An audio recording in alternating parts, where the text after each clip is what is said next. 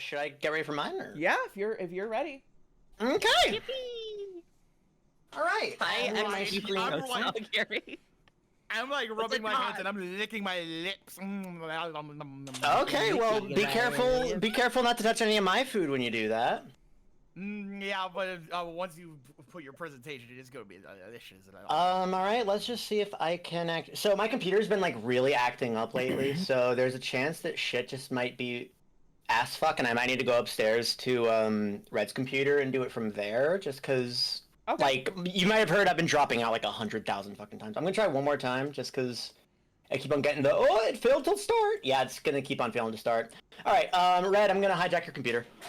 Okay, I'm gonna go piss. Oh shit.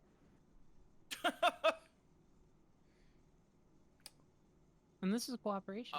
This is teamwork. The type of teamwork they talk about in the Bible, probably. Maybe. That's right. Yeah. I don't. The exact kind. What's your guys' favorite Vib Ribbon song? I don't know what that is. 1, 2, 3.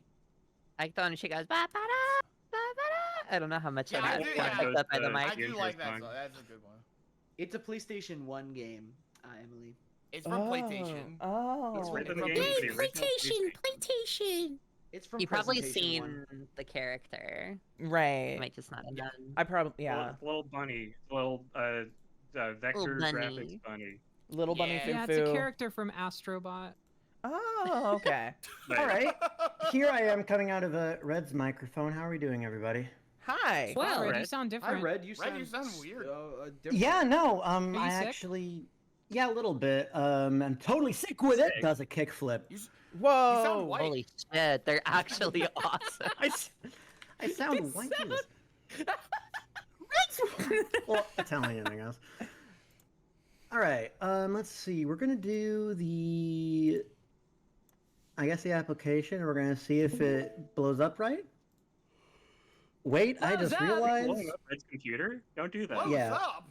Also, I just realized before I get Blows started, I up. realized that there is a slight flaw in that Red only has one monitor, so I need to go get my phone so I can take a look at certain notes real quick. Okay. I'll be right back, then we'll get started. Apologies for the delay. No worries. No worries. Okay. Okie dokie. So far, this power plant has required 3 devices Okie dokie. for people keeping track. Yeah. Okie dokie. I'm Mario, but I turn into Patrick Star. Okie dokie. Me when I'm fort, but I turn into night. That's Big the Cat. Okie dokie. Okie dokie.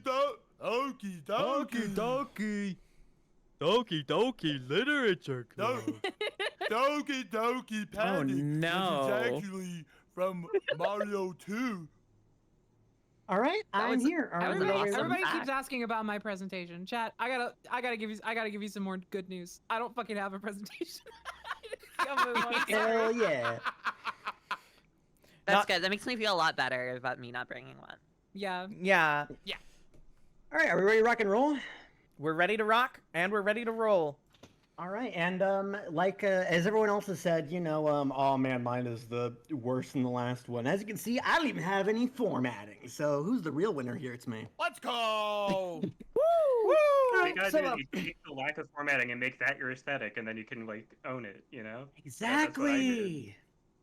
Anyhow, hello everyone. My name is Ryan ChongoShow. I am a self-proclaimed thumb-flexible wizard, and this is my PowerPoint about broken joysticks. Broken Joysticks is a weird little lost game that I sort of came across a few weeks ago, and it really just captured my attention. So, you know, I want to show you all, you know, what this is all about. So, here's some context with some bad art. Don't worry about it.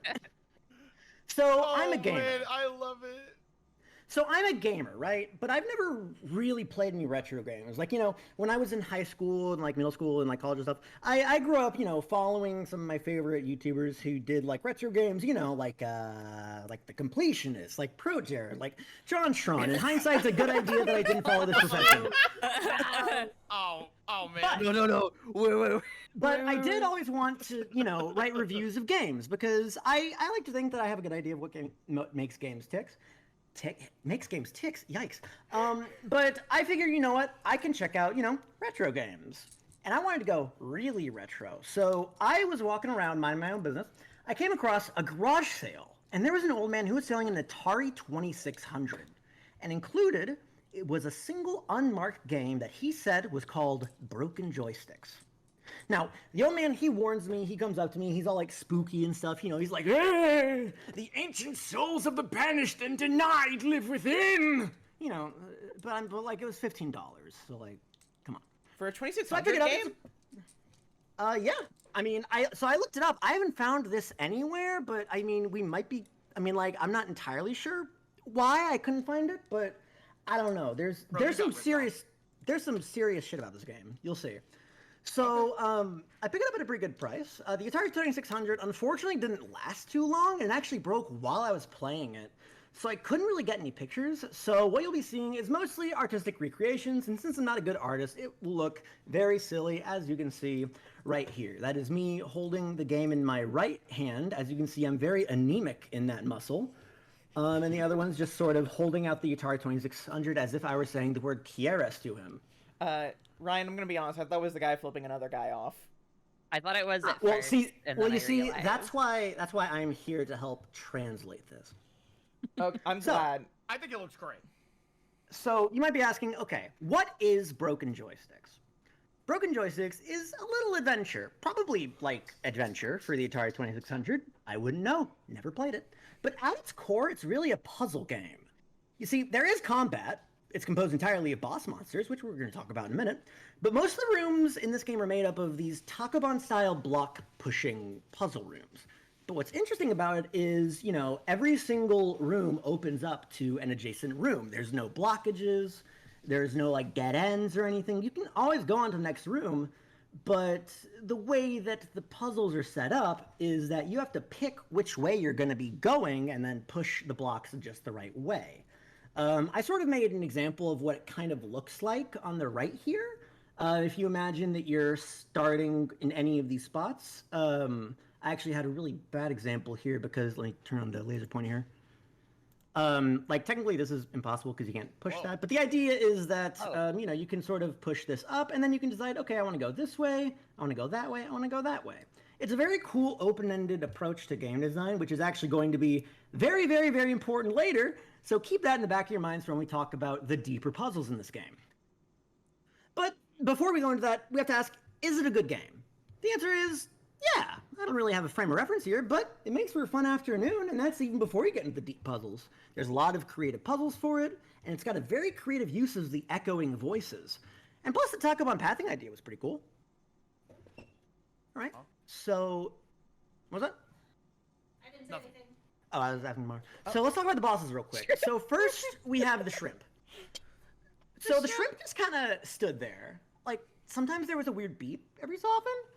I didn't even kill it the first time I came around it. I didn't even think it was a boss monster. I was just like, okay, well, this thing's just kind of pathetic. I thought it was a mercy kill, you know, to make me feel a little better, but I did not feel better, and my sins were not absolved, as my purpose was impure. And on that one, the echoing voice said AT-45, and still does to this day. Huh. Oh. Huh. Okay. Scratch his chin. Wait, is this something up with the art, or? No, No, I'm no. just curious Great. what AT-45 means. Oh, we're gonna get to that. Yeah, we're gonna get to that. Oh, okay.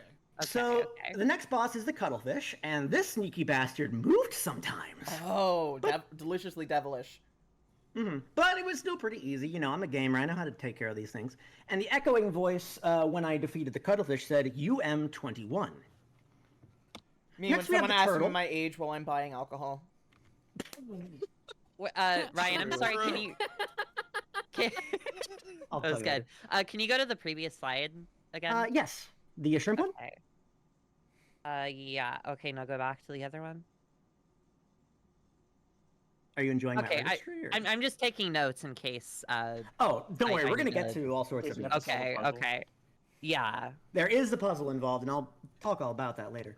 So next we have the Okay. turtle, and he was moving a good bit. Like, he was consistently, like, moving around. It wasn't like the cuttlefish where it was just, like, completely still, and then suddenly it was just like, This one's moving around a good bit, but it's very, very slow. You know, a turtle. You can kill pretty easily so long as you hit the button enough times and give him a few stabs. And, you know, you play games like this and you think, wow, one day this medium is going to make Dark Souls. And the echoing voice in that case said TH82. Next we have the squid. Oh, that's Squid from Sonic Frontiers. No, this is actually didn't know they squid were- from Broken Joysticks. Close enough. Oh, okay. Sorry, my mistake. No worries. Common misconception. So I really like the squid because it's like the first time you kind of see the game designer, like the game developer, whoever it is, just actually kind of cooking with an idea. It's not like huge, but like in 80s days, like for the Atari 2600, this is some like next level game design stuff. The idea of it is every time you hit the squid, a bullet will come on from off screen. You have to dodge it, and also the squid will start moving. So it's a way to keep yourself engaged in multiple different ways. I thought it was a really cool boss. And when I defeated, the echoing voice said, and of course to this day still says EN45. Next is a dolphin. This one's a lot simpler than the rest of them. It just moved in a circle. It was a little bit tricky, but it was manageable. And the echoing voice for that one said PA63. Now, all of these bosses I've shown you are pretty simple so far. Is the next one what I think it is? Because if so, it's not going to be simple for long. Yep, the crab. So this is the hardest non-final boss by far. It constantly moves back and forth. There's a bunch of bullets that come up from under the screen meant to look kind of like bubbles, which is a really nice effect. Incredibly frustrating because it killed me a lot of times. It has a shit ton of health, and it took me like 40 tries to actually beat it. And it turns out you don't even need to beat it in order to beat the final boss, which is very upsetting. But you know what? I'm glad I could say that I did it, because once I beat it, the echoing voice said H81, which, again, we're going to get to that. Finally, there's the shark. You don't have to enter the room where the shark is. At least, I don't think so. It's also not required for the final boss, and you can't kill it. It will chase you until you die.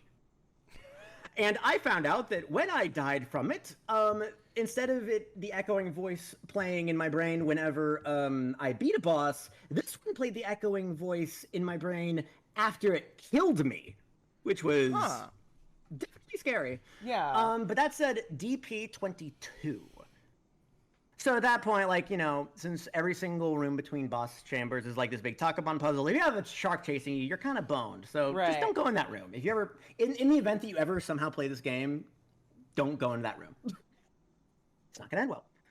And then I think there's one more boss, which is after you figure out all the other stuff, which we'll get to in a second, you're gonna fight the Kraken. This is the final boss. I doubt anyone's ever fought this boss before. Heck, I wouldn't be surprised if the designers never even fought this boss before. He's hard! I didn't quite finish this part because I procrastinated, but as you can guess, I said a lot of very, very, very impolite things to this boss when I was fighting him. It took me an entire weekend to beat, and the echoing voice didn't give me a weird, like, letter-number combination. It said, the torches will reveal the way to free those lost. Huh, that's fucking weird. Yeah, so I'm realizing something. I haven't really elaborated on this echoing voice thing. I didn't get a chance to do a lot of research on it because... I'll be right back. No worries. I didn't get a chance to do a lot of research on it because I've been really busy with, like, a move and stuff, but... judging by, like, you know, how many creepypastas I've read online, and just, you know, I'm guessing the old games are just kind of like this. They have this sort of old system they used to use called echoing voice, where it would just transmit messages into your head. Now, most of the time when I read stuff like this, usually it's, you know, people going insane from the revelation, like, oh, Ben really did drown, or something like that. But, like, this one's really interesting because it turns out that this is actually meant to tell us a deeper secret, which we're going to get to the real puzzle. Now, for those of you who don't know, I also stream every so often, and I stream a lot of games with, like, a lot of mind-bending stories. And whenever that happens, I make something called a paint stream. And usually, that's when I open up paint.net, and I just sort of jot down all my notes to try to figure out what the hell's going on. And when you hear these echoing voices over and over and over, you sort of try to figure it out. And anyway, here's what it looks like. I'll try to walk you through it. So, we have all of our codes up here. AT45, UM21, PA63, TH82, DP22, EN45, H81, and then Kraken has the message about the torches. So, let's start with these ones. I ended up doing a lot of work to try to figure out what the letters might have meant. After a lot of trial and error, I found that it made the phrase the numpad path. Now, if you look at your numpad, if you have a keyboard with a numpad on it, you'll notice it has, the 0, 1, 2, 3, 4, 5, 6, 7, 8, 9. You might also notice that every single one of these numbers starts with either 2, 4, 6, or 8.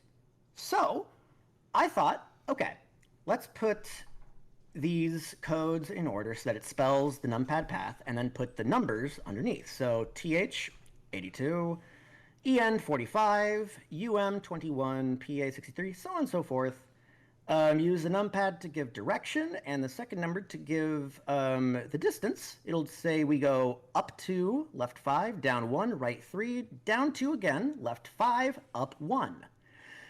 Now, I decided to draw the entire map of broken joysticks. And don't worry about the torches, I'll explain that in a second. And if you manage to travel through the map in that exact way where you go up 2 rooms, left 5, down 1, right 3, down 2, yada, yada, yada, that's what opens up the hidden door for the Kraken final boss. So, pretty crazy. Now, there's only one more thing that's left, because it might be one more thing left. I'm kind of stuck. And hopefully maybe we can, we can bring some minds together. Maybe someone has an idea. But I thought about the torches, and I knew that every single room had, a series of torches. An orange torch, yellow, red, and pink. And I noticed also that this was an 8x5 grid. And my first thought, being an ARG boy, was, binary. So I took all the orange torches and I converted that to a binary string. Same thing with all the red torches and yellow and pink. I did it for all 5 rows. And that would translate to the binary symbol for S, H, A, R, K. Binary symbol for S, Q, U, I, D. Binary symbol for U, N, I, T, E. And finally, binary for C, R, A, B. That gives us a final message of Unite, Squid, Shark, Crab. Okay. And then the Atari exploded. What the fuck? What the fuck was I looking at? Basically, this game has some fucking secrets involved. But yeah, no, the Atari exploded. Okay. Again, $15. Are you okay? $15. No, well, it didn't actually explode, it just got bricked. Oh, okay. But yeah, no, it doesn't work anymore, which you hate to see it. But in the middle of that, I know I was thinking, okay, well, the shark follows you, and it says unite the shark and the squid and the crab, but I don't know if there's any way to get the squid or the crab to leave the room. So, and plus, I don't even know, maybe I'd have to get another Atari 2600 even just to try any of this. But right now, that does leave us, unfortunately, with the final clue of unite these 3. The crab, the shark, and the squid. So I don't really know quite what that means, but that's not. Is there normal. a streaming problem on Red's computer? I don't know. Red, is this something that have you seen this happen before? The pink. To be fair, I don't use PowerPoint that often. A lot of. Is it gonna blow up? PowerPoint glitches tonight? What the hell's going on? Well, where did They're gone. That's Awkward. wait. This is strange. okay. Wait, I've used PowerPoint for computer projects all the damn time. I have no idea what the hell. One second. Let me. I'm sorry. I'm sorry, Emily. Let me just look this up it's real okay. quick. Let's see. Doing anything about a red background and things what? Did you type this? No. Oh. Wait, hold on one second. Wait, okay, wait. I don't know. Can you end the PowerPoint? When you can no, you hit the escape key? wait, hold on. Text. Is this some sort of ghost situation or something? I think there's a ghost situation. Oh. Okay. So I guess there's. we have a developer interview. Oh. Yeah. Okay. Devin Oh my God, we get a dev here. Dev Ghost in chat. Devin chat. You'll love to see it. So Dev okay, Ghost in chat. All right. So just to start things off, Jenny, is it okay? So Jenny, what are your pronouns? Yeah, you're from the early 80s, huh? I guess there's a lot of development in gender dialogue over the last 40 years to catch you up on, huh? Listen, just he or she would work in this case. Oh, yeah. No. It's been 40 years since you put yourself in this game or something. Basically, right now I have you on a Google Slide presentation out for like a bunch of people. Okay, wait. You probably don't know what Google Slides is. Yeah. So basically, imagine a PowerPoint that shit, you don't know what that is either. It's a slideshow, but digital. Yeah. Okay. They're on Google. You're not exactly, but you know what? You're still catching things up. So you know what? I respect that. I respect you trying. But what can you do? I don't know. Your text. Oh wow, Jenny! Fucking yeah. She's kind of sick with it. I did see that, Jenny. Okay, I guess I won't. Whoa. Okay, all right. Fuck it up, Jenny. Fuck it up. I'm glad she's silly with it. She's pretty silly with it. You having fun, Jenny? Awesome. Oh, that's great. That's really good. Yeah. Fuck you. I didn't have a lot of time to work on this. Well, you know what? Oh my God. All right. Well, you know what? I respect you for putting in the work for me, I guess. Okay. So Jenny learned how to use the background tool. Yeah. No. I mean, she's a quick learner. She made a game like that. Okay. Listen. God, I know how that feels, Jenny. Trust me, girl. I know how that feels. So, listen. If you don't mind me asking, and if it's too personal, obviously we don't have to. But how exactly did you die? No. I do. Good point. No, but to be fair, I usually don't have girls interrupting my PowerPoint presentation. Not what it's called.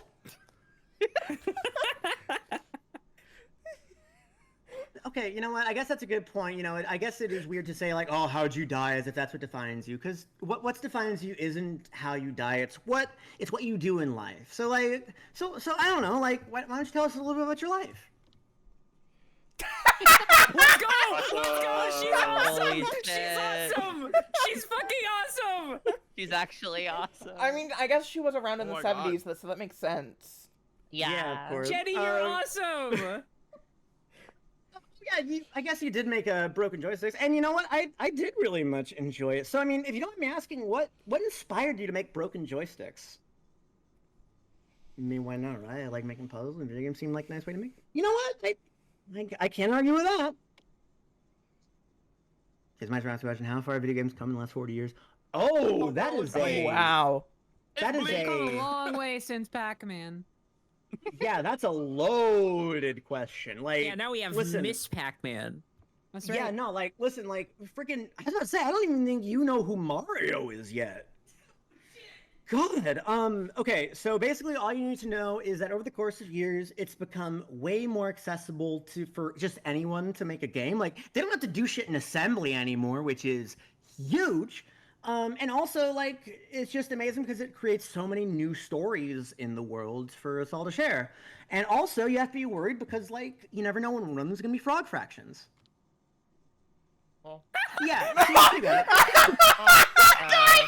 God damn it! Oh my god! So, but okay, listen, this has been a great interview, but I do have a review. I did want to give a final review for your game, because you did a good job on it. So I figure, you deserve, the credit due. So let's give you that review. That way I can feel like a big boy game reviewer or something. So, final thoughts on Broken Joysticks. So, I may not have a solid frame of reference for this game compared to a lot of the other games at the time because, adventure was a really big deal. Your pitfalls. You bored? Beat her ass. You You gotta win. She's throwing the For me? gauntlet. Yeah, What are you you gonna gotta. Okay, fine. Top center. Awesome. Okay, so like I was saying, it does have a lot of really good ingenious puzzles, both on the surface level and also when you really peel back the layers of it. Bottom left this time because I gotta block it. And I gotta admit, the bosses are either really lackluster, or they're just way too hard. Which I mean, I get it. Back in the day, you got one video game and it had to last you for a fucking year or something. So I get making them hard, but it does make for a bit of a... Fuck you. Your move. Overall, I would give it a solid experience. A good 8 out of 10. Fine, top left. Yup.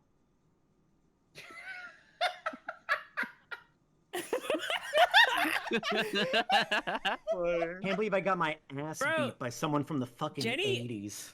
Jenny kicks ass. Hey, Yeah. is Jenny single? Like, just asking. I was gonna say too. True. Wait, Jenny has 3 hands, right? I don't think Jenny has any hands, to be quite fair. Like, Well, yeah, Jenny's text at this point, I think. yeah. But like, it is a good game, but I mean, unfortunately, it's kind of come with a little bit of a problem, this game. Well, I mean this in the nicest way, but like, what are we gonna do about you, Jenny? You're just kind of in the PowerPoint now, and like, I mean, like, this PowerPoint's almost over. I don't see a lot of more, like, you know, lifespan for you. I guess that's true, but yeah. also, Yeah, that's real. Yeah. but Yeah. also, Spitting. Oh. She doxing you? yeah. Sorry about that, Jenny. That's yeah, kind of cringe. Well, I mean, it seems like you really wanted to come back, like so much so that you put this insanely deep Easter egg into this game that you made. So, like, why did you want to come back? What inside you wanted to make you come back so much and, you know, just see the world living again?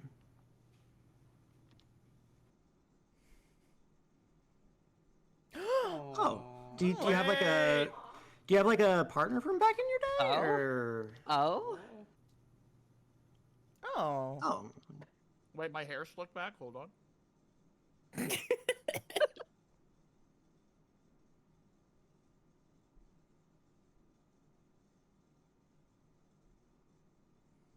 Okay. Oh. Damn. Sorry about that. I mean, I know it kind of feels like, you know, you still have a lot of love to give, but something you gotta realize, Jenny, is that we as people, like, you know, I've learned that they're bad people, but like, in the end of the day, everyone has like this sort of bottomless wellspring of love and like of passion that if like they could go their entire life and they could use it every second of every day and they still wouldn't feel like they've given it all out, because that's who we are as people. We're made to love, and we're made to share that love with the rest of the world. And I think, if anything, the fact that I came across this game and, you know, I put in this much work to figure out what was going on with it, and then I made this whole PowerPoint to share with everyone else, I think that's a pretty good way of, you know, putting that out there.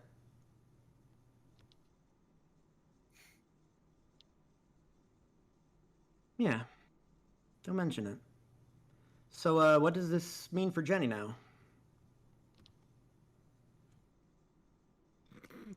Yeah, the PowerPoint, or I guess Google Point, is almost done. Do you have anything else you want to say, just in general?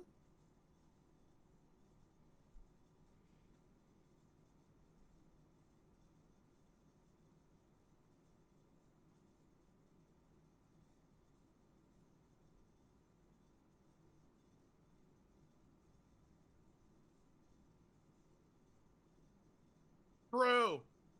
True. That's so sweet. What the fuck?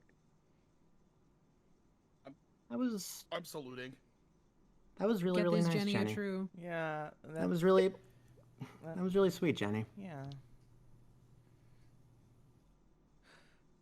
Okay, so no. Ooh. We have exploding cars. Yeah.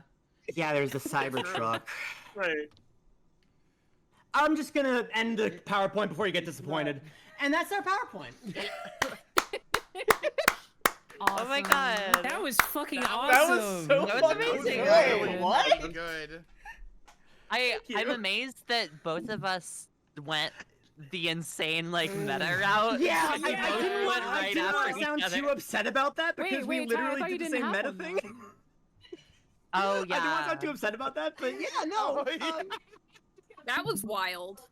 This is. That was amazing. That was awesome. That Wait, was really Q. fucking good. Holy shit. Wait, You, I do I'm gotta, really. I'm temporarily hopping out for Yuri night. Bye, everybody. I'll see you later in like an hour and a half. Bye. I mean, I guess just open Q&A real quick. Maybe not for Jenny, but I guess for me. So I guess I like, gotta ask. God, I should call her. I should install her. I'm You just. should call her. Yeah, go install Google Point. do you think you could like maybe I set it gotta- up to work in emulation? Like, How kayfabe are we going right now? Does she run on RetroArch?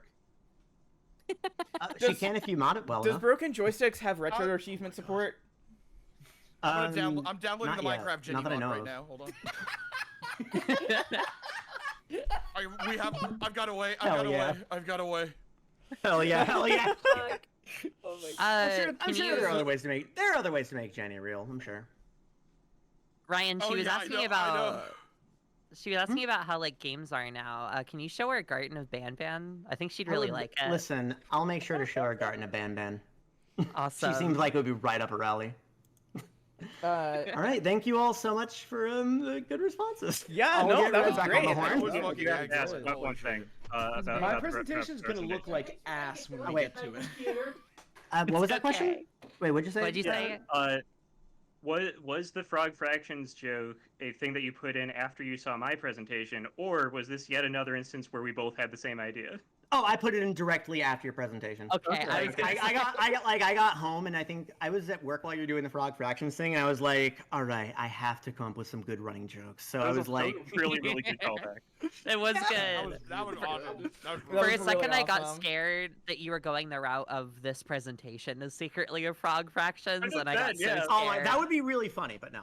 Also, just for the sake of just to break the kayfabe, I did make up the entirety of Broken Joysticks. Oh yeah. Oh, figured. I mean, yeah. Oh yeah. After a And, certain And point, I yeah, was like, originally this it is was fun. actually based on an idea for an old podcast idea that I had, which was basically this, I was gonna which is say Yeah. because I recognized the name of it, and I was like, wait, like he's talking about this thing, and I recognize this name, but this sounds like a bit, like this sounds like something Yeah. he's like doing as like a show. And so I looked it up, and I was like, okay, so the game isn't real, but where the fuck have I heard this title? Yeah, the concept for it was going to be basically it was just going to be a podcast where I did this shtick where, I was a retro game reviewer, but it was like some guy who has never actually played a retro game before, happened to only get creepypasta games where there's like blood coming out of eyes, and the fucking main character of the podcast just thinks old games are like that.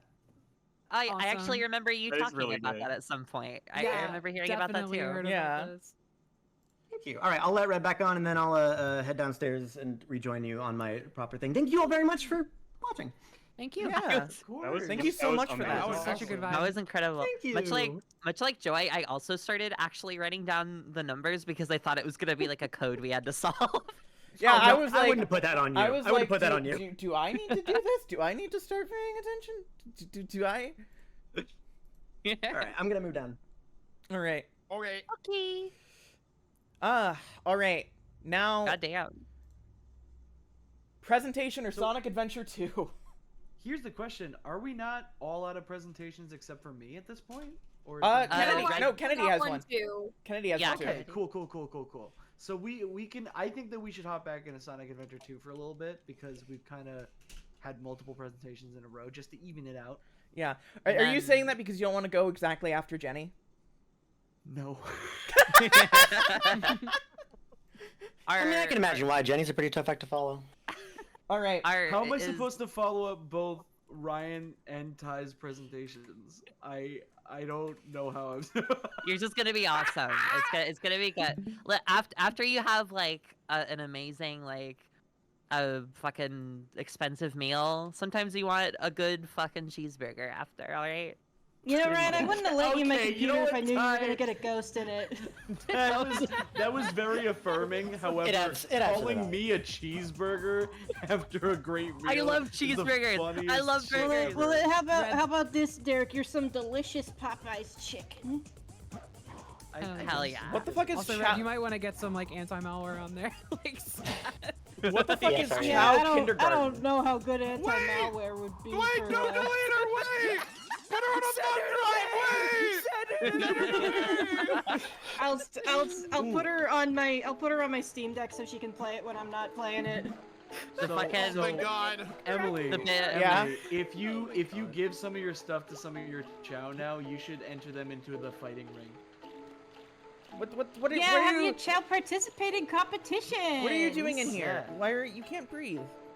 This is the one that's not a runner, so if you want to grind and just put them all in one Chao, you can like have them each focus on different specializations. Whoa! Level up. Sorry, I got excited. I don't know what any of this means. I'm gonna feed the tube to this Oh, guy. those up your Chao stats. See? Now he can fly better. Beautiful. The fruit also helps. What is the? Wait, hold on. Where's the fruit? Well, you can punch Put the that. fruit on the ground. You can shake it down from the tree. Hey gang, Child. I Yeah.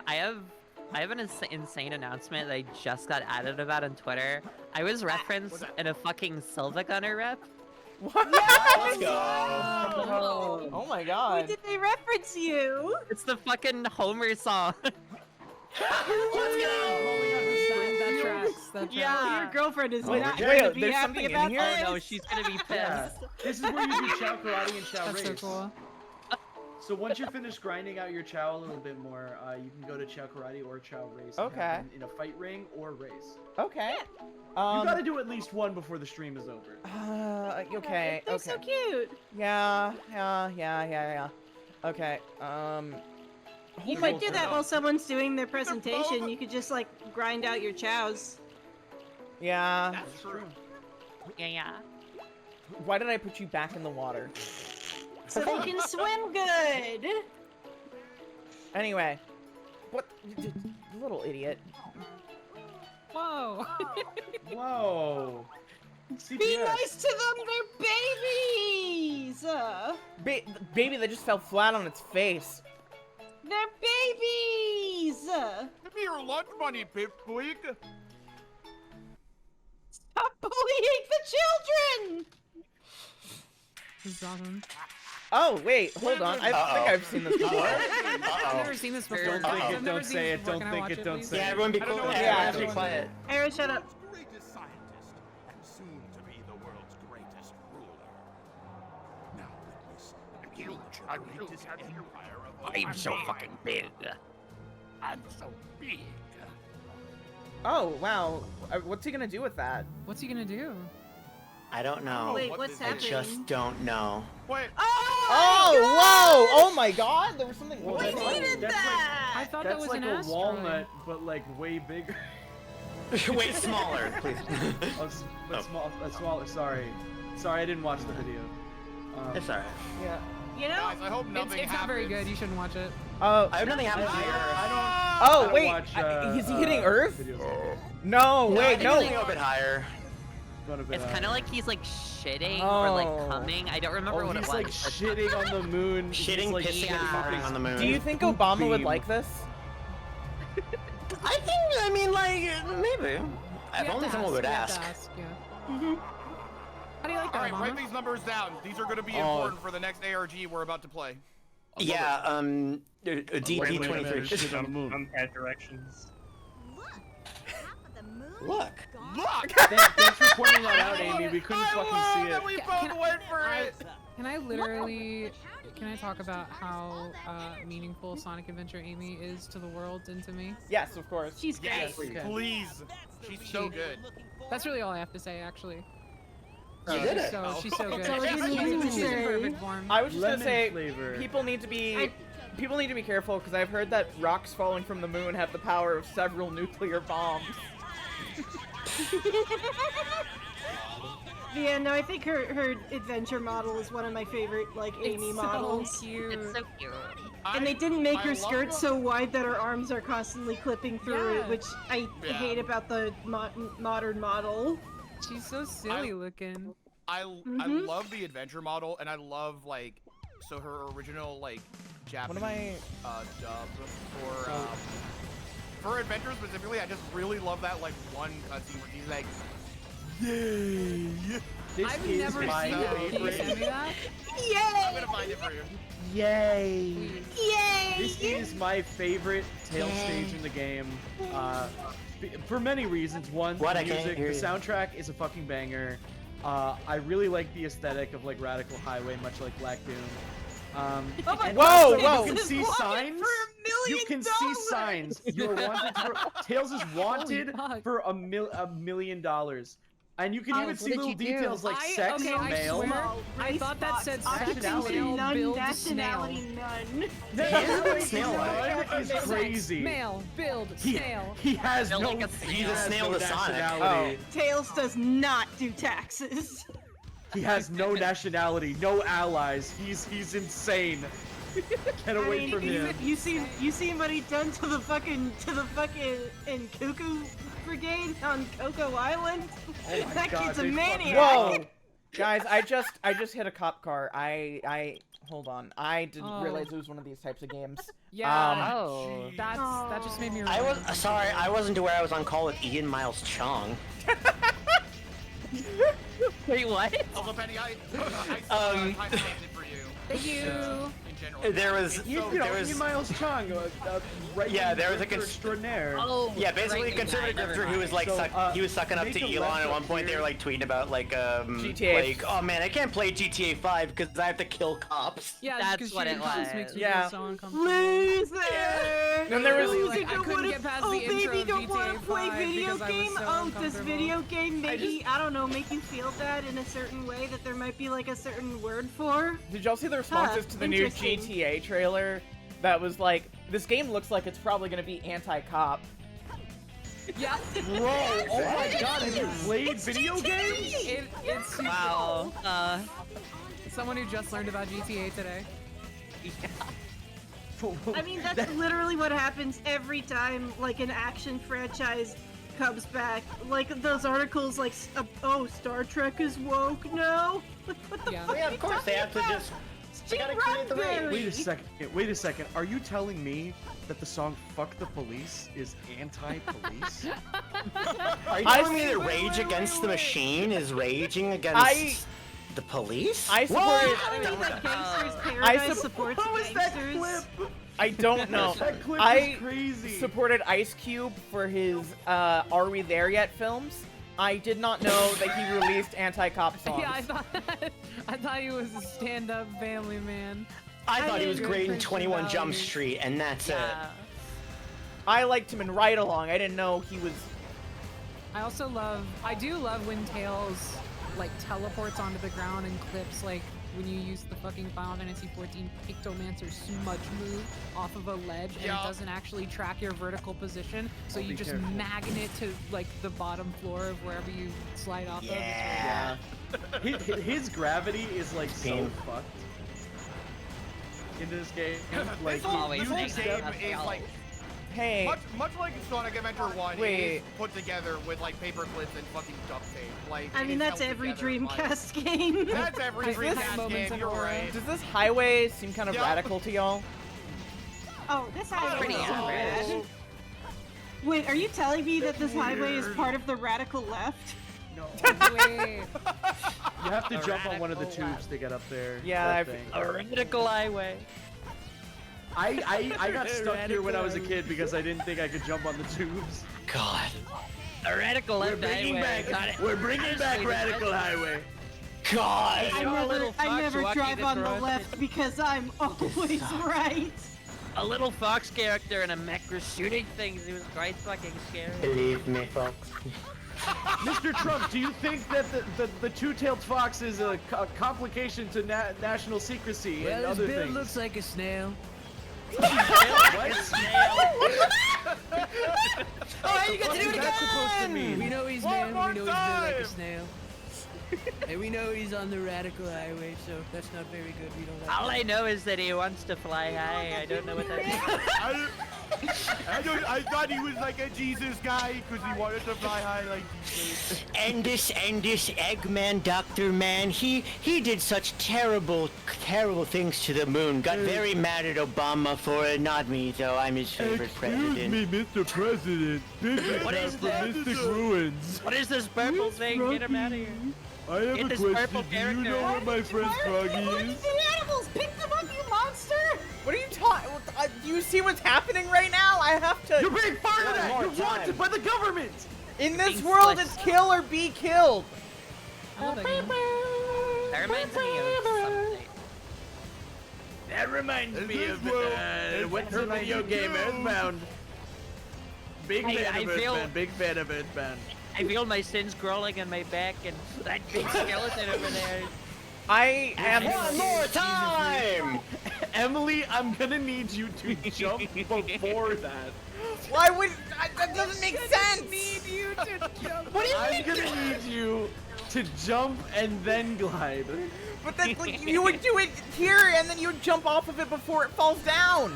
No, you don't jump off of that. It's gonna keep falling. Yeah, So you jump beforehand.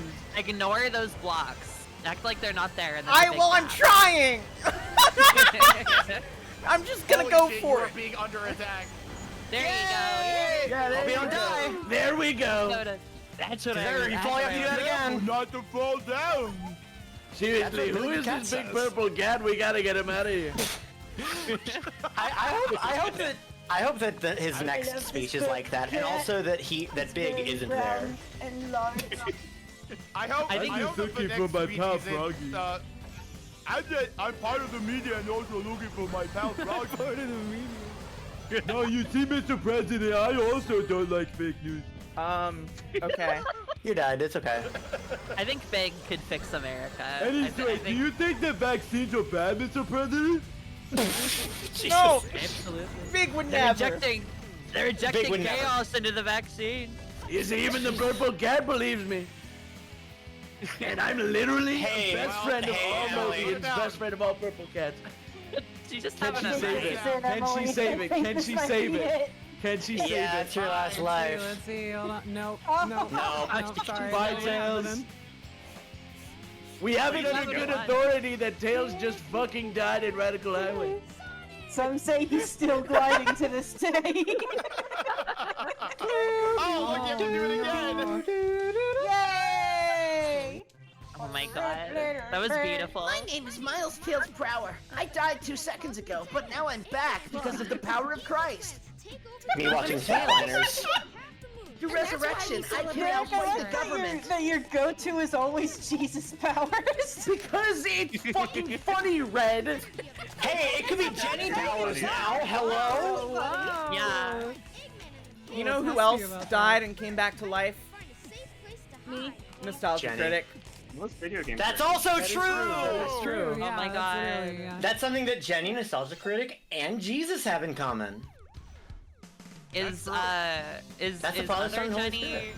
is other Jenny still planning on coming on the stream? Because that's gonna get really confusing for chat. That's true. Oh yeah, good point. Just at some point, but I just don't know when. So. Well, that was Jenny. That was Jenny. The one from my PowerPoint was Jenny S. Oh, Other one is Jenny M. Okay, it's completely different. It's the one Other Jenny M. gets. Metroid Other M. Listen how fucking goated this music is, though. Like, oh my god. I'd love Tails to is if some of the only best Tails music. Laser didn't make that noise. Yeah. Oh. Well, I was told this is where the Tails Bible study was happening. So what's going on? Yep. Oh my god! He has been resurrected. Yeah. Sorry, my Code Lyoko entrance that normally kind of like provokes some kind of old nostalgic feelings. I in did people. have a visceral That response shocked that me. started to make Yeah. me shake. I loved Code Lyoko. It was a good show.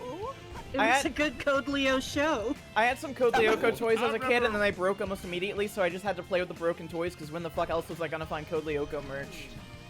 Yeah, I was No. never able to get a hold of Eddie. I was never able to. They're old relics now and stuff, and I would know my wife scours eBay nowadays to find some, and it's Harmon Lake kind of stuff. Yeah. It's rough out there for Code Lyoko fans. Unfortunately, Code Lyoko was a little after my time, so I didn't know about it until like. I think you'd be into it. It's alright. Isn't that the show with a big ass head? Yes. Yeah, French big foreheads, and it's in the Matrix, kind of. Oh, that And like hybrid 2D and 3D style, where like I just remember there was a funny monkey guy, there was a robot, there was an AI girl, and there was a nerd boy. That's all you need to know. And the AI girl and the nerd boy were kind of like a thing, but like. So there's a chance for me and Jenny. Okay, real talk. I think I think her name was Aelita, right? Yeah, well, the pink-haired girl's Aelita. Yeah, she was like one of my earliest fictional crushes, but I think I also had a crush on Lyoko, like the evil entity. That's those foreheads. No. Oh no. You know what? We gotta stop collecting these animals for these Chao. They don't even fucking deserve it. See what happens when I try to be nice and save a little goat? I'm telling you, there's oil in these Chao gardens. We need to start drilling. God. So I told Joe Robotnik, I told him this. I told him. And I told him They say they should save the animals, but in the middle of the level, they keep killing a fox. So I say, is it really worth it? They say to kill the animals as if saying to save the frames, but the little dot going off on the screen, that's very important, folks. All I'm saying is we have to terraform Joel Island. We put too much resources on it. We did this. I love Big still being there. Okay, but they terraformed islands that literally have It's big now. It's big now. I believe that we need to be terraforming. I believe that we need to be terraforming this island. We did this back in the 90s with Super Metroid. We did not save the animals. That was the 90s. It was the 90s. We knew not to save the animals back then. That was the era of the great late Hannibal Lecter. He said, I'm gonna have a friend for dinner. They're remaking Sonic the Hedgehog with blue arms. What's going on? You can't do that. You can't do that. And I just take a look at the recent IDW comics, and he's just not in character, folks. He's literally this metal virus arc. I don't know what's going on. He doesn't want to kill people the moment he lays eyes on them. That's just not. This is not my Sonic. It's not. It's too preachy. That's my little cinnamon roll, Sonic. I was playing Sonic Generations, and Sonic mentioned the time crystals, and I was like, Sonic didn't mention the time crystals in the original. And then he pointed to his belly. Time crystals, you know the time crystals. They say they're time stones, but I know that they are. I don't care. I don't know. I just think that the real-time fandubs really ruined Sonic. I can't go in a thread without someone being like, I've come to make an announcement. It's almost like the Snapcube is saying what the Sonic is doing from here on out. I can't do try. It's impossible for me. I love how it's just Big the Cat. It's so good. I literally cannot. Conservative Big the Cat. It's impossible for me. I can do a lot of impressions, but for some reason I can't do Joe. Yeah, conservative Big every time. They say you're not supposed to go fish with Froggy. I'm like, why can we not fish with Froggy? And I just want to apologize. Hey guys, why? Maybe it's a good curse to have, I guess. I know a good man, a working man. His name's Big. He likes to fish. He has a frog. I love how I was like, there's a trap up. See, here's the thing. I knew about the trap, but then I also got hit by the trap. Also, Emily, I don't know if you saw, but Sophie just rated. Oh shit! I didn't even see. Oh my god, Sophie, thank you for the raid. Sophie! Sophie, we love you. It's almost 10 p.m. I gotta stop doing that. I'm glad I did my presentation. I want to keep doing it earlier. Keep doing it, Marlon. My leg. Don't let people tell you how to live your life, Mar. It's your life. I mean, it's fine for me. Listen, I be yelling at like 1 in the fucking morning. Like, I don't give a fuck. I want my neighbors to like me though, and that's I disagree with that on-screen text. I don't think there should be missiles around here. I think it's bad that there's missiles here. That's what makes you a square. Around here. I just want to let everybody know that we put a bunch of explosives on Radical Highway just because I was Every born. American in every household. And It's my birthday, so we put every household explosives on needs the road. missiles and rockets. They need their own little miniature tails mech. They need it. I'm going to for every household. I'm going to put a pancake in every household. Just hover over it. It's like you're trying to do big. I'm sorry. It's like you're trying. Mar, here. You know what it is? Mar, I know the secret. I know the secret, Mar. Okay. Try to do Big the Cat intentionally. Add it's me, Big the Cat. Okay. That's just Big the Cat. No, it's still Big the Cat. I thought it might reverse it. It wouldn't. No, it wouldn't. I can just pick the cat. That's all I can do. And That's the only voice you can do. There's no other voice you can do. I'm imagining you submitting a demo reel and it's just Big the Cat 10 times. Okay, so this is my Sonic voice. Wait, Mark, can you throw in your best Aerith impression? Wait, what about what? I was saying, can you throw in your best Aerith impression? Oh, yeah, my bad. You're right. I was like, I didn't even hear it, so thank God. Don't worry about I didn't either. I was trying to invoke a spoiler, but that was a terrible decision on my part. You can do Mrs. Potts because that has been aired. What? That has been aired. I get to Oh yeah, Mrs. true. Potts from, from yeah, that wasn't true. Mrs. Potts from Beauty and the Beast voice I've ever heard in my life. She sounds like That's true. What? Well, no, this is... Why is there a link to SonicTeam.com? Who runs that in this world? Thank you. Oh, you know. Oh, it's the guy who's like dressed up as Sonic in 06? Oh, right. Him. Oh, Sonic. Oh yeah. He runs it. When are they gonna bring back Alberto Robert, my favorite character from Sonic? That's what are they gonna bring back? What are guys they? are starting to think Mar is Big the Wait. Cat. End of level. Oh, let's go. I'm free. Hey, Nice. you're free. You did it. You're free. You're good. With sauce. Mech purgatory. I can't wait to see what great score I got. D for damn, you're a great mech pilot, Emily. D for delicious, just like in high school.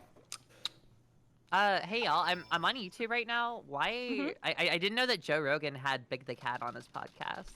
That's crazy. What? So I injected Clorox directly into my neck vein. and then Joe's just like, so you ever see like a car run over a frog? Okay, so we need to stop the bit for a moment because we need to explain, Emily, there is an upgrade in this level that if you do not get, you will not be able to beat the game. What are you talking about? Yeah. You will but it's barely really be hard. able to beat the level without it. Okay. So we may need to invoke some sort of guidance to get you to where it is because it's fucking stupid. It is hidden. I believe it is third. I can't remember. I literally did this like the other day. The whole gimmick of this level is that based off of the switches that you hit, you can lower like the water line. It's not really. Yeah, I super well remember fucking communicated. hating this level. So it's Yeah, like water this level is, temple. I think, the worst in the entire game, if I'm being honest. I'm not a big fan of Aquatic Mine.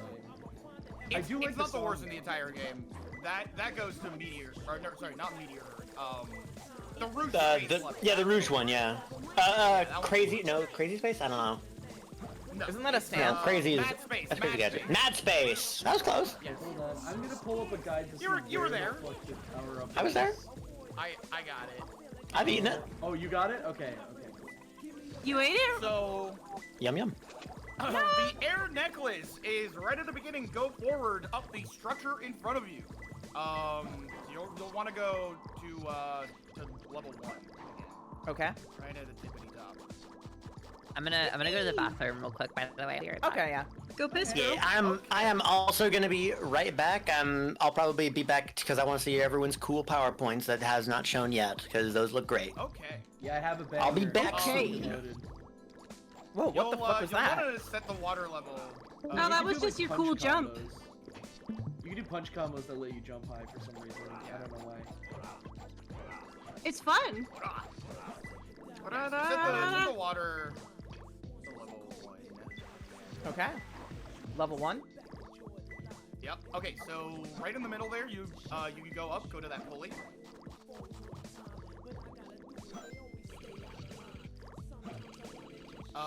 And now,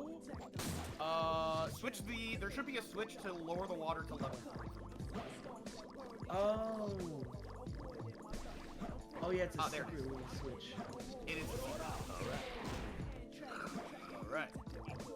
Alright. Hold on, I need to... Alright, so now... Did he just aura? Yeah, Yes, no, he does it. Yeah, he does auras. It's great. That's so cool. Ow. I just realized, if you can dig up rings, does that mean you can, like, theoretically grind for bonus lives on the Knuckles levels? Probably yes. So now, thank God. where you were at, so on the second floor, there should be, like, a little area for caution. Okay. What's the easiest way to get back to... Just climb. Okay. Alright. So there should be a little caution area. There it is. Yeah, so you want to go down that way. Yep, go through that. Now you need to act real fast. So go down this area, and then go to the right here. You'll definitely want to take that, or you can just swim it. Get down. Keep going. Yep. You want to keep going down. It does not give you much time to do this either. What? All right. Yeah, keep going. Keep going. Keep going. Keep going. Okay, now go up. All right, up, now up. hit A. Hey, Hit like A as fast as you crazy. can. Oh my There you God. go. All right. Jesus. Imagine having to do this without a walkthrough. Seriously, I didn't know this was here when I was a kid. Okay. Go have fun. Oh yay! Now you can, Now you can like breathe basically underwater. breathe infinitely underwater. It's real nice. That is... And Knuckles is dripped out. Yeah, because he's in water. Yeah. That is such a fucking obtuse upgrade to be required. Yes. Yeah, Because it's pretty here's annoying. the thing. Technically, it's not required. You can do this stage, and you can do the final stage of the game without it. However, it makes it infinitely harder. So Yeah. you have to be so perfect that Yeah. it's basically impossible.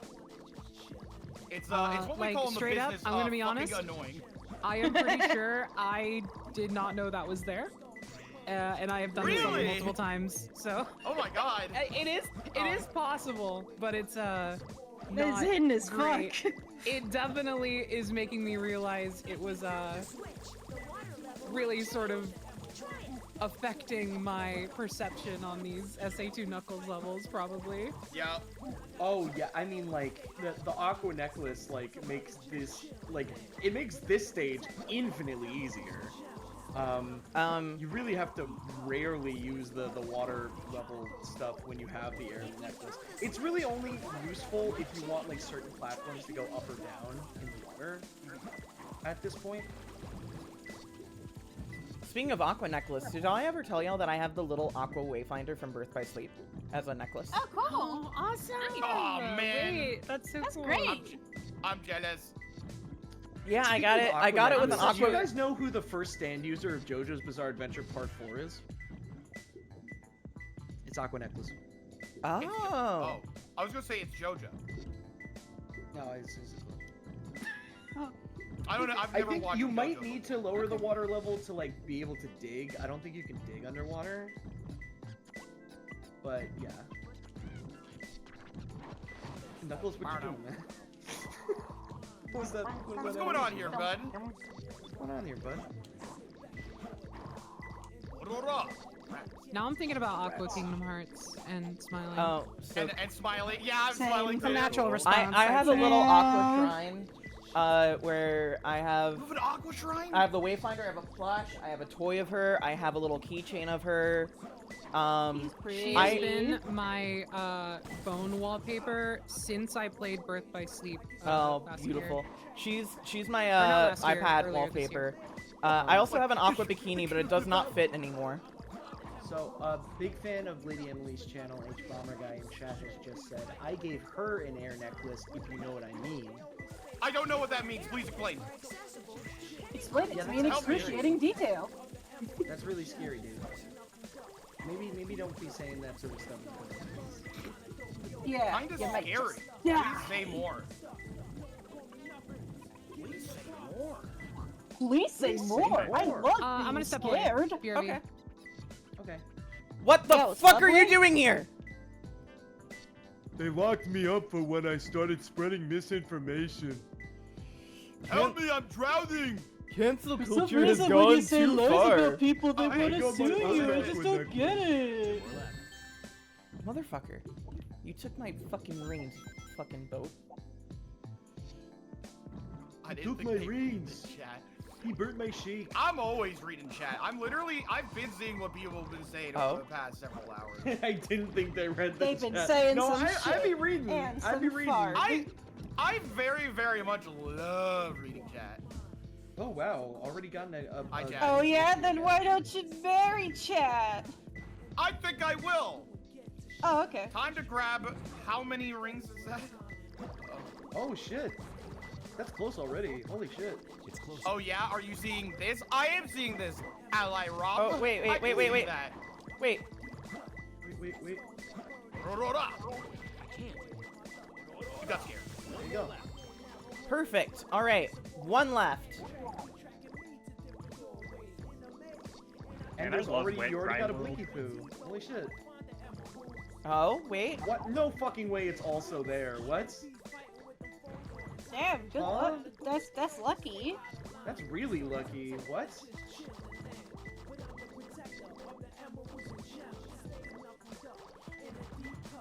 What is up with this music?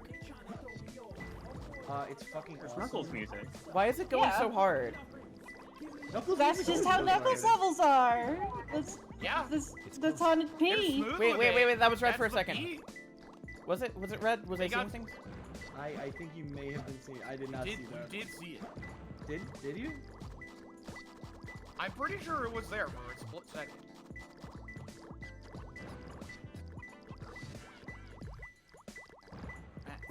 Can't hold on much longer. Now my one-way Definitely in that corner track. somewhere. This track is in game. I thought it was stream side. Yeah. Emily is just playing this. Yeah, I just decided to play. Slow jam. Since she wants. Oh, wait. I was right. I was right. Hold on. What? Huh? What? It can't be in that cavern, can it? It might be in the. Oh. What the fuck? You can do that? I've I've actually never seen this in my life! I've played this game for like 20 years. What? I've never seen this. I didn't know this could be. Is this like one of the emerald locations? Can that be one of them? Hold on. What you the might have fuck? to grab a. Hold on. I think I know what I have to do, but I don't know if I have the strength to do it. By that I mean I don't know if I can control this camera. Oh, it's literally right there. Literally, saw it. it was I know, I in that. It saw was it. in that divot right there. In there. In that, no, in there. No, down there. There. It's poking in and out. It's to the left. Down there. Down that thing. Down the hatch. Right there. Yes. Keep you're going. No, Keep no, going. the What are you hatch. That was fucking crazy. That was insane. That was fucking cartoonish. I've never seen that happen before. Woo! Down the hatch. Holy the world record. fuck. Down the Oh hatch. my god. Oh. Oh. And the way it like popped out like a fucking cartoon character went back in. It looked like somebody who was like accidentally got into a camera shot and then dipped out. Yeah. Oh, that was awesome. Like that It's like, oh infamous shit, shot sorry. from Cool Cat where like a guy like realizes that they're on camera and walks away. Hey, baby, stupid baby. Have a monkey. Give the baby a monkey. Have Give a the baby Pretty a sure monkey. that's a gorilla, Have a but monkey. whatever. Stop drowning. Gorilla is monkey. I did not mean to throw you. That's your fault. That's your fault. Is I say this to babies. Here, have a seat. You gotta enter one of Baby, these have fuckers goat. into Will you Chao stop karate crying soon. now? Why would I make them fight in karate for my No, amigo? come on, you got it. You gotta do it. You got But what it. else are For babies me- for at this point? Yeah, like, come literally. on. What else are you gonna do with it? Just teaching them karate, making them kick the shit out of each other. I was in. I was not in karate. I was in martial arts. At least As a it'll be kid. good for a laugh. Okay, so the purple ones are fly ones. Yeah. That's Fun the fact. That's Fun the fact. womb. When your Chow's intelligence or stats is high enough, if you give them the top part of the egg, they actually wear it as like a mask. with, like, holes Oh. on it. I do the It's same very thing. Is cute. that how you get the little eggshell chows? Oh my god, it has Yes. really thick eyebrows now. Yeah, that's what the penguin do. It's great. Oh, can also give them no, that this That one has a unibrow. this one's. What have I done to you? Okay, go enter them into a fighting ring, please. I What? would very much appreciate seeing the kids fight. Chao Fight. karate. Make the babies fight. Yeah. Make the Yeah. babies fight. Make the babies fight. Builds character. Suffering Awesome, builds man. character. Suffering builds character. Suffering builds character. What's Is the it time to password, make our Dan? child fight? It's time to Yeah. make the Yup. babies fight. Yay! It's even funnier knowing that they have literally no fighting powers, neither of them. Yeah, I was gonna say I don't think it matters which one I pick. Oh, It does The to one me. that has max stealth. Let's do beginner. Yeah, no one will see him coming. We'll never If see him Chao is coming. discouraged, press the A button to cheer him on. But don't cheer him up too much because then you might run out of cheer. Oh, Which I see. happens in real I played enough Undertale to know that. So yeah, you mash the A button to use your. Oh, you zeal. haven't even named the chow yet. You can name the Chao? Yeah, you Yeah. can. You gotta Yeah. put into Chao That was named preschool though. Kowski. Use your zeal. Use your zeal. Yeah, let's go. No! No, come on! Go! Oh my god. My money's on eyebrows, always. You're gonna run out of zeal. I don't. What am I supposed to do? They're not doing Jose, anything. Use your zeal. But I'm. That's because they're still a baby! Oh yeah, wait, no. When you run out of zeal, then you mash A for zeal. Okay, I everything forgot. I makes sense forgot now, that's how the suppose. game works. That's a baby right there. Okay, wait, here it comes. Now it's mashing. Mash it for zeal. Go! Smash that bad boy. Oh, if I keep doing this, I'm gonna have a broken Get joystick all their soon. zeal back. You have an advantage. Oh, I get it, it's a reference. The Super Mario. It is a reference to Super Mario. Chao. Elbow It's chop really is accurate. Mario. Yeah, he's like trying to dodge. Your opponent is crying like a little baby. Smite them. Kill them! Kill them This now! would, Hell this, yeah. this mode would go hard with like Yakuza music. Very good, Chao. This- Now, kill him. Kill him this now. mode would go. Oh, I can't. It's not the Chao way.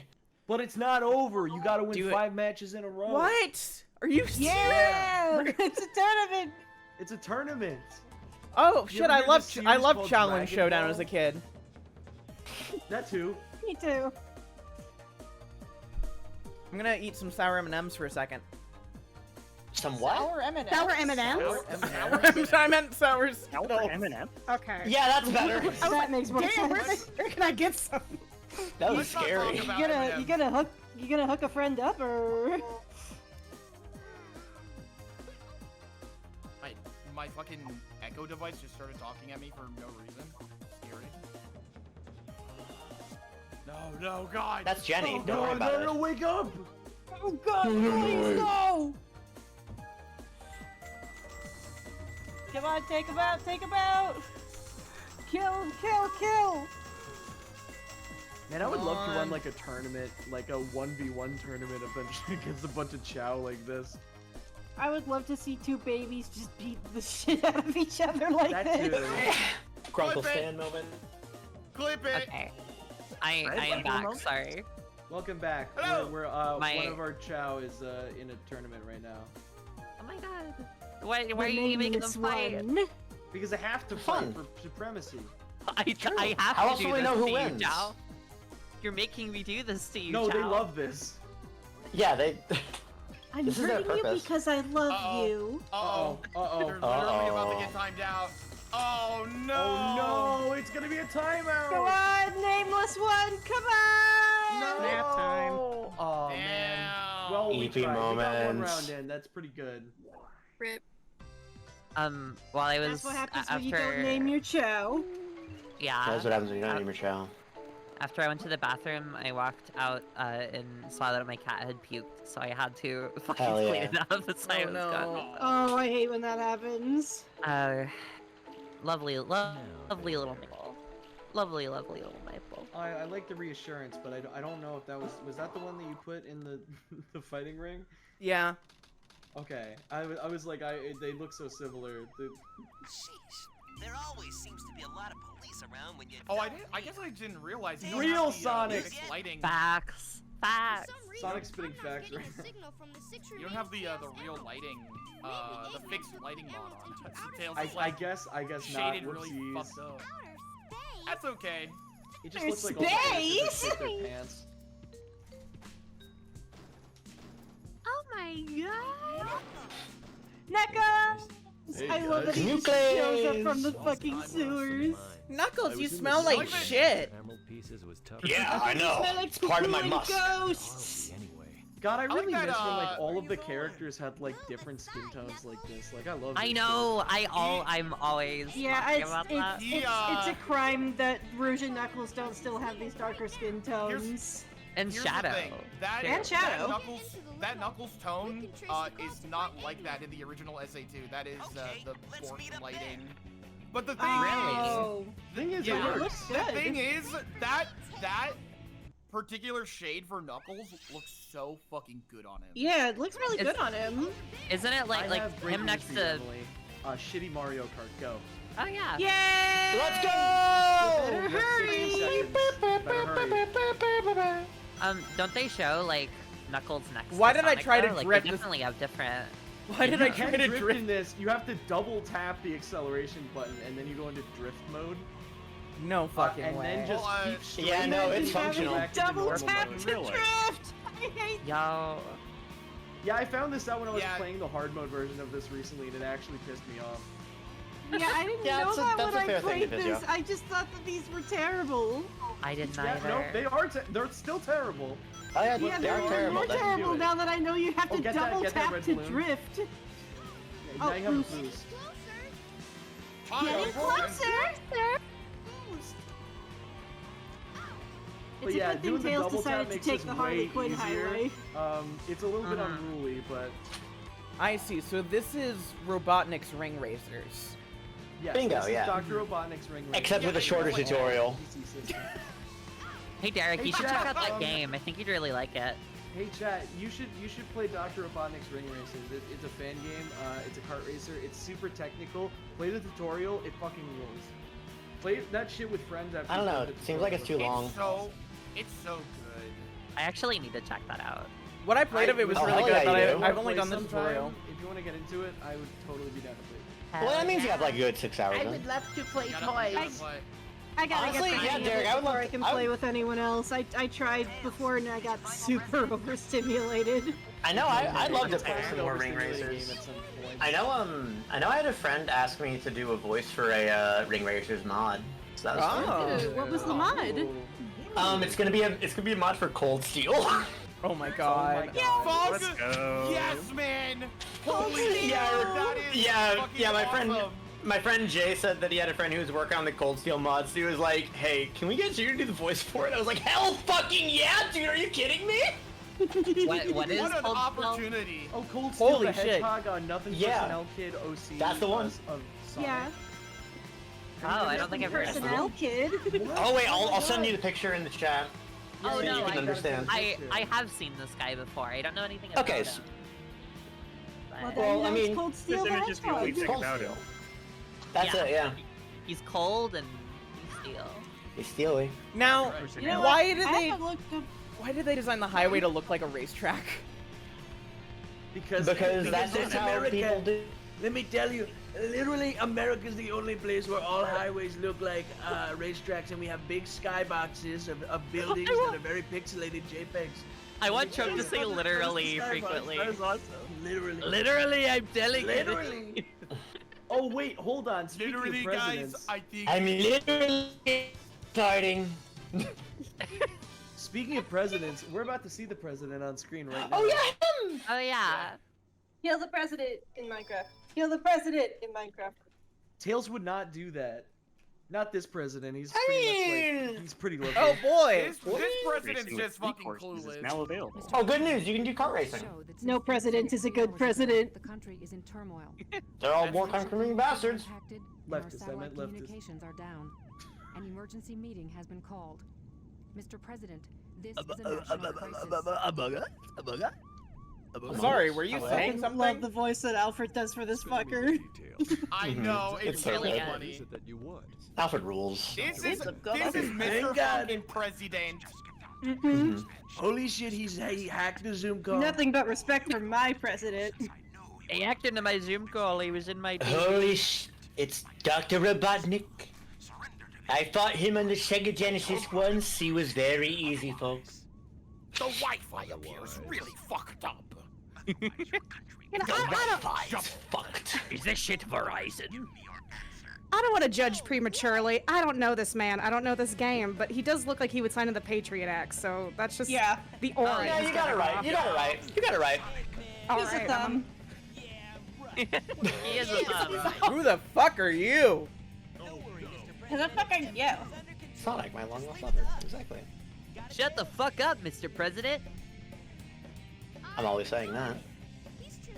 I wish I could say that more often. Goes into the car, What's steals happening? a floppy disk, leaves, doesn't elaborate. Mr. President, we're receiving an incoming signal from our Whoa! So, Objection. fun little fact for those who aren't aware, Sonic Adventure 2 has multiple different themes for the game UI menus that you can use based off of all of the main characters in the game, except there's one secret hidden theme, and it's actually for a really, really cool character, the President's Secretary. Oh yeah, I heard. Is it a temporary one, right? No, it's not temporary. You permanently unlock it if you use the cheat code to like unlock it in the theme menu. And But you have to beat the narrates all President's of the Secretary in-game, level like, first. options and stuff. Okay, this is a bit. Got it. No, it's not a bit. It's No, real. it's real. It is real. Wait, it is? It actually is real. Yes. Oh, I thought y'all were doing a bit. No, No. the President's Secretary main menu theme for Sonic Adventure Battle 2 is not a fucking bit. You can. You mean like for a vocal delivery, like it says like file select, but it's the secretary. Yes, file select. That- and that also rules. in the background of the menu. song. Oh. Doesn't get a theme song. Yeah, it's called Reach for the Stars. You gotta, yeah. I think the camera got stuck on the wall because you're just. It's fine, you're don't worry about supposed to shoot the walls. It's like that sometimes, you know. It happens. Rats. Like Unlover, the answer to that question is because he is voiced by an actual literal child. Be like that. Oh, so that's how you're supposed to do it. Why do you keep... Yeah, that's literally how you're supposed to do it. Yes. Well, Yeah, have you just have considered to that I like speedrunning video games? I like thinking outside the box. That's true. That's true. Oh, I yeah, can't forget this. This is a outside Sonic the game. box gamer. This is an early 3D Sonic game. If you're not playing it exactly how the devs intended, it will break. That's the fun part. Don't get me wrong, I love this game, but it is a little bit funny. It's very fun. Just the way we like it. I mean, like, I that does make sense. As we all know, Sonic's, like, this was like one of the first 3D Sonic games, right? Second one, maybe. Obviously, Unless you count like 3D Blast. So you That's said not it like so that, like pretty. maybe the changeover from like The transition? different those games to these games could have been, I don't know, a little difficult. Maybe. That's one way to Sonic put in it. a rough transition. How did I just make the same mistake twice? That's what they call the definition of insanity in Far Cry 3. Only in Far Cry 3 though, no one else. Yeah, nowhere that's else where has the that quote definition. originates from, actually. Also, after this stage, I would like to do my presentation. Absolutely, absolutely. Yippee! I was just Wonderful. thinking it's about time for another one. I'm excited. I'll be right back. I'm excited too. For this game. I love that it's always do that? during a Tails Yeah, you stage. don't have a lot of time there. Do this during this stage. Yeah, just as you're presenting. I am going to put on the best show ever. put on the Let's best be honest, Joe's it's sounds better I've that you seen. it's better that you lost all of your lives at the beginning of the stage rather than when you actually get pretty That's deep into it. true. I know.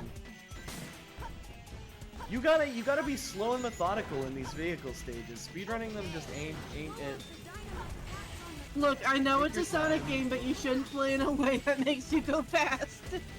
Yeah, we learned that when we were playing Sonic 06 a couple nights ago.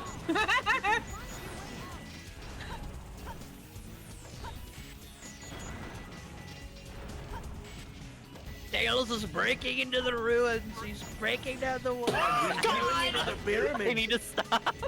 Yeah, this is gonna be awesome. This is gonna keep going. You're never gonna Here. stop. Oh, it's a little kitty cat. Mr. Beast is the only one who The can go fit inside the never pyramid. ends! Wait, you're not gonna pick it up? What? You're not gonna pick up the cat? I picked up the cat. Oh, okay, Yeah. I'm sorry. I didn't see You're not that. gonna pick up the cat? That's why Emily said, "Oh, it's a cat." There's a pipe. I thought it was just funsies. Oh, there's a little tube there you can whistle and then a little thing will pop out. It doesn't happen all the time though. Secret tube. Top 10 secret tubes. Top 10 Can somebody make a Sonic Adventure 2 mod that adds secret pommies that you can collect? Please. Please. That's the secret sixth medal per level. Finding the secret Pomni. Oh, by the way, there That was was a a great secret save, by the way, Pomni Emily. in my presentation. I don't know if anyone noticed You gave that. a presentation? I did not see it. Was the dog? Panics. Panics at the disco. Yeah, for me, Jenny was the secret Pomni. Wait, she's Pomni? Oh shit. It changes everything about the lore.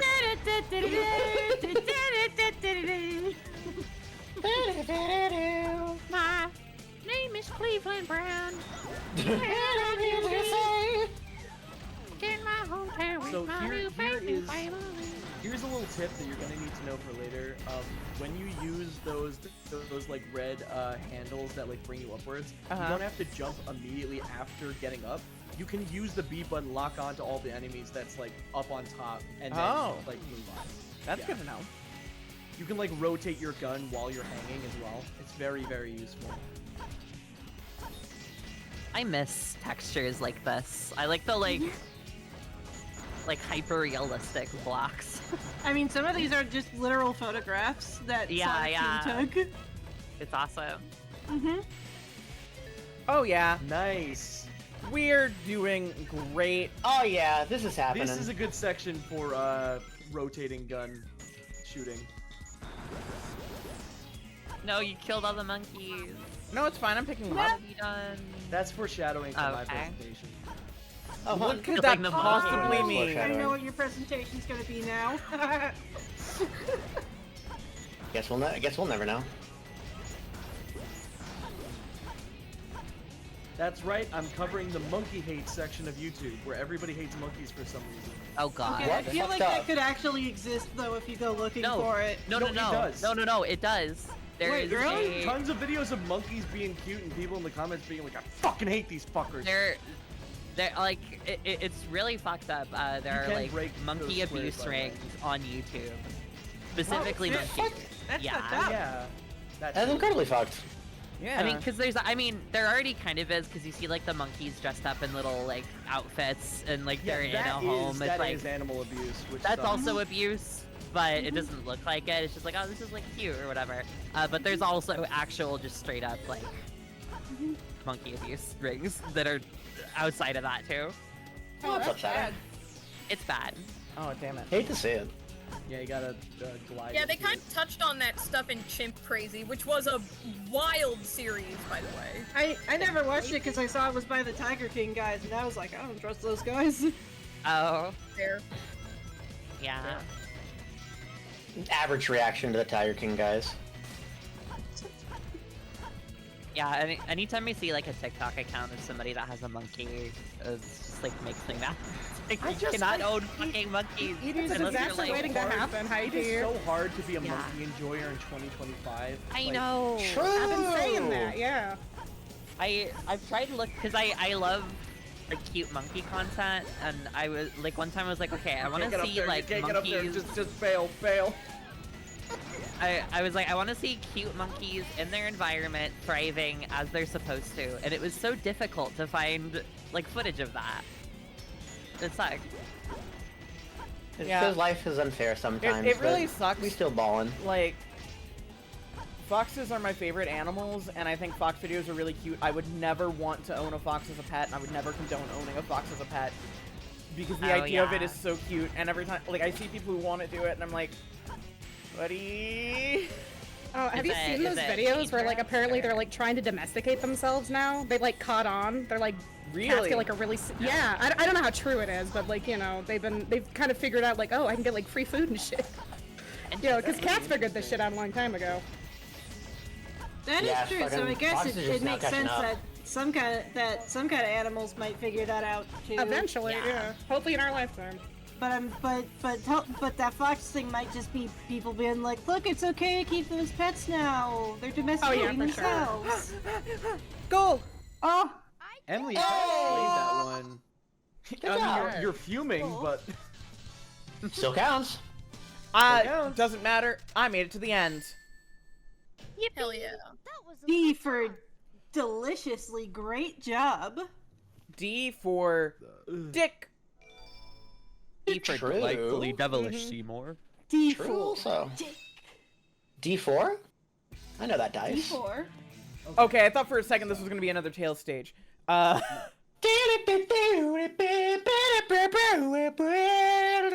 right. Gang. Mm-hmm. Friends. Mm-hmm. Yeah. Mm-hmm. It is time to present Salty, Derek. yes, I'm ready. You're ready? All right. A new hand touches the slideshow. Let's go. A new hand. Let me touches the slideshow. get stuff on.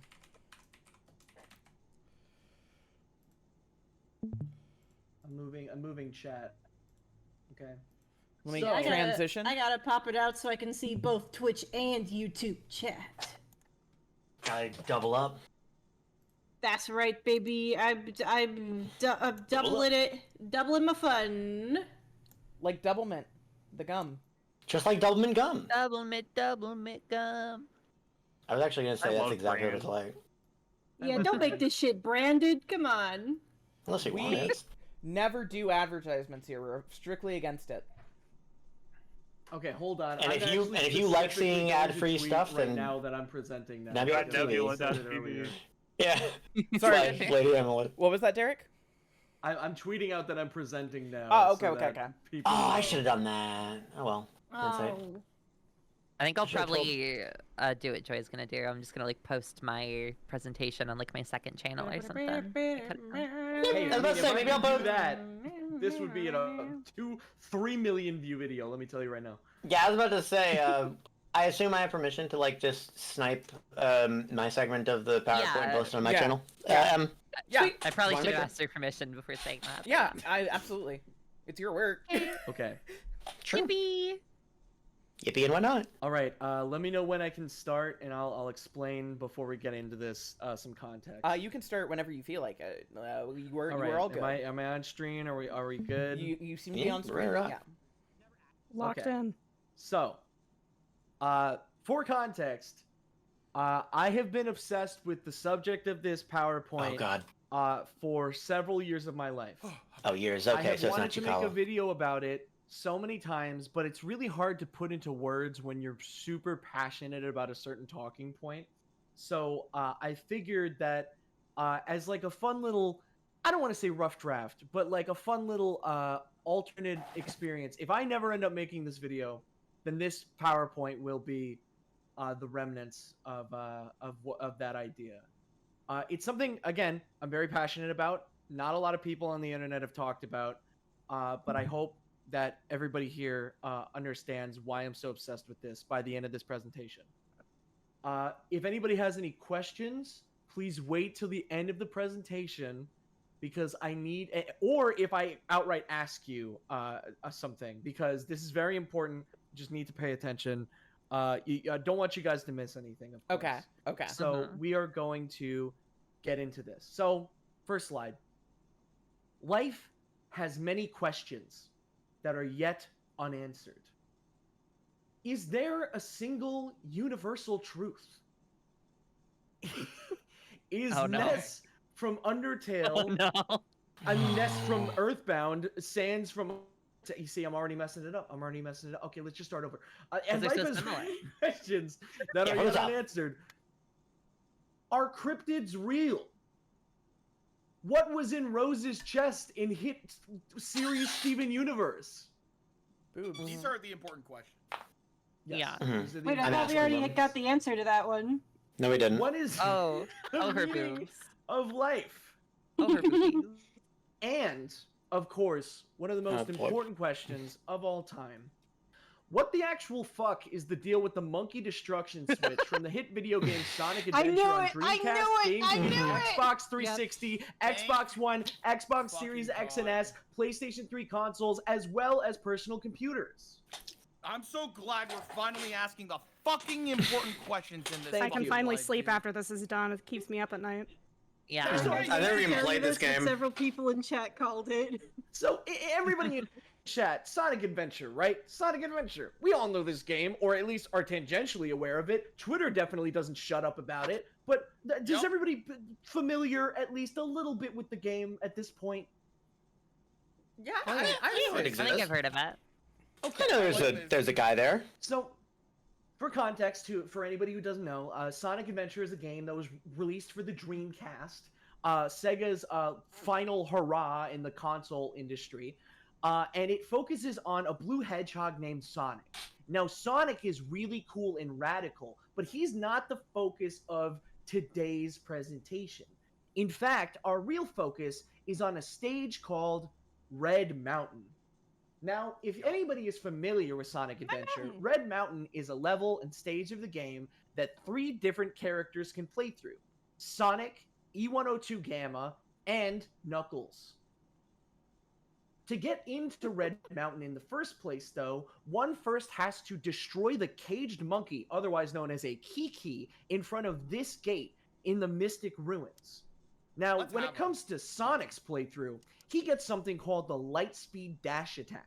The Lightspeed Dash Attack is a very rarely used attack in the game. You really only need to use it once in the entire game, and it's this situation right here. Otherwise, it's completely optional, and I honestly don't see anybody use it in any speedruns or any playthroughs of the game, but you can use the Lightspeed Dash to attack enemies once you get the proper upgrades. E102 Gamma is even simpler. All this motherfucker needs to do is point his big-ass gun hand at the Kiki and just fucking shoot that shit and explode it, and then he can get through the gate. But that brings us to a question. If Sonic have Lightspeed Dash, and E102 Gamma have gun, then what? What? Awesome. God, what? So good in this. Oh my You look god. great. Then That's what do my Knuckle man. have? What do Knuckle have to destroy the caged Kiki, the caged monkey? Well, I'm glad you asked. He said yes. He has finally. What? the monkey destruction switch. Mm-hmm. You're looking at it right here. Now, you might be asking yourself, what is the monkey destruction switch? I say, shut the fuck up. We're gonna get there. You need more context. So, in Knuckles' campaign, he obviously cannot destroy. He has no attack that can destroy the caged Kiki. He cannot destroy the caged robot monkey. I'll just call a robot monkey from here on out because I don't want to be outed as like a Sonic head calling him Kikis and shit. Whatever. Who cares? Anyway, so in Mystic Ruins, Knuckles can find a different gate separate from the one that's the entrance to Red Mountain. He can walk through the gate like so, but when he gets to the other side, bam, gate's closed. What the fuck is Knuckles gonna do? How is he gonna get out of here? Well, I'm glad you asked again, because guess what? There's another caged monkey on the other side of this gate. However, there's also 2 other things. One, on the right, as you can see right there, is the Shovel Claw upgrade. Just like in Sonic Adventure 2, Knuckles can gain access to the Shovel Claw upgrade, which allows him to dig and burrow underground. But then, you might be wondering, what is the last thing inside of this cave, you might ask? Well, it's a dirt mound, very suspicious, and has the symbol of Dr. Eggman pulsating from it, as if tempting you tempting you and grasping at you. Please, oh God, please, use your shovel claw here. Dig right here, dig and find something cool. And guess what you do? You get the shovel claw, and to call your little friendly spirit friend tells you, you've got the shovel claw. Now you can dig through dirt and stone. And guess what you do? You go over, and you're not gonna fucking believe this. Okay. Are we allowed to guess? You start fucking digging, and you go like this. Oh, you go God. like, Oh my God, I don't believe it. and then Oh my guess God. what pops out? The monkey destruction switch, and it says monkey destruction switch. It does say And that. if you didn't know on that, the it label. says, it's Press to destroy. It says it has a label. It is labeled the monkey destruction switch, press to destroy. So right off the bat, if you're a kid like me, when I originally played this back on GameCube on the re-release, you think to yourself, the monkey destruction switch, okay, this must be some sort of non-diegetic gameplay element. It is a switch that the developers put in the game specifically to help Knuckles get into a very specific section of the game. So, you take the monkey destruction switch, you place it down, and it automatically presses once you place it down in front of the monkey. The monkey that's right there explodes, and the gate seemingly opens. Now, what you might be wondering, right? Why do I care so much about this switch?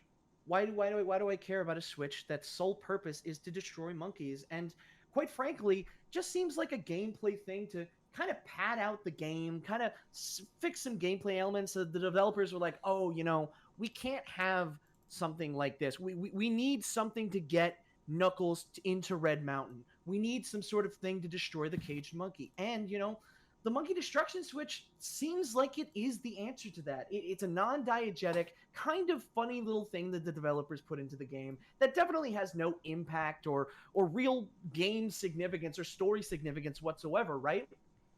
Well, what if I told you this? What if I told you that I have a theory that the monkey destruction switch is not a non-diegetic item in the game? What if I told you that I believe, I have theories, that it is fully diegetic and fully a thing in the story that is important and will be important going forward in the Sonic mythos? This is something I've been thinking about for a while. Holy shit. Multiple years. I have been thinking about this as far back as 2022. And it goes all the way to the top. It goes all the way to the top. I'm telling you this right now. Because I'm thinking to myself, right?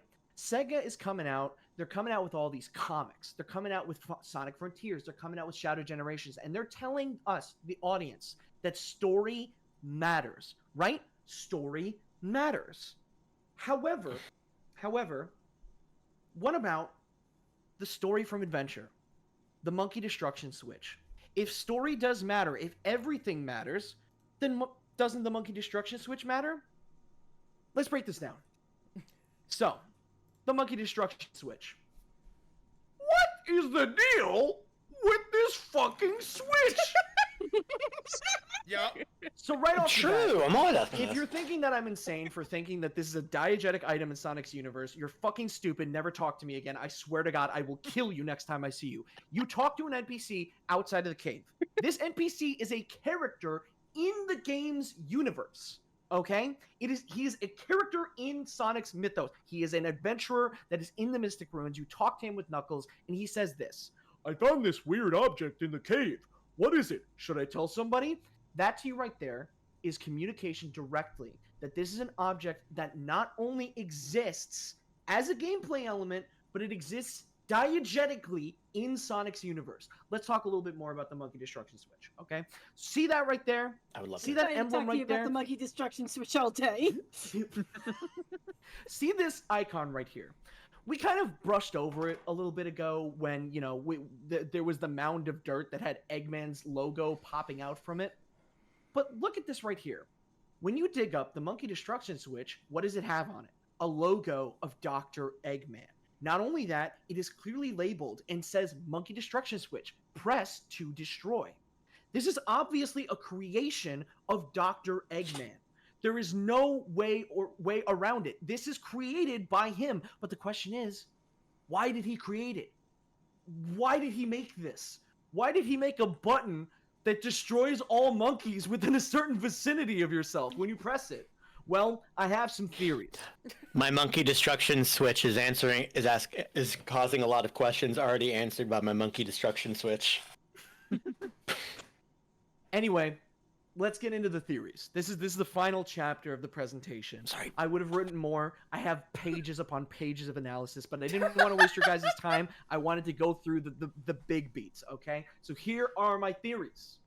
Theory, letter A, Eggman decided to play God and created the monkey destruction switch out of fear that he made something far too powerful for his own good, and to remedy this, he buried it in a dirt mound in a cave to hide its true power. The only issue with this theory is in the situation in which it's found. Not only can any random schmuck find it, but Knuckles found it and then uses it later to get further in the game. Especially stupid, given the fact that the robot monkey that causes the door to lock can be easily destroyed with the monkey destruction switch, which is in the cave where it is found. It's also like labeled. Like there's a big glowing. It's Eggman labeled. logo next to That's the thing. That's the thing that doesn't add up, and that's the thing that I'm going to get into. This is important that we talk about this. I'm really glad that you brought that up, Penny. It's very, very fucking important that we talk about this. Okay, so theory B. I ignore the cunty beta orbot. Okay, I can't do it. I can't do it. I can't. You're asking a lot of me. So theory B, one of Eggman's robots possibly went rogue and created the monkey destruction switch. This is not as completely unlikely as you might think. As in the same video game, Sonic Adventure, it's been made clear that Eggman's robots do have the possibility to act of their own volition. E102 Gamma, one of the characters that you play in Sonic Adventure's story, is a robot under Eggman's control that goes rogue, gains his own personality. Potentially, E102 Gamma or one of his many brothers and sisters and family members in the E100 series could have created the monkey destruction switch. Now, my question is, why? Why was this created? Was it an act of defiance against Dr. Eggman? Was it created specifically to help whoever was on this grand adventure to stop Eggman, to destroy those monkeys specifically? Maybe the monkeys are extremely dangerous. I mean, they are some of the only badniks in the entire game to throw projectiles and to look like something that could feasibly exist, like a fun little monkey. Oh, yeah, I love funny little monkeys. I'm going to go walk over to that cute little monkey on the shore. It's not a monkey. It's a Kiki. It's a bad guy, and it's going to throw a bomb in your face and fucking kill you. Theory C.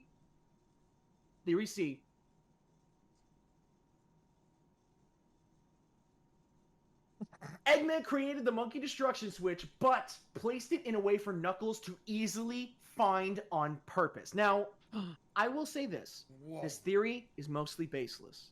I don't have many examples to put forth for this, but this theory assumes that Eggman purposefully made the monkey destruction switch for Knuckles to find and to use to advance his individual adventure. This assumes that Eggman has purposefully made it so that all of his obstacles have a predetermined solution. Kind of like the Riddler from Batman, but like cooler because he's big and fat and like a big chunky guy. Now, here's the thing. I personally really put a lot of stock into Theory C because Dr. Eggman, we always forget, but Dr. Eggman is a very smart man, right?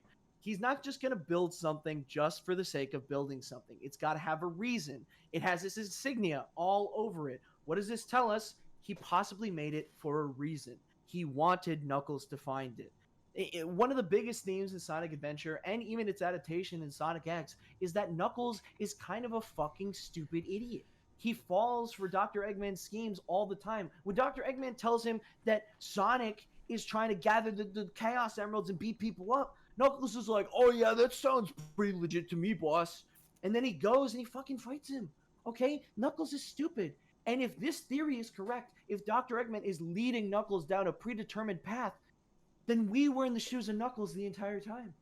We, the audience, were just as stupid as Knuckles. We could have let him die in that cave, and maybe Eggman's plans wouldn't have been realized by the end of Sonic Adventure. Maybe Perfect Chaos wouldn't have formed if we did not allow Knuckles to unearth the deadly weapon that is the monkey destruction switch. And that's him holding the monkey destruction switch. What? It's for emphasis. And that's my presentation.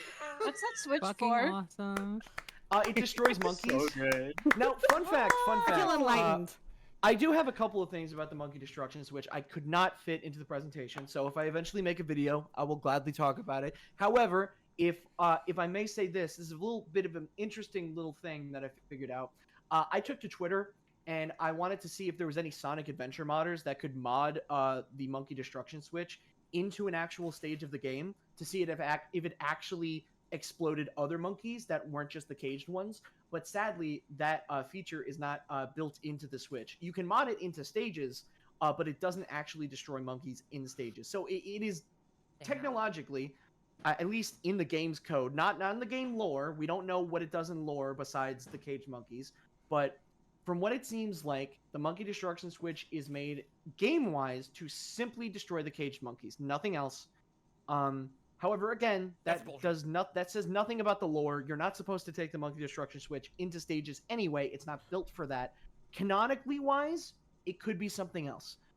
And I think that going forward, if we make enough of a big deal about this on the internet, in real person, talk to your friends about the monkey destruction switch, talk to your grandmother about the monkey destruction switch, she'll say that you're fucking crazy. She'll say, like, why the fuck are you talking about me about this? I don't even know who you are. Get out of my house. Keep bringing it up with her, okay? Maybe we can get Sega to bring the Switch back in a canonical, like maybe we can get it in the IDW comics. Maybe we can get a whole arc based around the Switch, what it means. I'm sure that there's like 1 or 2 monkey characters in the IDW comics. What if the button destroys them too? We don't know. We don't know the extent of this button canonically. And that is my presentation. Could be the next Zombot arc. And Ian, I know you're watching. Ian? I know you're watching, Ian. You motherfucker. You know what to do. I know you're watching.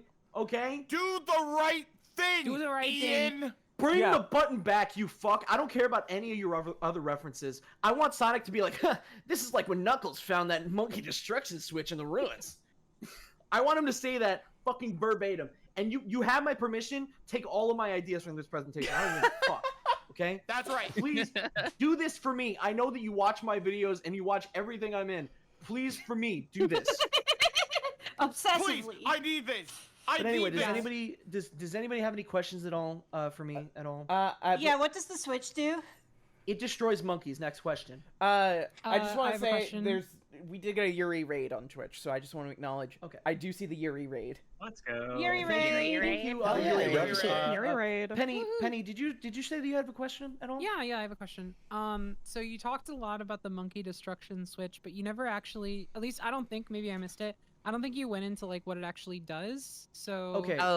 This is a really interesting question. When pressed, the monkey destruction switch destroys any monkeys in its vicinity. Now, here's the thing. I have done extensive testing on this when I was playing through to get footage for this slideshow and get images. The monkey destruction switch, we do not know. It's kind of hard to tell, at least in game. It does have a very specific spacing. You need to be at least a couple of feet near the monkey for it to function when pressed. If you are out of range, the monkey will not explode. So yes, the ability of the switch is that once pressed down and fully compressed, it will destroy any monkeys in its immediate vicinity a couple of feet away. How heavy is it? I'm thinking it's about like fucking 200 pounds. Oh damn. Okay. What does it do? It's made of Maybe it is like built pure for Knuckles, fucking then. iron. Like look at that shit. It's made of metal. It could be. Also- it could be heavier than Alright, and then- tungsten. That's the. It's Servina. Thank you for the raid, by the way. You came in just in time for monkey discussion. Yeah. Yes. So I have a question. The monkey Okay, discussion Red, switch. go for it. What's your question? And just to What's make it sure, do? because like there's a lot of Okay. like ambiguity here. Yeah. So What exactly? Just Yeah. what's it do? So Ryan and Red again. You know, I do want to cover this because this is important. Basically, what the monkey destruction switch does is that when it's pressed, when it's fully pressed down, and you are within a couple of feet of a monkey with your 200-pound metal iron switch, whatever, it actually destroys any monkey in its immediate vicinity. Oh. Derek. Yeah, Are I we was a caught little up? confused Are we caught about up? that. I was a little confused. Derek, about Derek, that. Thank you for the Derek. clarification. Ty in the back. Ty in the back. Yeah. Oh, yeah. Ty in the back, real quick. So I know these people are kind of fooling around. They're doing like jokes and stuff. I know you explained what the switch does. I We know like to what have the fun function here, of the switch is. But my question is like, what does it do? Okay, so when you were in the vicinity of seemingly any sort of monkey, whether it be robot or possibly even organic, we don't know canonically its extent. But as we can see with the writing on the button, monkey destruction switch, press to destroy, we can only assume that when compressed in the vicinity of any monkey, that monkey will explode and die. Okay. I hope Okay, that Do we have proof of this? That didn't really answer my question. Mar in the but- back. Sorry.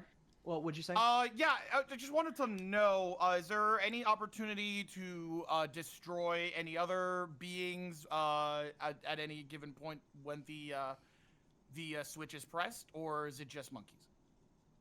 Okay, so this is something that I haven't tested fully yet, but it seems like it must be only reserved for monkeys.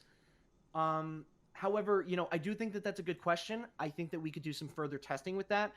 Maybe if we can get a comment from Ian Flynn or any of the Sega lore masters for the Sonic games, I think that we could get a more definitive answer. I think it would be interesting if this was brought back in the new IDW Sonic comics, right? Maybe there could be a whole arc that expounds upon it, and maybe the big twist could be that it doesn't just destroy monkeys; it destroys like something else too.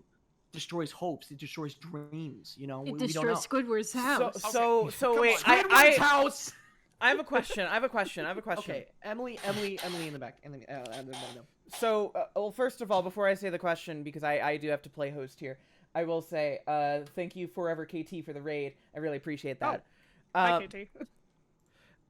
Yes. Second of all, I just because it's a monkey destruction switch, right? So it destroys monkeys. Yes, that is its main function, at least from first glance, yes. So if you were to put it around, like, say, a Saiyajin, or like a Saiyan, I guess as they call it in the dub. Yeah, which I mean, depending on who you ask, could be viewed as sort of like monkey derivative, I would say. Okay. Would it be, like... It would blow up half of them. Okay. Okay. It would blow up the monkey half. So, like, is Gohan fucked then? Like... It would blow up 1/3 of Gohan, because he's kind of like a little bit lower on like the ladder of the family tree. He might have more human in him than Saiyan. So I definitely think 1/3 of him would explode. Probably like his left leg or so. Okay. I do have another question. Penny, yes, of course. So, say I found this switch in this cave, and Yes. I picked it up, and it says monkey destruction switch, press to destroy, I believe. So if I were to, like, for example, in like on the other side of the room, I see a monkey in a cage, and if I were to walk, let's just say in like the general vicinity of that monkey, Yes, and the press general switch, vicinity. would the monkey be destroyed? Yes, if you were a couple of feet within the monkey and you use the monkey destruction switch with the label Inside the monkey monkey? destruction switch, press to destroy, if you then press and compound the top of the switch so that the switch lowers and goes into a pushed in position, you can destroy that monkey if you are in the vicinity of a couple of feet. Okay, I feel like you're dodging your question, though. I'm not dodging shit. I didn't do shit. I actually do have a question. All right. So these monkeys. Okay, yeah. Super Butterbuns in the back. Hi. Pleasure. No. So with these monkeys, when they explode, or I'm assuming when they're destroyed, is it an explosion or an implosion? Okay, so I'm thinking that it's an explosion. I think implosions are for pussies. Explosions are where it's at, and I think that Dr. Eggman agrees. Okay. And the mechanism for which they explode. Yes. Can you explain also, that? I think if we go back in the presentation a bit, it's very clear that an explosion is happening. At least from my statistics. I've seen some pretty aggressive implosions. I mean, mum's the word on it. Who really knows? It's really up to interpretation. I feel like only Knuckles would know for sure. Yeah. Or the monkey. That's true, yeah. So, But the monkey's very exploded and dead. Red. I don't think that we can ask the monkey. Yeah. Or imploded. Okay, listen, or imploded. Or they. Because you don't believe it. Or they. Listen, I'll add it to the doc, okay? I'll add it to the doc if that'll make you happy. So I'm sorry. I do still have one more question. Yes. Yeah. Okay, so I understand that. So you got the monkey in the cage, and you need to get past it. So you dig in there, and you find the switch, and it says monkey destruction switch. press to destroy, and then Yeah. you go up to the monkey and you press the switch and it explodes. I understand all of that, but what I need you to explain It's gonna be 3 in the morning, and we're still gonna be asking this question. It feels like you've been dodging the question. I just need you to tell me what it does. I didn't do shit. Okay? I didn't do fucking Okay, shit. I have one last question. What's the question, Mar? I have all these jewels and I don't know whose they are to keep, so if you could just tell me. Good question. I have a question. Okay. Oh, Joy. Oh my God. I didn't even see you walk into the back. Thank Hi. you. Yeah. What- No. what- I just got here. My we're all in question the back. is, since I just got here, All would of you them. be interested in doing this whole thing again so I can see it? Okay. So basically.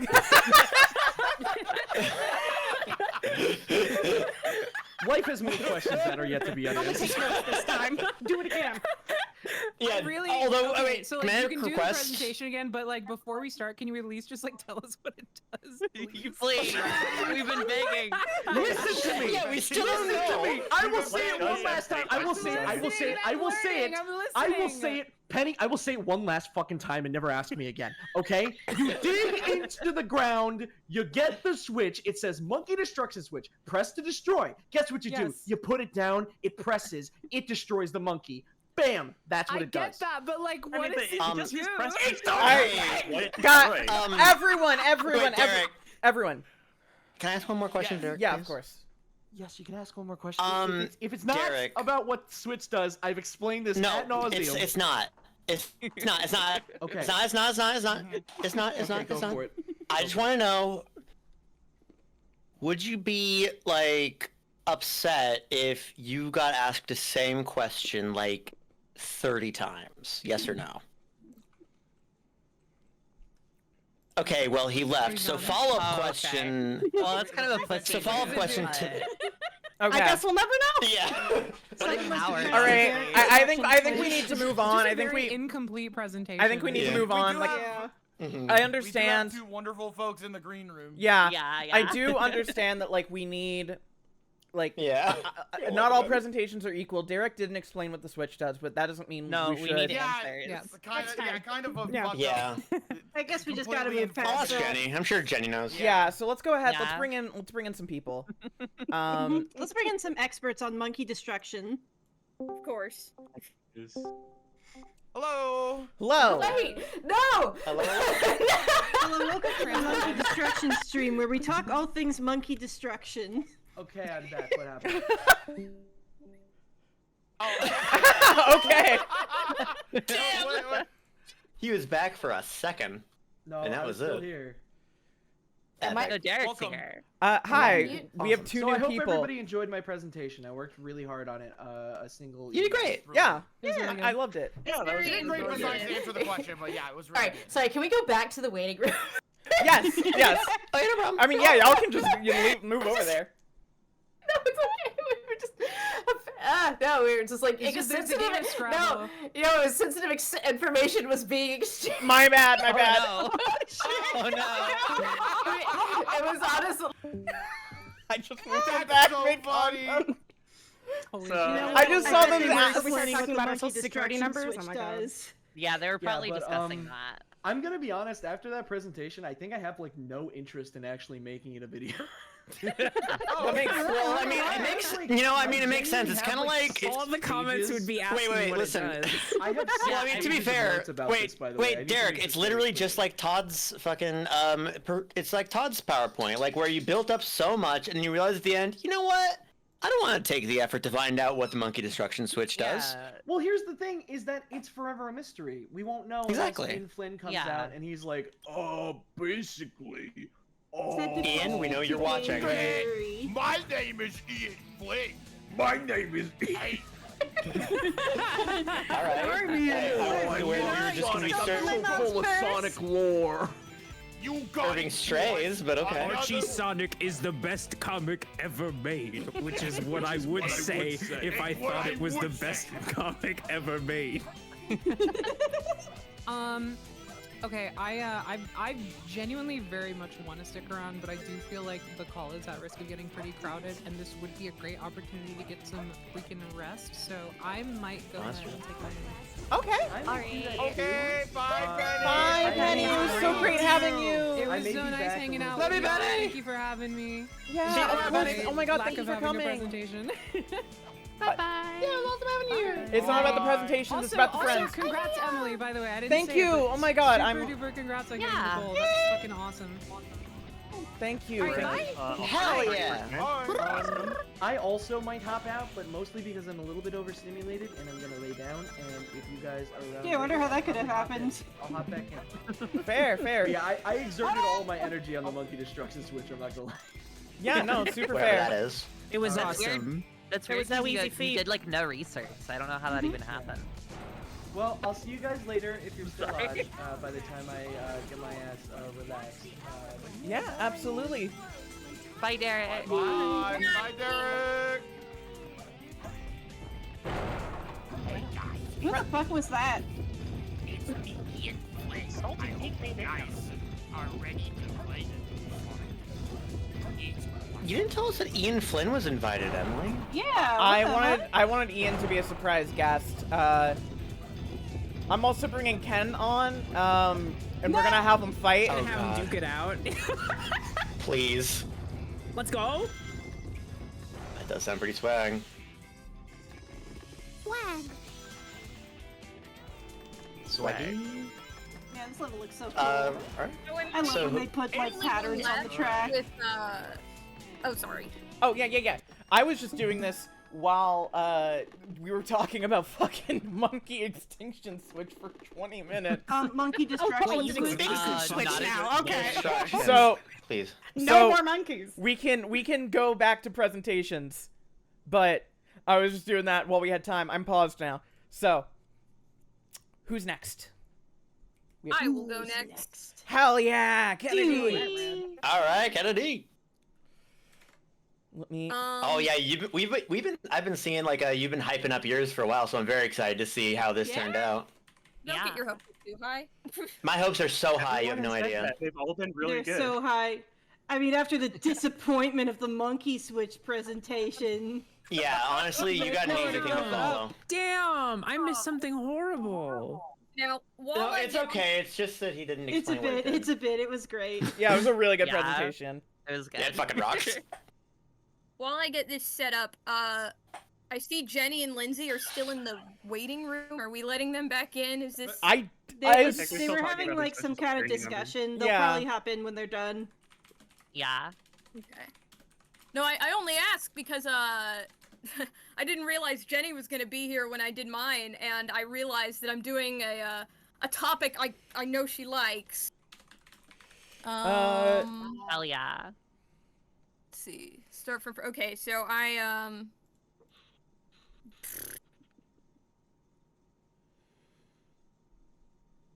see. Sorry, I don't stream on here very much. No, it's okay. It's all good. We. Your time. Ooh, we're Oh. Are we? We're in. Yeah. Yep. Okay, we're Oh, here. That's fuck it? Yeah, this is Ooh, great. all right. Oh, we got numbers and shit. That's how I'm ready. Oh my god! This is gonna be Oh, I love this already. This is gonna be so good. Okay. Oh, this is gonna be good. Can y'all see it? Yes, I can't yes. tell. Yes, we can. Yeah. Yes, we can. Yeah. Okay, cool. So yeah, comparing Beanie Baby price estimates from 1998 with actual prices in 2025. So, let's start with some background. I'm guessing that most, if not everyone here, knows what Beanie Babies are like in this call, but for the sake of the audience, anybody who might not know, to put a very, very, very, very long story short, in the 90s, there were these half-stuffed plushes. They were called Beanie Babies, and they were sold in, like, gift shops and toy stores. They notably were not sold in, like, big box retailers. And through a series of events, which is to say, it kind of started with, like, a bunch of Chicago moms who got really into it, and then they started collecting. They started noticing that some of them retired really early, and they would start like asking around, like, "Hey, I'll pay X amount of dollars for Humphrey the Camel," and it started getting around that some people were making like okay amounts of money just selling Beanie Babies, and then you can't help but tell everybody, "Hey, I made money selling plush toys," and it just kind of spiraled out of control from there. And it spiraled to the extent that a lot of people thought that these were going to become really hot collector's items, comparable to art, coins, rare books, the kind of thing you would regularly see in rotation in, like, an episode of Pawn Stars. You know what I mean? Needless to say, things did not work out in that way. The photo I have on here is a very famous photo when talking about the height of the Beanie Baby craze. It is a couple having to divvy up their Beanie Baby collection in divorce court. It is taken November 5th, 1999. I've heard of this, but I thought it was a bit. I didn't know this actually happened. This did actually happen. I do remember this. I feel like this crossed my Tumblr page a long time ago. This photograph is as real as the streets. It was taken by Aaron Mays for Reuters, November 5th, 1999. Below, I have an archive link that'll show you it in the Reuters image archive. The description reads, Attorney Frank Toddy looks over papers while his client, Frances Mountain, sorts out Beanie Babies with her ex-husband, Harold Mountain, in Judge Gerald Hardcastle's family courtroom in Las Vegas, November 5th. The couple who were divorced. That's just such a jovial name for a courtroom. It sounds like a Chuck E. Cheese. It is pretty whimsical. It is pretty whimsical. That is where something like this would happen. The couple, who were divorced 4 months ago, were ordered to divide up the collection valued at $2,500 to $5,000, but were unable to do so by themselves. The collection was ordered spread on the court floor and divided up one by one under the supervision of family court judge Hardcastle. Maple the bear was the first to go. Interestingly, Maple the bear, that's the Canadian bear, so it's a fun photo to include, not just because it really encapsulates the height of the beanie craze, but also because it's on theme. Mm-hmm. Oh, yeah. Damn. So, how about this book? I have been using the book that I'm going to be using for this slideshow, the book that I had on the opening slide. So I will be getting the prices from 1998 via the Beanie Baby Handbook, 1998 edition by Les and Sue Fox. This is a New York Times bestseller, and it is by I need to have this. Oh, I got it for $7, and it was the best $7 I ever spent. Oh shit! Hell yeah! Hell yes! And it touts itself as a fun and fact-filled, that's a funny joke, unofficial handbook from America's most incurable collectors. So, as I mentioned, this was a New York Times bestseller. This was a New York Times bestseller at a time where books that weren't being done by major publishers, which this wasn't, very rarely cracked bestseller lists. It was almost unheard of. There was a 1997 edition as well. There were a couple other editions. There were like some pocket editions, and I do have the 97 one running around here somewhere, but this is just the closest one I had on hand, so this is the one I'm using. I don't want to turn this into a like 5-hour thing, but suffice to say, by 1998, the Foxes had tried and failed fucking-tacularly getting any of their books off of the ground. There is one particular incident that's very famous. They have a fiction novel called Return to Sender about the fictitious, like, hidden child of Elvis Presley, like, learning that they are, like, Elvis's long-lost child. And I need that. I need to read that. And they had a big event for the book at, like, a Barnes & Noble or a Borders or something like that. They had brought out cake because it was Elvis's birthday. They also had Elvis impersonators. The event drew in a ton of people who were there to eat cake and hang out with the Elvis impersonators, and they didn't sell a singular copy of their book that the event was for. Awesome. That's awesome. You love to see it. Saddest book signing table on the planet. So, you might be wondering, how do you go from that to New York Times best-selling book. Well, according to Zach, I do not know for the life of me how to pronounce this last name. I don't know if it's Bisonet, I don't know if it's Bisonet, I don't know if it's something else. I'm just gonna say Bisonet because, I don't know, that's how I read it in my head. According to Zach Bissonet's 2015 book, The Great Beanie Baby Bubble, initially, major distributors turned down this book. I cannot imagine why, given their track record. So the Foxes were like, okay, fine. We'll send it to toy stores. And a perfect storm was born, thus propelling this book, well, the 1997 edition more specifically, to best-selling status very, very, very quickly. Still, according to that same book, the book was put together over the course of 3 weeks of research and photography, and they used their daughter's college fund to do it. Peggy Gallagher, who, suffice to say, is one of the foremost... excuse me? Oh, no, I okay. just sorry. Okay. I was just no, it's making all a good, noise. it's all good. Like, oh, man. It sucks. It sucks for that kid. I mean, like, it was a bestseller, really does. so... Like, oh, man. But yeah, no, that is not a risk you should be taking. Doesn't matter that it worked out. Don't do that shit. Do not do that. Do not do that shit. So Peggy Gallagher, at the time, she was one of the foremost authorities on Beanie Babies, and she's the one who sold the Foxes the Beanie Babies they used for the photos in this book for what she freely admit were very inflated prices, and it's believed that those inflated prices are the basis of the prices listed in these handbooks. Gallagher recalled in Bissonet's book, Les Fox didn't really care about the actual true pricing. He cared more about selling a gazillion books. As though to further this point, Bissonet notes again, not much later, quote, "The Foxes and their best-selling price guides did a lot to take Beanie Babies out of the hands of children. With their best-selling book came a popular recognition that the toys were mostly for investment. None of the original Beanie collectors have anything nice to say about Les and Sue Fox. They say that they lifted material from their books, did essentially no research of their own, and made up prices and projections that were irresponsibly optimistic and, in the long run, hurt the market by giving buyers false hope and luring in too many quick buck artists."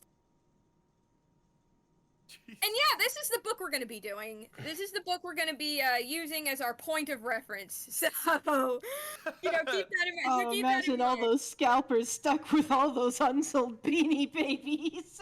God. Oh, that happened. Yes! Happened. Yeah, so like, to put a long story short, in 2000, Ty Warner, the guy in charge of Ty, the company that made the Beanie Babies, Ty did this publicity, what's widely believed and frankly reads as a publicity stunt, in which he was like, after the new millennium, after 2000, all the Beanie Babies are gonna be gone unless you call in and vote to save them. And everybody was like, what are you talking about? Like, nobody wants you to delete Beanie Babies. What are you talking about? And the whole thing just left a really sour taste in people's mouths. And the bubble popped, or began the process of popping, more or less right there. A lot of people who invested heavily into Beanie Babies, like just before this, were left carrying the bag, and by bag I mean boxes full of Beanie Babies. Yeah, it is not terribly unusual. If you do not have to look hard to find anecdotes, articles, videos, etc. about people who thought Beanie Babies were going to be the big thing and invested heavily, and now they're stuck with all these plush toys that they don't otherwise give a shit about. These anecdotes, not hard to find. Not hard to find at all. So how are we going to do this? Okay, so here's what I'm going to do. I have selected a few Beanie Babies from this book, just a couple Beanie Babies of interest, and we are going to look at their pages in the book. We're going to look at the estimates for what they were worth at the time, what it'll be worth in 10 years, which at the time would have been 2008. They had no way of knowing. And I'll also have the prices adjusted for inflation on screen just to better put things into perspective. And in the case of the 2008 prices, I'm also going to list what those prices would have been in like actual 2008 dollars. And then we're going to compare these prices with recent sold listings on eBay. To be more specific, literally yesterday I just went on eBay, I searched for these Beanie Babies, I filtered by recently sold. I'm not going to be including, in the case of some of these, they had, so Beanie Babies, very much to the frustration of a lot of other big brands in the 90s, Beanie Babies did not do a lot of brand collabs. They did a thing with McDonald's a couple times where they had what were called teeny beanies, which were just small Beanie Babies put into a couple of those. Yeah. And then they also did something with the Chicago Cubs, I believe. Something like that. Chicago is the hometown of Thai Inc., so that's why that. There is a documentary on it on HBO where they talk about this in a little more depth, and this is also talked about in the book as well, where like they were constantly getting calls from like Barbie, from various filmmakers, from just anybody who had money in the 90s, being like, hey, can we put Beanie Babies in our thing? Do you want to collab? Do you want to, you know, maybe some product placement? I don't know. And they were very, very, very, very stingy about, you know, working with other brands. Again, just McDonald's, and I believe it was the Cubs. I could be remembering wrong. It was a sports team in Chicago. I'm pretty sure it's the Cubs, but I don't know. In any case, I'm also not going to be including the Beanie Buddies, which were just, like, bigger Beanie Babies. This is particularly notable in one case that we'll get to later because its pricing varies drastically based on whether you're looking at the regular sized one or the big one. In the case of some of these, best offers were accepted. Now, normally on eBay, when you sell something and the buyer accepts a best offer, when you just look at the sold listings, like straight up through eBay, eBay does not tell you what the amount it sold for was, what that best offer was. But very useful website, 130 Point. You can search the auctions and it will tell you what they sold for, what that best offer was. It is very useful and more people should know about it. So yeah, in the cases where best offers were accepted and the best offer is something that differs from the buy it now price, I will just show you what it went for based on the 130 Point thing. Right here, I have a page from the book, just a little sneak peek. A market update on Beanie Babies, circa 1998. These are the hottest retired beanies. They are going for, as you can see, several hundreds, in the cases of some, thousands, plural, of dollars, $1998, which are worth way more than $25. They can do a lot more. So yeah, just to put that into perspective for those of you less familiar with Beanie Babies, this is kind of what people thought was going on. And they were selling for that much on these secondary markets because people wanted to hang on to them to turn around and resell later. So, keeping on the theme of the event, let's be like that Canadian couple. Let's start Canadian couple. Oh my god. Let's be like that Las Vegas couple and let's start with Maple the Bear. So Maple the Bear was, I mean, he's more or less exactly what he looks like. He's a Canadian Pride teddy, per the book, issued in 1996 to commemorate Canadian Independence Day. The issue price, the MSRP, $5 to $7, adjusted for inflation, as of March 2025, because that is the most recent point that the inflation calculator would let me put in. That is $9.89 to $13.85. Estimated value in 1998, so this is at about 2 years of age. It is estimated to be worth $100 in 1998. That is, adjusted for inflation, $197.90. Let's not think too hard about the fact that money has that the number has nearly doubled. Let's not think too hard about that. Estimated worth in 2008. They had no way of knowing what would happen in 2008. Oh my god. Oh my god. They had no way of knowing. In 1998, they thought that in 10 years, this Canadian teddy would be worth $500, which in actual 2008 dollars would have been about $650. In 2025 dollars, that's about $1,000, just a little short of $1,000. Does anybody want to guess how much he's actually selling for on eBay? Give me $12. $10 billion. I'm gonna say 90. 2,000. I wanna Solid guess, 90 again. USD. Oh yeah, everyone get this. I'm a Beanie Baby. Incredible. Like 15 $10. Incredible. $7. Wow. He's going for like 15 on the high end, but on the low end, like less than they originally sold for. Oh. I would like to draw attention to the fact that the one that sold for $7 in particular, that implies that's less than the issue price. When you adjust the numbers for Oh my inflation. gosh. So in a sense, you were losing money if you bought one of these as an investment to be sold off in 2025. So you're saying I can get one of these to commemorate the move, and I won't, like, we don't have to fundraise so I can get the Maple the Bear Beanie Baby? I am saying for less than the price of a combo meal at just about any fast food eatery, you could in fact go on eBay right now and buy Maple the Bear. And it might even taste better too. And it might even taste better too. It's like maple, probably. You know what? I think someone needs to put it to the test. I think that person could be you. Someone's got to take one for the team. Someone's got to take one for the team. Next up, we got Mel the koala. Not a deep reason here. I just like koalas. I just think the koala's cute. So Mel, that image. he's just waving. He just likes to say hello.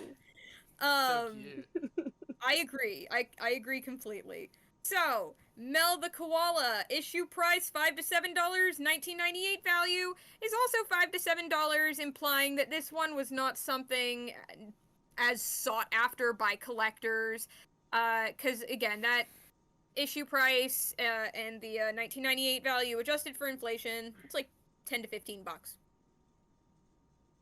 So the 2008 estimate at $100 definitely puts Mel on the lower end of like the Beanie Babies in this book, but like that's still $100. In actual 2008 dollars, that would have been about $150. In 2025 dollars, that's about $200. So it's like, even if this is like still considered like what Les and Sue Fox considered one of the cheaper collector's items, you know, that's still a good chunk of change. You can do a lot with $200.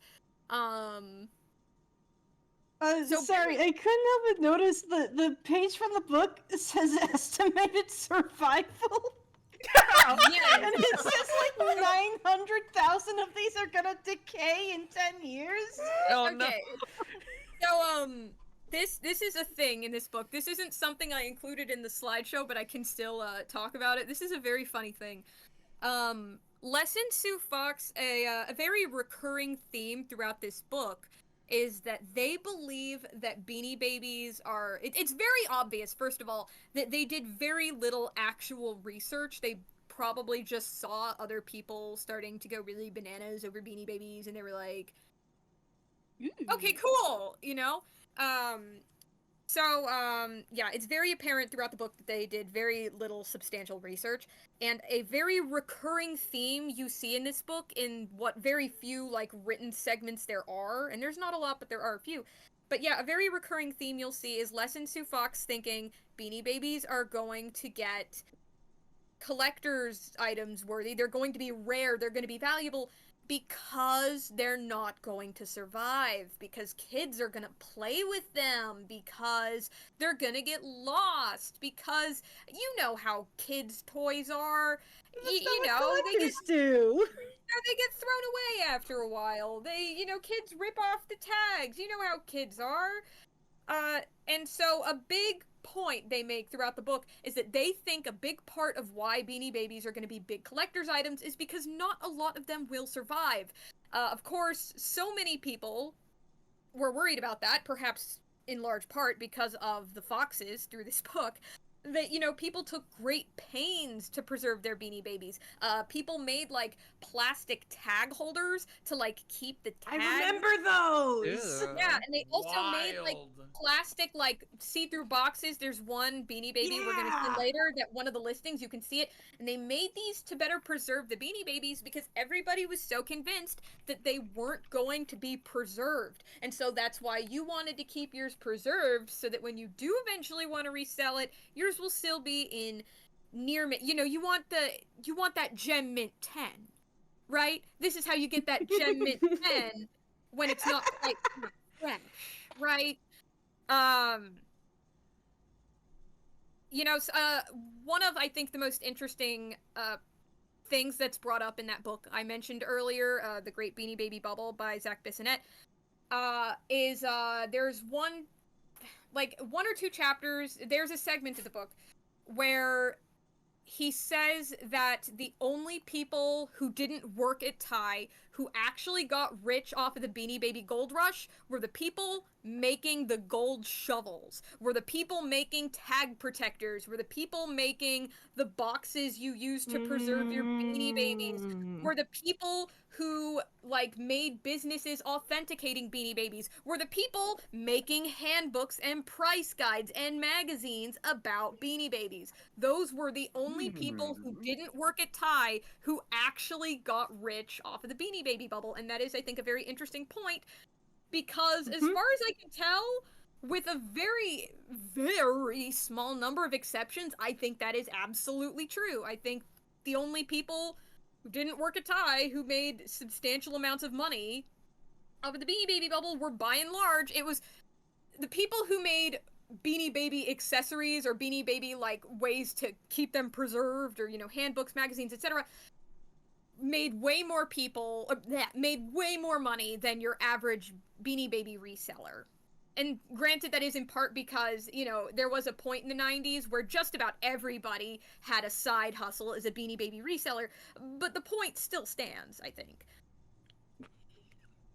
But yeah, so that's what those numbers are. Yeah, the foxes were super convinced that not a lot of Beanie Babies were going to survive, and they were wrong. So yeah, that's what that is. I'm sorry if that was a little long and drawn out. No, that was really interesting. Fascinating. Yeah. So with all that being said, would anybody like to guess how much you could buy Mel the Koala for in 2025, knowing that even in 1998, even by the standards of Beanie Baby collectors, this wasn't exactly one of the more sought-after ones? Yeah, $5. 1998, the price was the same as the original issue price. Like, it's weird that they're estimating... Like I get that they're accounting for, oh, well, a bunch of them are going to be destroyed, which turned out to be wrong. But, like, why are they assuming the price is going to go up from there at all? Like, if you do the worst type of extrapolation where you just take 2 points and assume that trend's going to continue forever, it's going to continue to be $5 to $7. It's, I mean, you know, they're nobody wants to accounting buy for, a like, price... 90% of them are going to be destroyed or something. So, Yeah, like... and you know what? There's also an element of, like, nobody wants to buy a price guide that tells them their investment was bad and number will go down. That's true. Right, So, like, I mean, it can only go up, so... If you want to sell, like, you know, Peggy Gallagher was saying earlier, a gazillion books, you're going to tell people that their investment's going to be worth wild amounts of money, that they're going to make $100 on this $5 koala 10 years. I highly recommend that you get this one.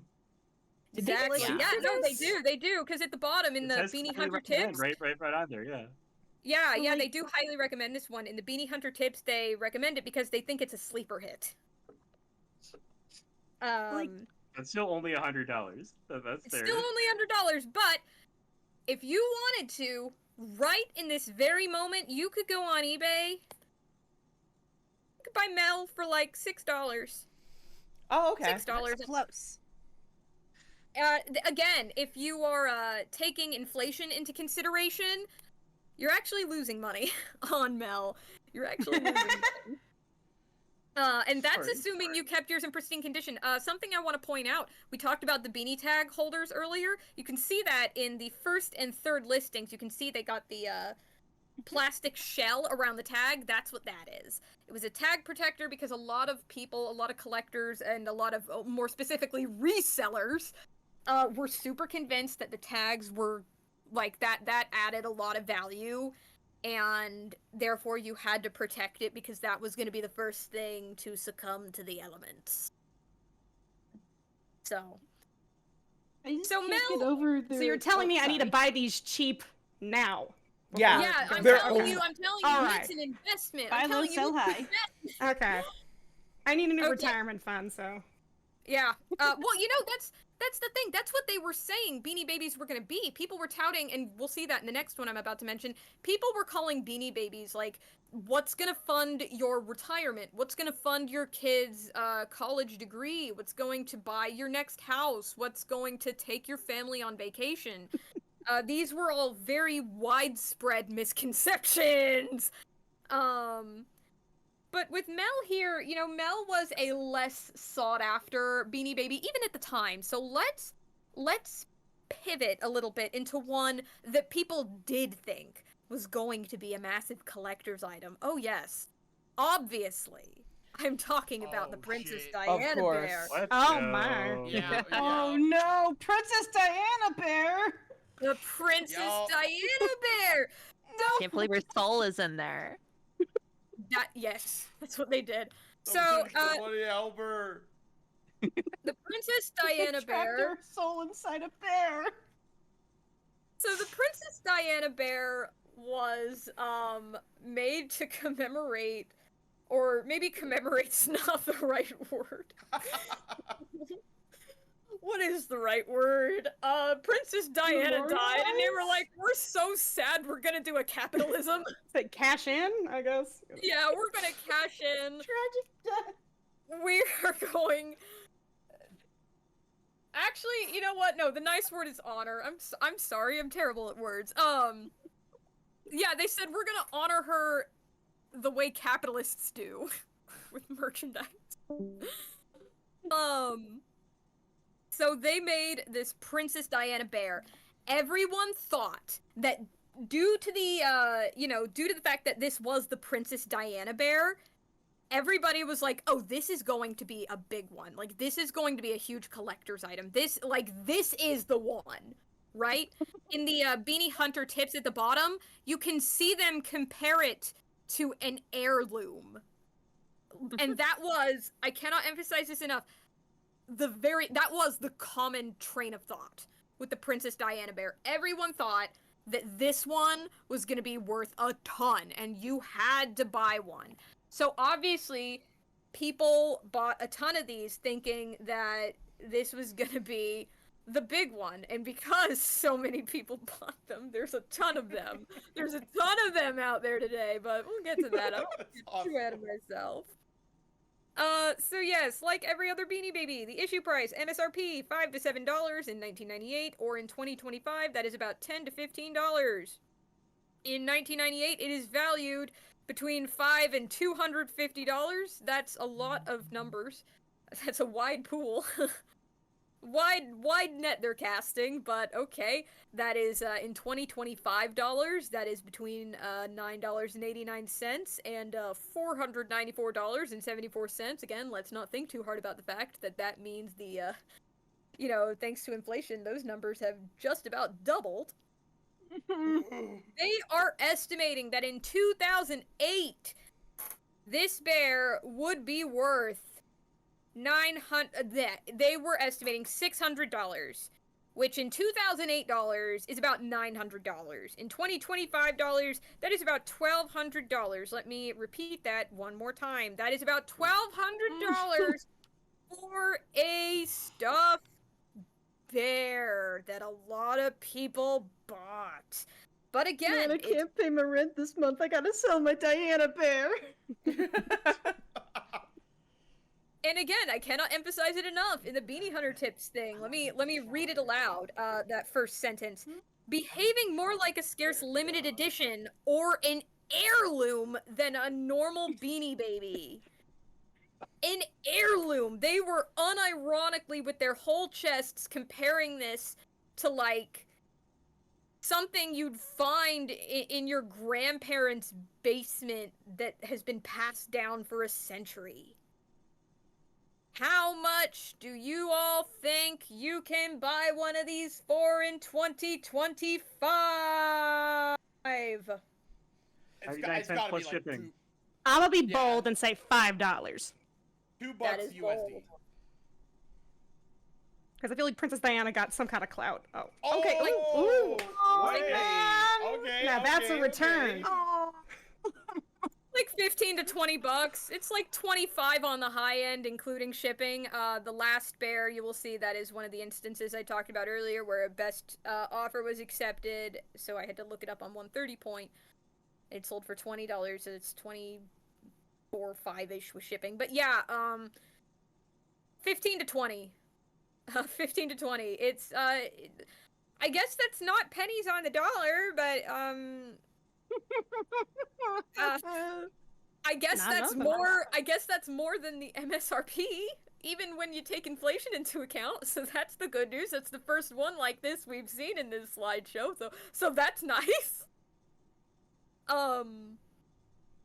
But yeah, depending on where you go, you might not be able to buy your lunch with the money you'd make from a Diana bear. Because again, everybody thought that due to the circumstances this one was made under, everybody was like, oh, this one's gonna be huge. And a ton of them were made, and a ton of them were sold. Speaking of ones that everyone was like losing their minds over, is anyone here familiar with Peanut the royal blue elephant? I think I do have some semblance of this one being like a very popular Beanie Baby. I think. I'm pretty sure I had the We gray haven't been one. acquainted, so I can't say Yeah. Okay, so suffice to say,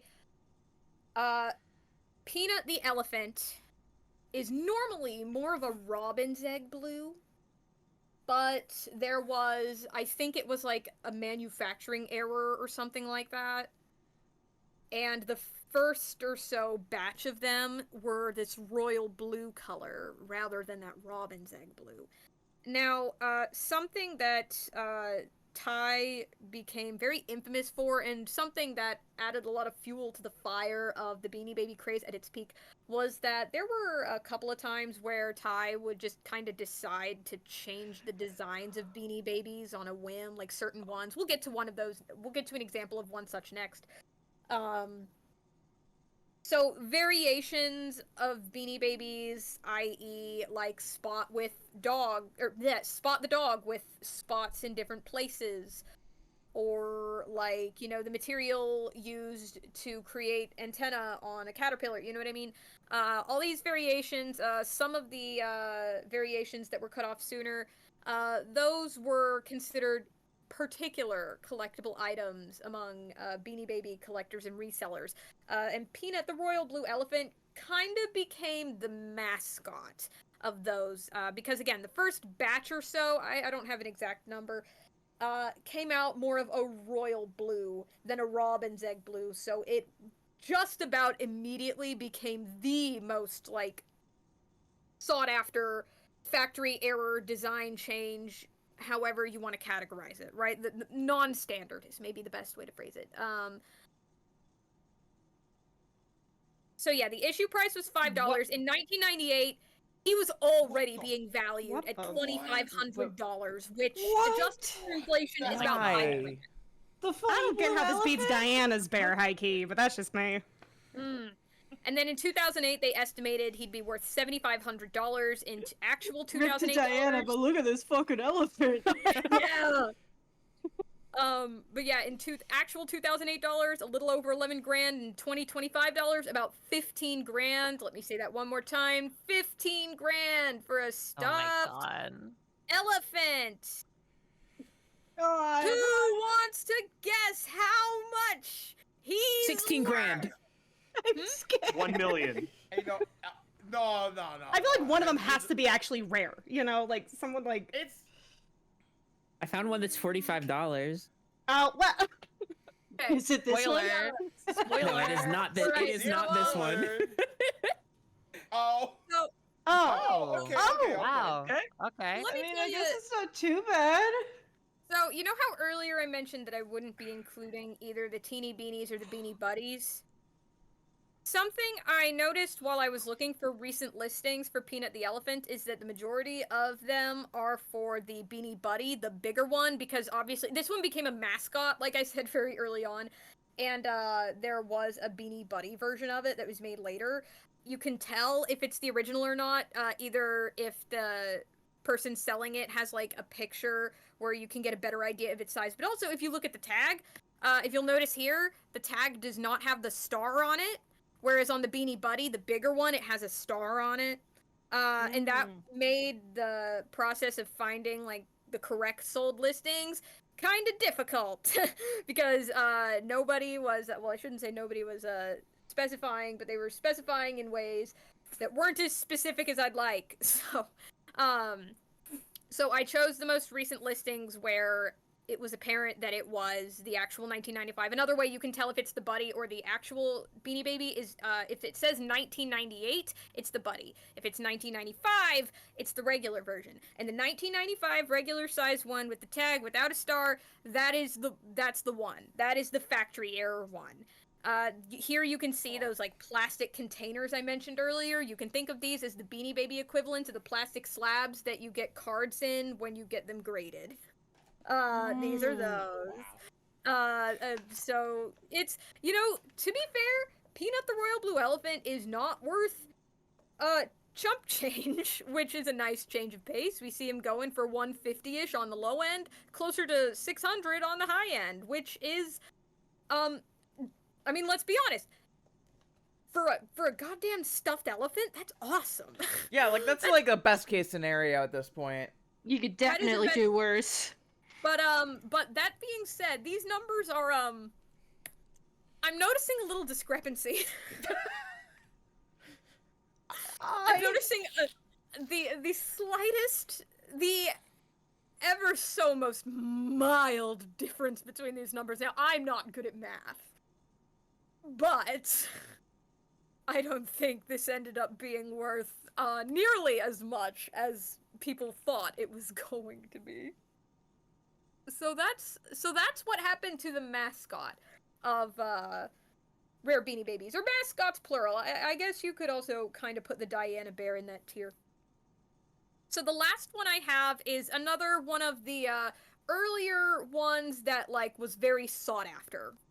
Quackers the Duck without the wings. Without the wings is very important. Like I said, there were known to be factory errors, and also Ty Warner was known to sometimes just change the designs because he decided he didn't like them actually. And I love this damn thing.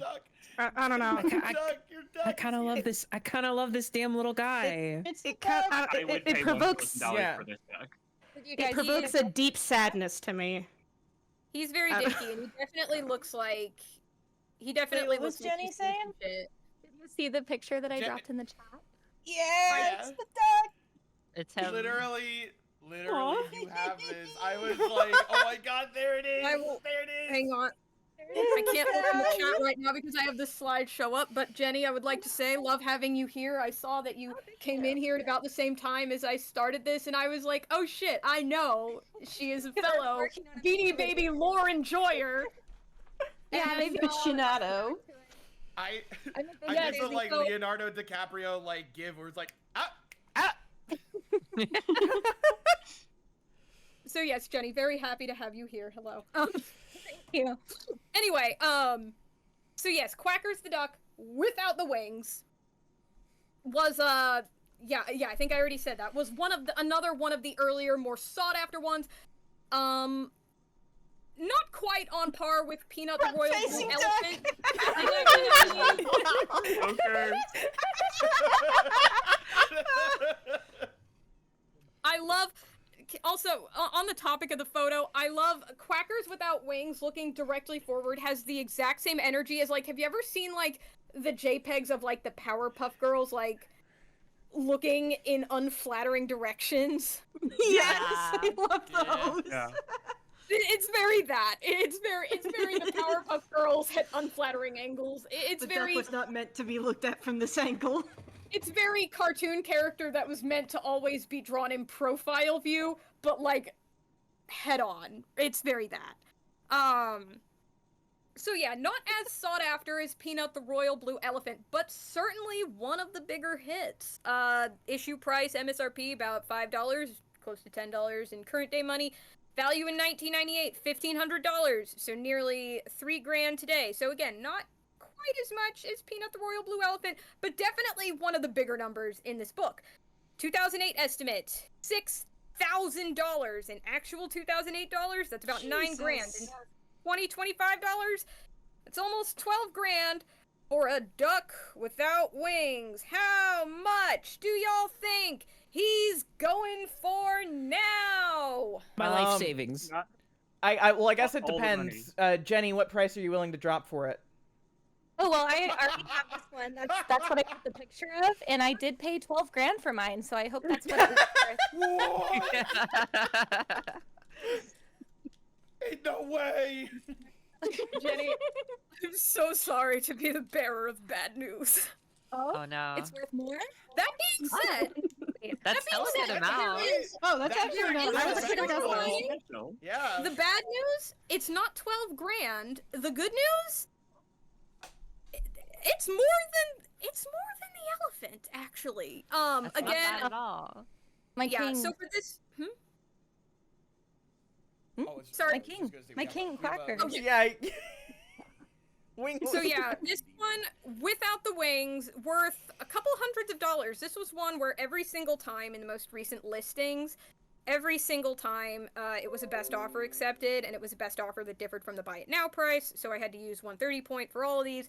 So we see it going for about 300 on the low end. Footnote, if you will notice there, that is authenticated by the same the same Peggy Gallagher that we mentioned earlier, so that's neat. And on the high end, we got $850. That's more than even the highest price we saw for Peanut in the recent listings.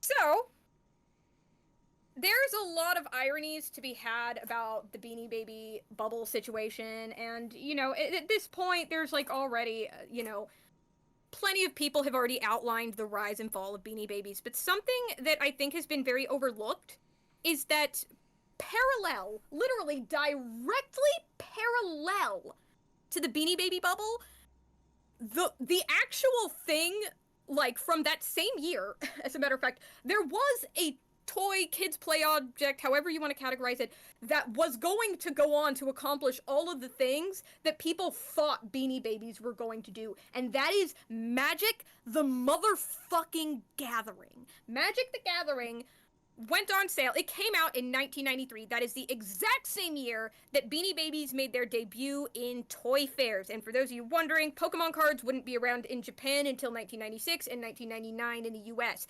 Also, interestingly, you could argue that they both have a Power 9. The Power 9 in Magic the Gathering are 9 cards in the original set that are just capital B busted. And the first wave of Beanie Babies were 9 different animals. So what are they if not a Power 9, right? In any case, so plenty of early Magic the Gathering cards. Certainly not all of them. Certainly not all of them. Talk to anybody at a card shop, and I'm sure they have a million anecdotes of, like, boomers coming in there with, like, common Magic the Gathering cards from, like, old sets being like, it's old, so it's worth, like, $50, right? And you have to be like, man, I will give you a gumball. And that's more than this is worth, right? So yeah, certainly not every early Magic the Gathering card, but there are plenty of Magic the Gathering cards from these first few sets. In particular, we are looking at Alpha, Beta, and Unlimited. Plenty of them are worth, frankly, redonkulous amounts of money. The Black Lotus, for better or for worse, is kind of the mascot of expensive trading cards. Alongside, of course, you know, base set Charizard, but Black Lotuses routinely go for just absurd volumes of money. You know, earlier I was talking about how people thought Beanie Babies were going to help fund their retirement, we're going to help put their kids through college, we're going to help put them on vacation, we're going to do all these awesome things that they obviously didn't. But if at that same time, those same years, if you had gone out and bought like a base set of Magic the Gathering, if you bought like a box of Alpha and just kept it in a closet, you could absolutely do all of those things. Not a lot of them survived. Magic the Gathering would not take off for several years.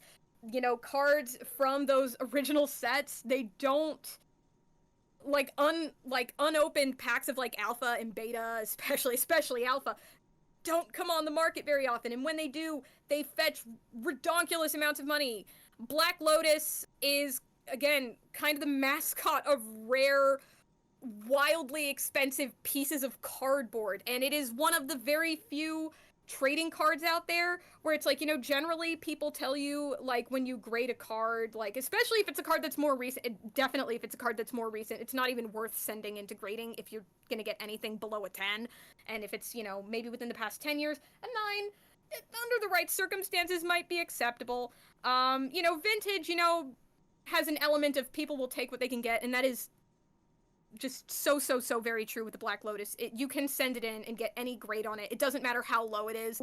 People will buy it for absurd volumes of money. And Magic the Gathering is still around today, and it's more popular than ever. The Final Fantasy set that is about to come out, per Hasbro chief executive Chris Cox, and I want to emphasize his last name is Cox, spelled C-O-C-K-S, and that is how it is spelled. Oh, that awesome. Yay! No way. Recently said that it is already, at the pre-order stage, it's not even out yet, it's just pre-orders, is already the best-selling set in Magic the Gathering history. What I'm getting at is these cards from these original few sets, they're only getting more expensive and more elusive, and Magic the Gathering is only getting bigger. These prices are just... They're probably... I don't think that line's going down anytime soon. Magic the Gathering, the base sets that were out at the same time as Beanie Babies are actually what's accomplishing everything people thought Beanie Babies were going to do. And I think that is very funny. That's it. That's the legal disclaimer in the book. Yeah. Hello, Beanie Babies. Awesome.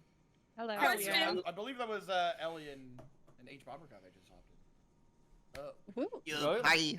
Welcome. Hello. Welcome. I do have a question. I hopefully have an answer. Okay, so you have the Beanie Baby Handbook, yes? I have it in my hands in this moment, yes. Oh, wonderful. Yeah. Okay, so my question, I literally screenshotted like one of the first slides that had a picture of the book on it because I needed to know. It says on the cover, includes lyrics to the new Beanie Baby Songs Volume 1. I was wondering about that too. What are the lyrics to the Beanie Baby Songs Volume 1? Did you recite them to us in a melodic fashion? Would you like me to read them to you? Yes, please, please. Oh my god, I would love nothing more. Okay, so there's a couple of songs. Tell me what your requests are. We got Beanie Babies Are Here to Stay. Alright, good start. We got Beanie Babies Everywhere. We got Cubby's first home run. Meet the Beanies. Bongo and Congo. Lost and Found. Blackie the Ice Cream Bear. Don't ask him why his name is Ty. The Beanie Baby Dinosaur Stomp. Chomp chomp chomp chomp. Spot Without a Spot. I Never Met a Beanie Baby I Didn't Like. Oh, and that's the last one. I'd really like to hear the dinosaur one. Yeah. The dinosaur? Yeah. Yeah. Okay. Hang on, let me some water before I do this. Mm-hmm. We're getting a whole performance here. Yeah. I'm excited. Dinner and a show. Dinner and a show. Somebody in chat said Meet the Beanies is better than Meet the Grams. Come on. What about Meet the Beatles? What is it right there?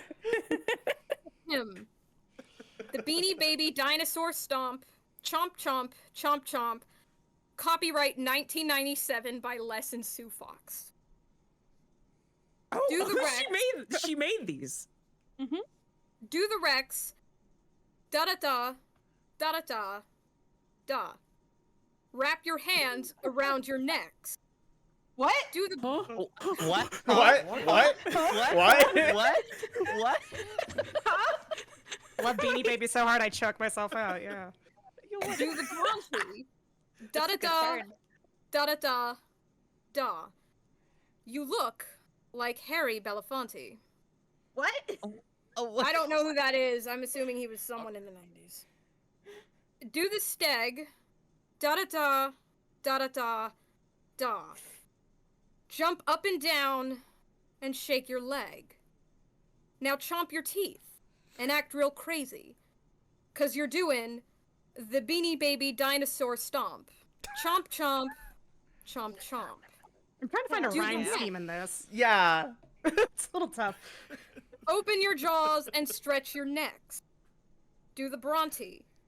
Spin round like Harry Belafonte. Do the Steg. Slap your hands across your legs. I don't think Now kids are chomp gonna your- get these references.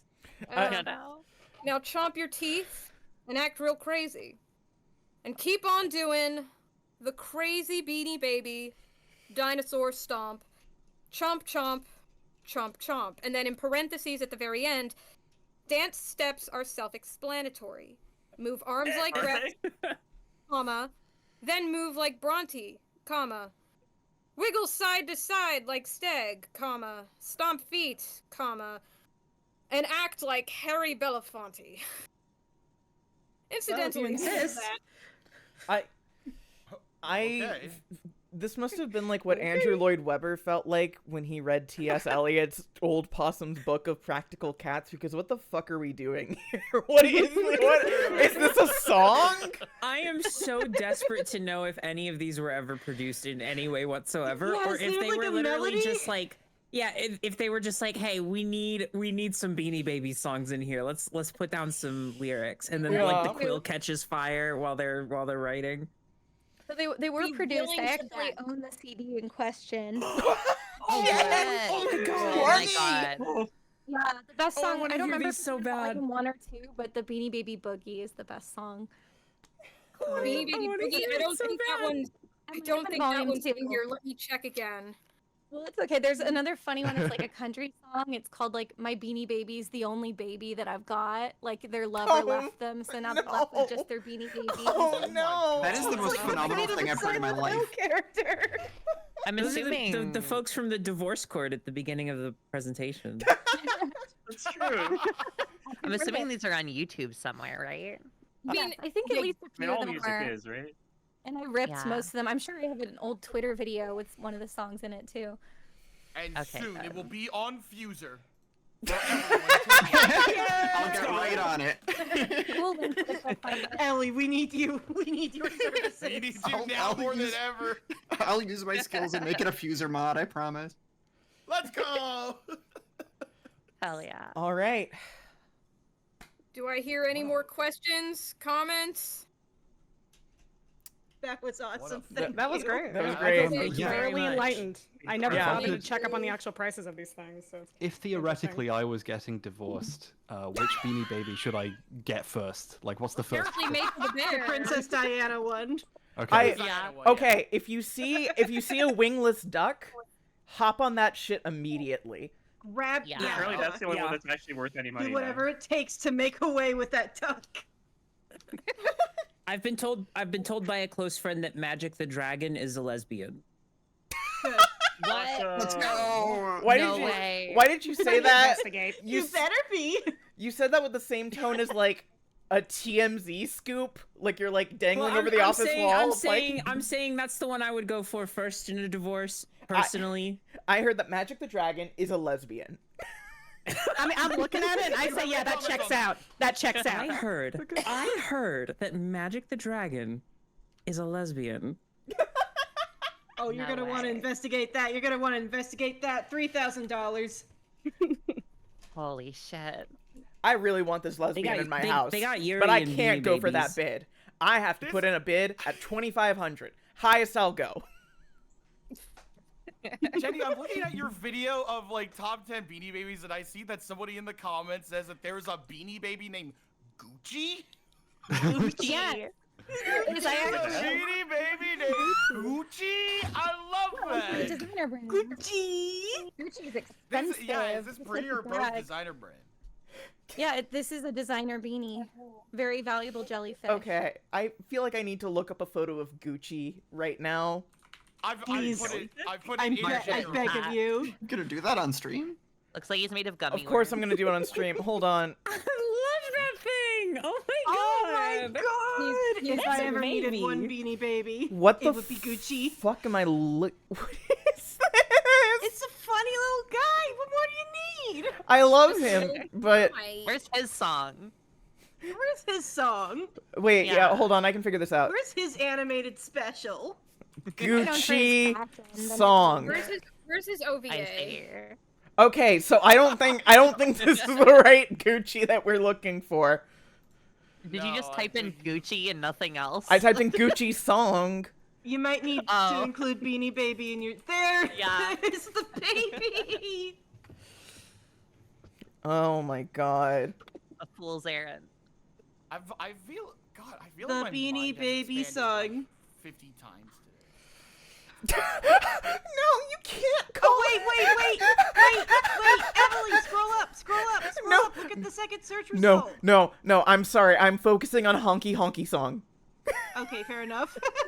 Honky Honky Song. My mind is on Honky Honky Song. I mean, I can imagine what that sounds like, but it's I can't imagine. That sounds like it Why would you be call from it that. some like indie horror game that all the kids are into that I have no fucking idea of what it is. That's what that sounds like. Yo, you seen the new twist in Honky Honky Song? They got scary honky honky in the Yo, background. It sounds like a fucking Game of scary reality. like new bro country anthem. It's like, oh yeah, have you listened to Luke Evans' Honky Honky yet? Also, the third search result is what I was talking about. Look, it's the songs from the book. They might have the dinosaur one. It does say volume 1. Hold on, let me click on it. Oh my god. Can you screen share so we can hear it? Yeah, hold on. God, It does. We have fallen so deep in the rabbit. I know. It doesn't have the dinosaur run. Then what's the point? Oh, what's the fucking point? It's only volume 1, so it's not complete. I'm so sorry. I love Cheezer. Oh my god. Cheezer's Hello. awesome. I just discovered Hello, my him. name is Elmer Fudd and I'm a cheeser. Oh, I'm sorry. Hold on. Yeah, play it. Actually, fuck. You keep reminding me. So lately I've been replaying Freedom Planet. Just a little off topic. I've been playing Freedom Planet. Uh-huh. And Yeah, that game. there is literally a line. It's like, "Hi, my name is Character, and I'm a chaser." I'm like, we can't do that one. Wait, No. What is a chaser in that context? I want to know. They're like people from outer space or something Oh. like that. You gotta name them obviously something it's else. four kids named Yeah. Captain Smoker It's from gotta One be Piece. something else. That helps. That does not. Oh, I That's like what how they you- name Smoker Chaser. I like Yeah, how no, you're just that's a what they did. transparent That's guy what now. they did. Oh, that's so delightful. Yeah, no, they renamed him Captain Chaser, and because we can't have like cigars and cigarettes in 4Kids One Piece, and you know he always has like a bunch of cigars in his mouth. Yeah, didn't they like edit it out so his mouth is just open all the time? Yeah. His mouth is always slightly ajar, teeth in full view all the time. Smoke is always coming out, but they're like, oh well, it's because he has smoke powers, so it's okay and totally not suspicious that it's exclusively coming out of his mouth, which is always slightly ajar with his teeth always front and center, heavily featured. Oh man, I wish I lived in the timeline where they kept dubbing One Piece. I would be very curious to know what the hell they would have done to Marineford. There's actually a pretty good video on YouTube that like speculates what could have happened. And like some of their like deductions are pretty interesting. Like it's yeah. Oh no, I was thinking like, what did they speculate would have happened to Ace? So Ace, I think they said that Ace would have just been like taken away, quote unquote, by the Marines and not dead. Yeah, probably. Like with Belmare, like who's normally shot in the anime, instead of that dramatic angle where you have Arlong pointing the gun at her and shooting her, it's in 4 Kids, Arlong pointing at her and saying, "I sentence you to life in the dungeon for the rest of your days," and for some reason, nobody ever thinks Emily, do you want a hint or do you want to? I would appreciate a hint. I've been on stream for 12 hours. You got the bounce again. Yeah, do the bounce again. In the air. Just on the ground.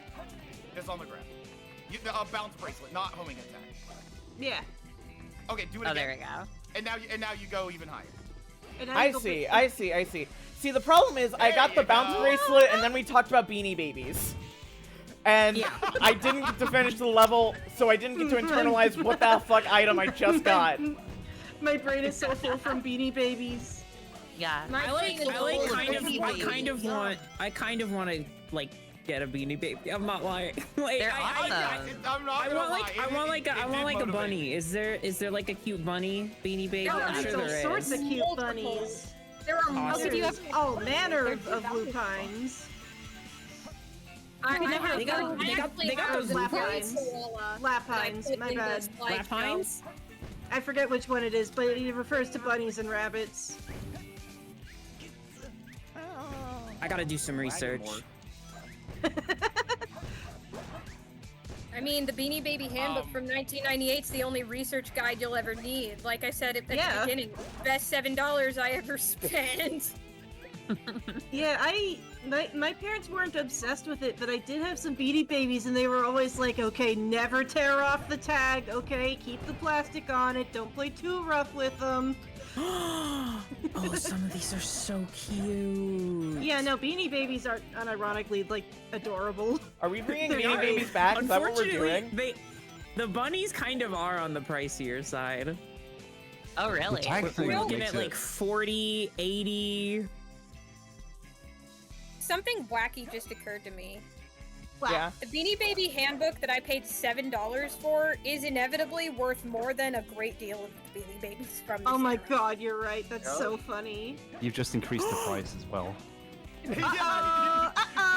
Knowledge has value. Oh no, I've created a speculator bubble. I think my favorite thing about that book is that, like, it assumes that because there isn't a lot of something, it is just inherently worth more. But you know what? Fucking nobody saw John Carter, and I bet that those DVDs are still $5. Yeah. It's not John Carter. It's like. Excuse me. No, I will. He was a Confederate. It's like Dank Pods talking about iPods all over again. Like, He learned the error of his ways. Wait, I thought John Carter was the movie about the guy in space with the. Well, yeah, but he's okay. Everyone starts somewhere, you know. Everyone loves the heroic tale of the guy who's born on the right side and was always right. Great. Value in that movie is my main man Tars Tarkus, played by Willem Dafoe. Nothing else in that movie matters. I will hold water for that movie purely because there's a whole long like army marching sequence. They're going to war and they march to the wrong place and the guy like leans over and slaps John Carter. That was I'm just funny unmuting bit, for a Awesome. sec because like John Carter is the only movie that I've ever been, it was one of the last movies I ever saw on celluloid, like on film. Oh my god! And you know how like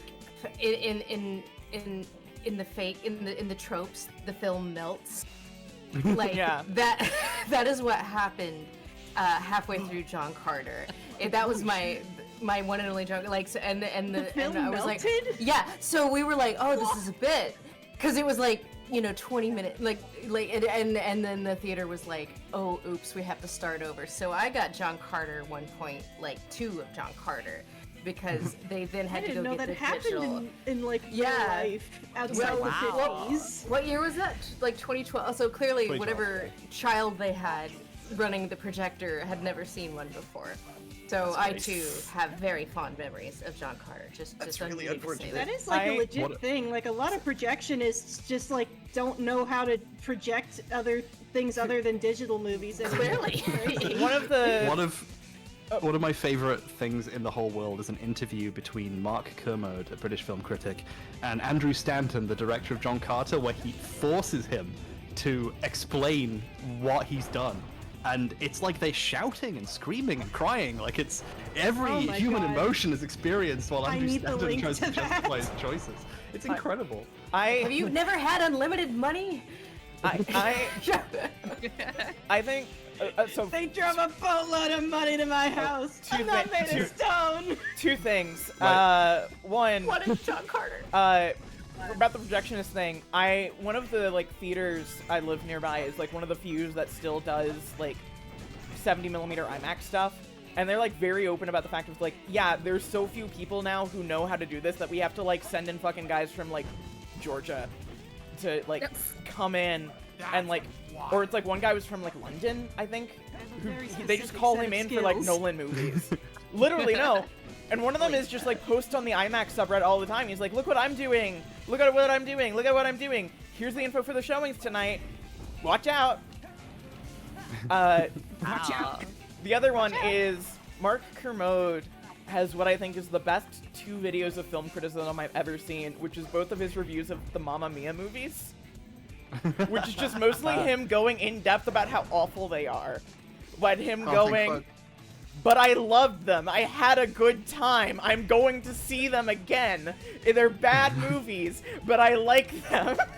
If you like them, then how can you call them bad? That's what makes it brilliant, is because he's talking about... He's like trying to reckon with this dichotomy in his head. You know what? Sometimes media junk food just hits the spot. Yeah. I love when you Google an obscure or like not watched movie and it's like, did you also mean this? And it recommends a bunch of other movies no one knows about. Like, I looked up John Carter, it was like, people also search for Prince of Persia, Battleship, Mortal Engines. Oh my god. I was about to say, at least those Just like Googled the grave of all cinema. When Mortal Engines... Prince of Persia movie? Yeah, Jake Gyllenhaal. Yeah. Jake Gyllenhaal was the Prince of Persia. A white man played him Which for is some reason. what a choice for that. Yeah. Yikes. For a while, it was the best rated video game movie on Rotten Tomatoes, which doesn't say much. No. Really? Yeah. It's been a time. You should hold to do spin down. I was gonna say, can we backseat for a second? Yeah. There you go. You're kind of driving me crazy, Emily. I have incredible news. What's that? Yeah. What's that? I am now the proud owner of Hippie the tie-dyed bunny. Beanie Baby. Oh, I think I had that one as a kid. Hang on to it. Yeah. Well, that don't that'll tear the fund tag your off. retirement. Remember, that'll... Joy, that creamsicle. Wow, I'm going a rank to get buried with Hippie the tie-dyed bunny. A rank E for Hell yes. Emily's doing so good at this video game. Everybody, please be nice to her. You are doing great. You're doing wonderful. You're doing the best anyone has ever done at any video game. Hey, I'm proud of you. Joy, I don't think you realized that has my name on it. I think that belongs to me. I love Tails' little walk in that. You're gonna have to send that my way. Ty? Alrighty. Ty. This is a new bunny plushie I've procured for myself. You will have to pry it from my cold dead fingers. Oh, okay. My bad. That was a weird abrupt end. Death Chamber. I have my presentation I'm ready. waiting. I'm locked Try and and loaded take it whenever. from Yeah, I'm yeah. in the death chamber. Yeah. take Well, him. now that we're done with that, let's go back to presentations. I need time before doing the fucking Death Chamber. Not the Death Chamber. This song is so fucking good for Death Chamber, and you'll see why. You'll hear why. It's another Knuckles level, you know. They all have good music. They all have good They music. all have good music, and but they all take me what I like 10 hours to finish. Yeah, so they They better also have the best lyrics. This one in particular is really Yeah. cool. We'll talk about it. All right. Alrighty.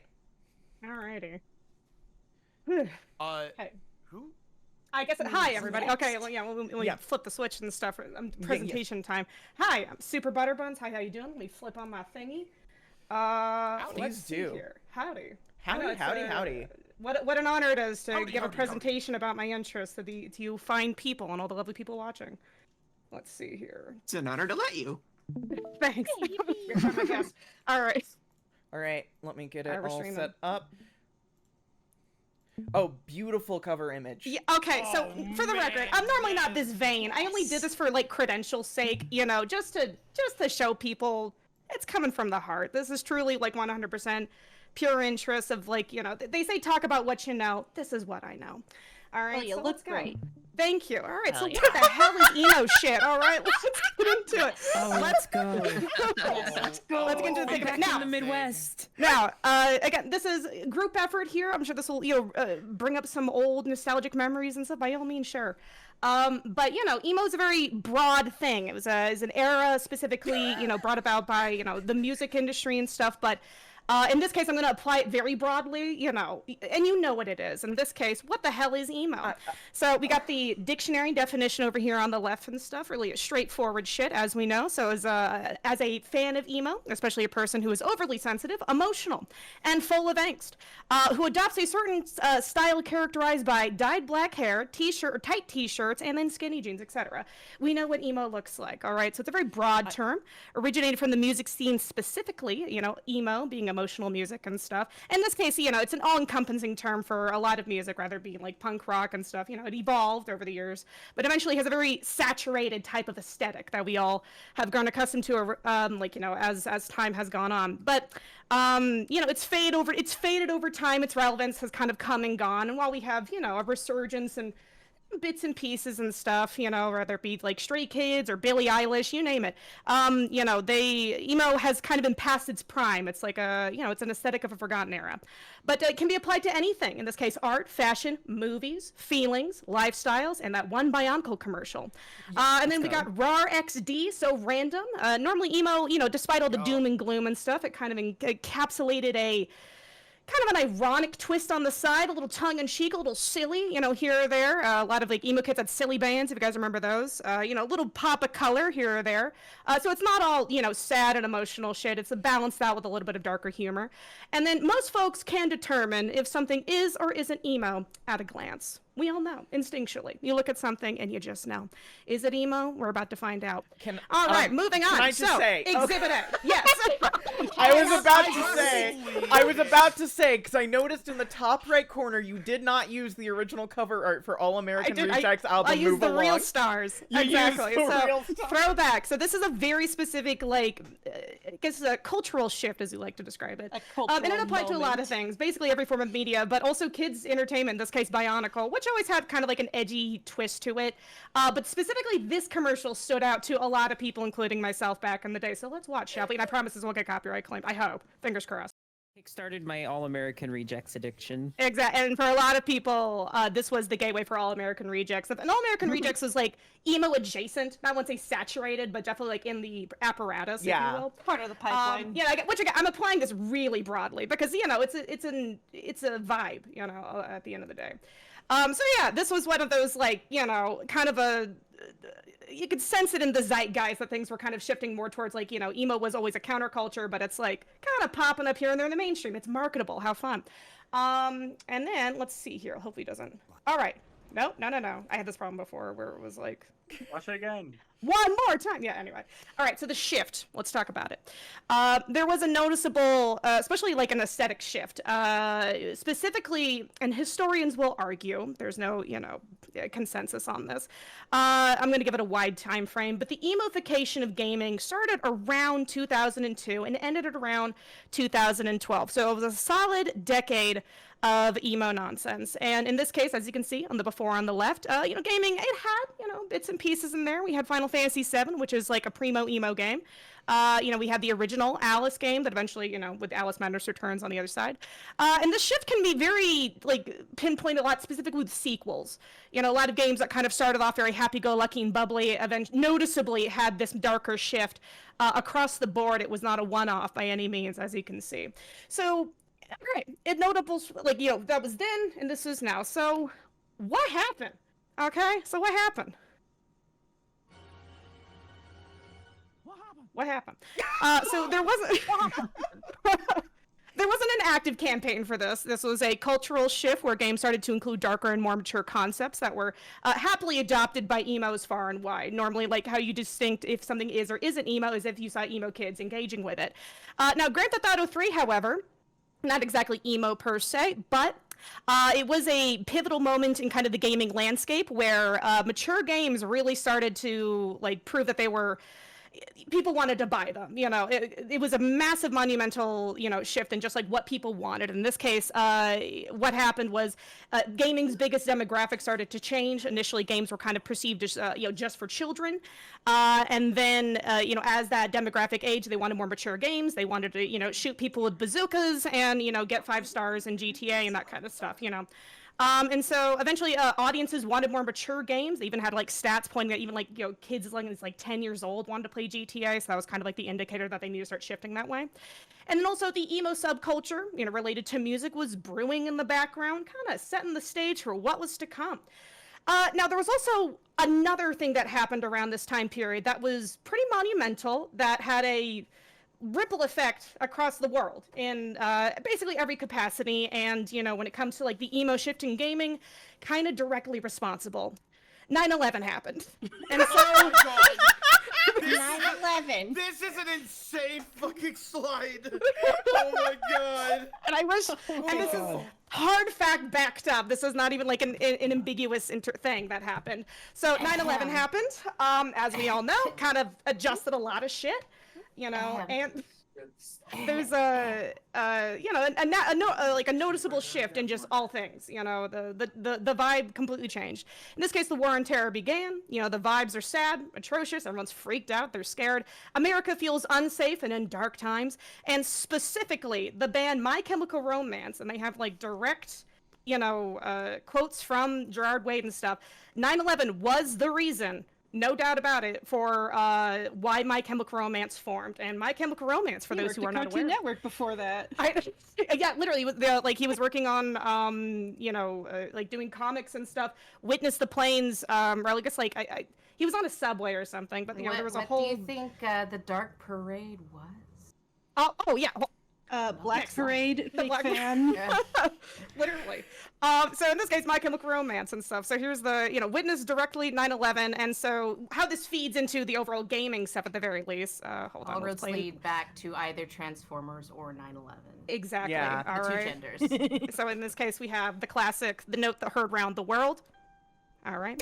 And so MCR is the poster child of the emo phase. Obviously, emo as a culture is massive, it's broad, it's got a huge range of bands that influence the music. At the end of the day, if you were to ask anybody, if you could pick one band that represented this, you know, raw, saturated emo movement, it was My Chemical Romance. So if you liked MCR, chances are you liked emo games.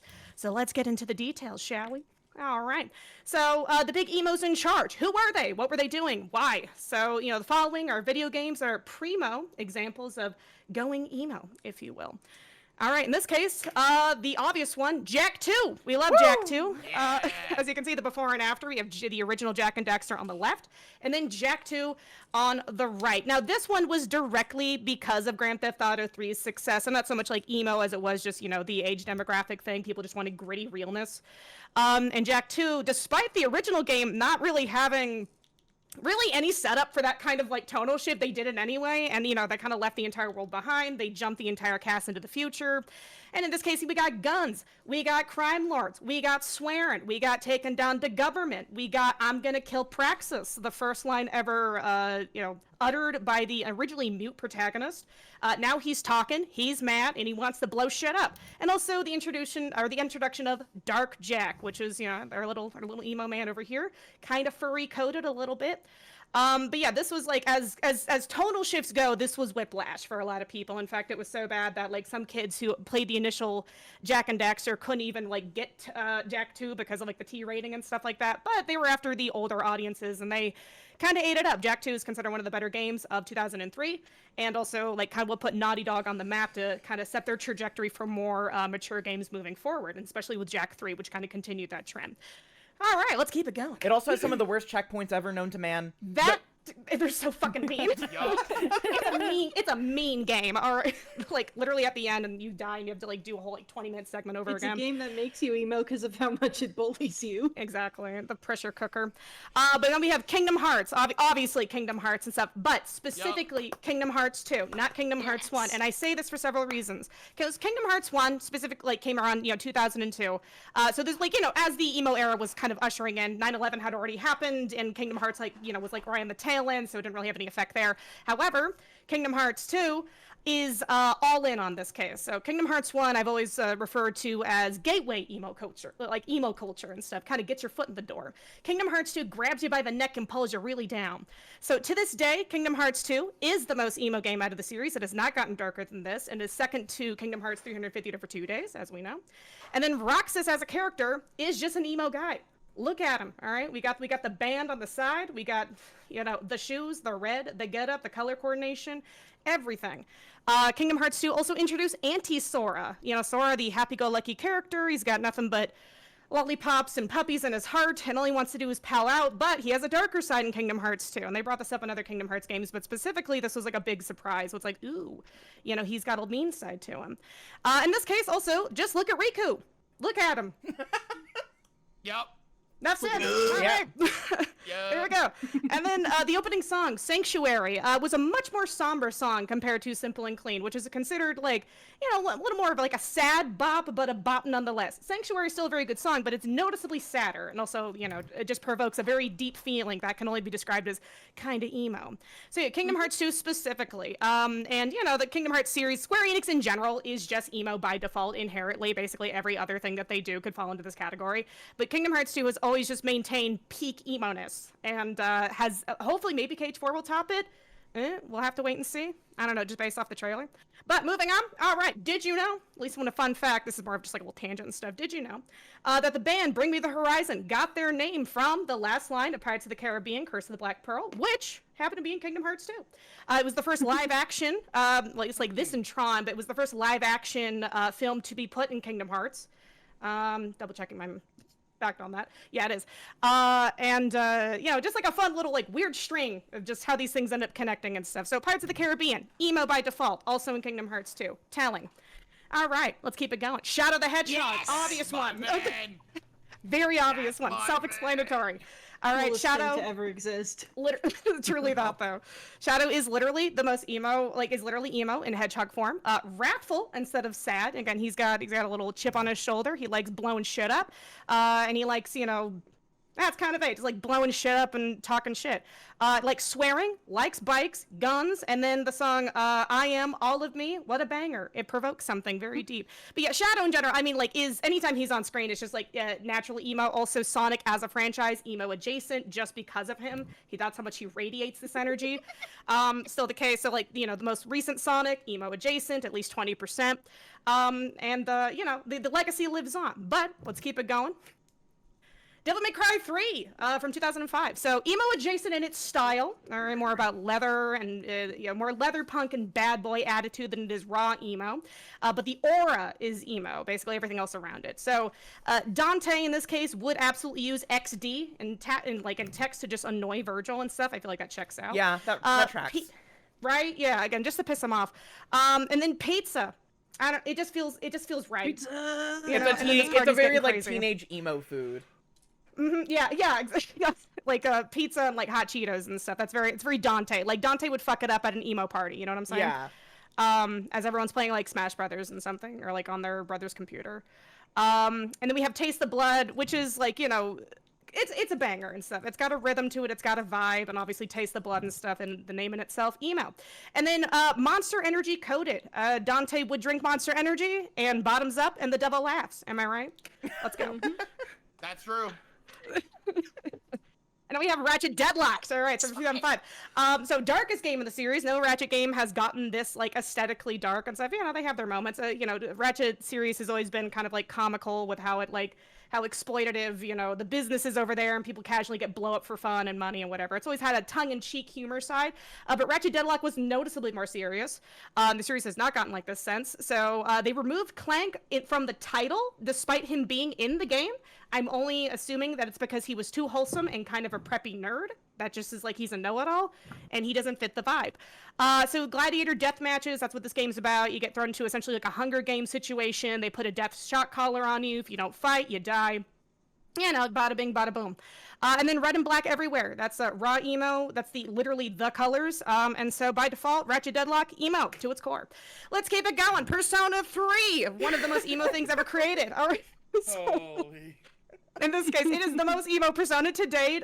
You know, Persona 5, despite the red and black color theme, is more about, you know, rebellion and, you know, sticking it to the man. Not so much like, you know, sad vibes out here. So we have Persona, and then you shoot yourself, as one does when you're being really emo in the game.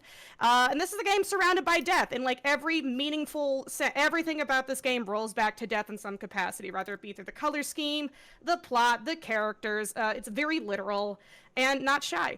There's also a lyric in this game from one of the popular songs that I've never felt like so miserable, said in the most happy, upbeat tune that you've ever heard. And also blue equals sad. That's for all of the, you know, analysis people out there and stuff to kind of put 2 and 2 together.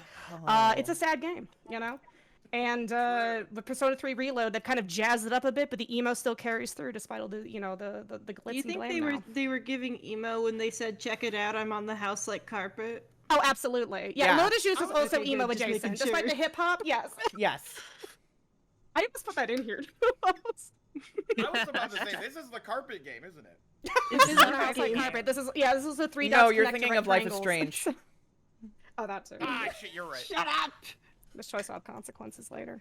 All right, let's keep it going, though. All right, this stuff does not end. So, Shadow of the Colossus, the evidence is damning. So, this is the darkest game from this creator, and one of the motifs that they honed in on was cruelty as a means of expression. Very emo. And so this was also, surprisingly, I looked into it, was also kind of inspired by Grand Theft Auto's more mature themes. They essentially gave them the green light that, you know, the ideas that they were already kind of dabbling in their head were safe to go to, you know, it's like what people wanted, so let's lock in. This game is sad as fuck. This is raw emo in the vibes. This hits real depression, that kind of numb, you know, like, what's the point, you know, death is around us kind of thing. You're watching these massive kind of, you know, low-key adorable colossi get stabbed to death. And, you know, you got the music swelling and stuff. It hits all of the vibes. So when I was 12, I played this game, and it made me so depressed initially that I returned it. Because, like, you know, which is a mistake in hindsight. You know, it really hit. And I didn't understand what the hell I was doing and stuff, but it just made me upset. One thing I do recommend is do not play this game in a dark room while you are hungry. You will taste darkness, specifically like the little wormy things that follow the colossi. Yes. Yeah. It's got a taste to it. I think it has to do with like the steam that or like, you know, the black mist that pops out of their head. That did not help. I could kind of taste that shit. Yeah. And then Shadow is in the was, name. like, blood spurting out. Yeah, something like that. It's just overall, you know, it's vibrant. You can, you know, and also when you're hungry, it's like it's the only thing you see, so you just kind of assume it's like the worst smelling shit ever. Anyway, Shadow is in the name. Very emo, as we know. And this is like the darkest, you know, from this creator. Anyway, all right, moving on. We got more. Final Fantasy VII: Dirge of Cerberus. Okay, self-explanatory. So Final Fantasy VII. This is actually one of my favorite games. This is why I would say is like this is the best like 5 out of 10 game ever, personally. Yes. But Final Fantasy VII is emo in general, as a whole, as a unit. And then Vincent Valentine is actually the most emo character ever created. I have not seen anyone really top it yet. Again, followed by Shadow. Of course, Shadow was like right there next to him. The only reason why Shadow isn't number 1 is because he's got, you know, again, the cutesy animal thing going for him, or you know, he's soft, which does, you know, dock on his emo points a little bit. But Vincent Valentine, he likes to sleep in a coffin. That's very vampire. He broods like nobody's fucking business. He is the brooding final boss. He's always out there yearning and like staring off in the distance and being sad. And he loves his girl and nobody else. And despite everything, he loves his girl, and that's dedication, and that's emo to the core. Absolutely love this game. And out of all of, like, you know, Final Fantasy, very popular game, and Vincent was a very popular character, but of all the things that got a spin-off outside of Crisis Core, they chose Vincent because of the emo era, because they knew he would do well. And he did. I also gotta say, that was my first Final Fantasy. Same. because I saw the cover and No better intro. Because I saw the cover and I was like, 10. I know Final Fantasy from Kingdom Hearts, and this looks cool as shit. This guy looks fucking rad. The best way to get into Final Fantasy is backwards. You heard it here first. Can I? Do you guys want to guess what my first Final Fantasy was? I'm so curious. 14. 9? Keep going. 8. Tactics. It was 3? 7. Oh, That's a good one. That's a good one. That's a good one. Like, as We love in, that one. I was there when it came out. Yeah. Same here, let's go! Yes, high five, the elves. Who hashtag remembers the hashtag 90s. Wait, they didn't wait, have hold on. hashtag. What was the release date for FF7, like year-wise? I don't know. I just had a friend that was, 1997. like honestly, it 97. turned me really against RPGs because she was so into it and just really liked this idea of people watching her play video games. And to me, it was like boring times 2 because at least, you know, with like normal video games, you're just like pushing buttons, but like with RPGs, you're yeah. So I was just like, this is hell, and I'm in it. So like it like formally put me against RPGs for the rest of my life. Keep going. So I just want to say for the record. You gotta try Dirge of Cerberus. That was the mistake. Yeah, yeah. I just want to say I remember that bitch dying and that other bitch dying. For the record, You know the ones. when FF7 came out, it came out September 7th, 1997. I was 3 months old. So nice. I was -1. I didn't get to play it. Hopefully yet. as mature, so I was alive. Respect. Wasn't old enough for the T rating. Yeah, I asked my parents for it, but I don't think they could understand me at the time. Yeah, you just knew, you know, just like, and they were like, oh, they want milkies. for the cloud Aw. strike. My brother-in-law actually plays Final Fantasy music for his daughter, my niece, while she sleeps and while she was in fucking pregnancy, in the hopes that when she That's grows the new up, Mozart, yeah. you So know? in the hopes that when she Gotta grows get 'em up, young. Yeah. she'll play Yeah. Final Fantasy. So You know what's funny? It's like with the first one, I tried to do that with the Beatles, and I can like tell you from experience that is not a thing.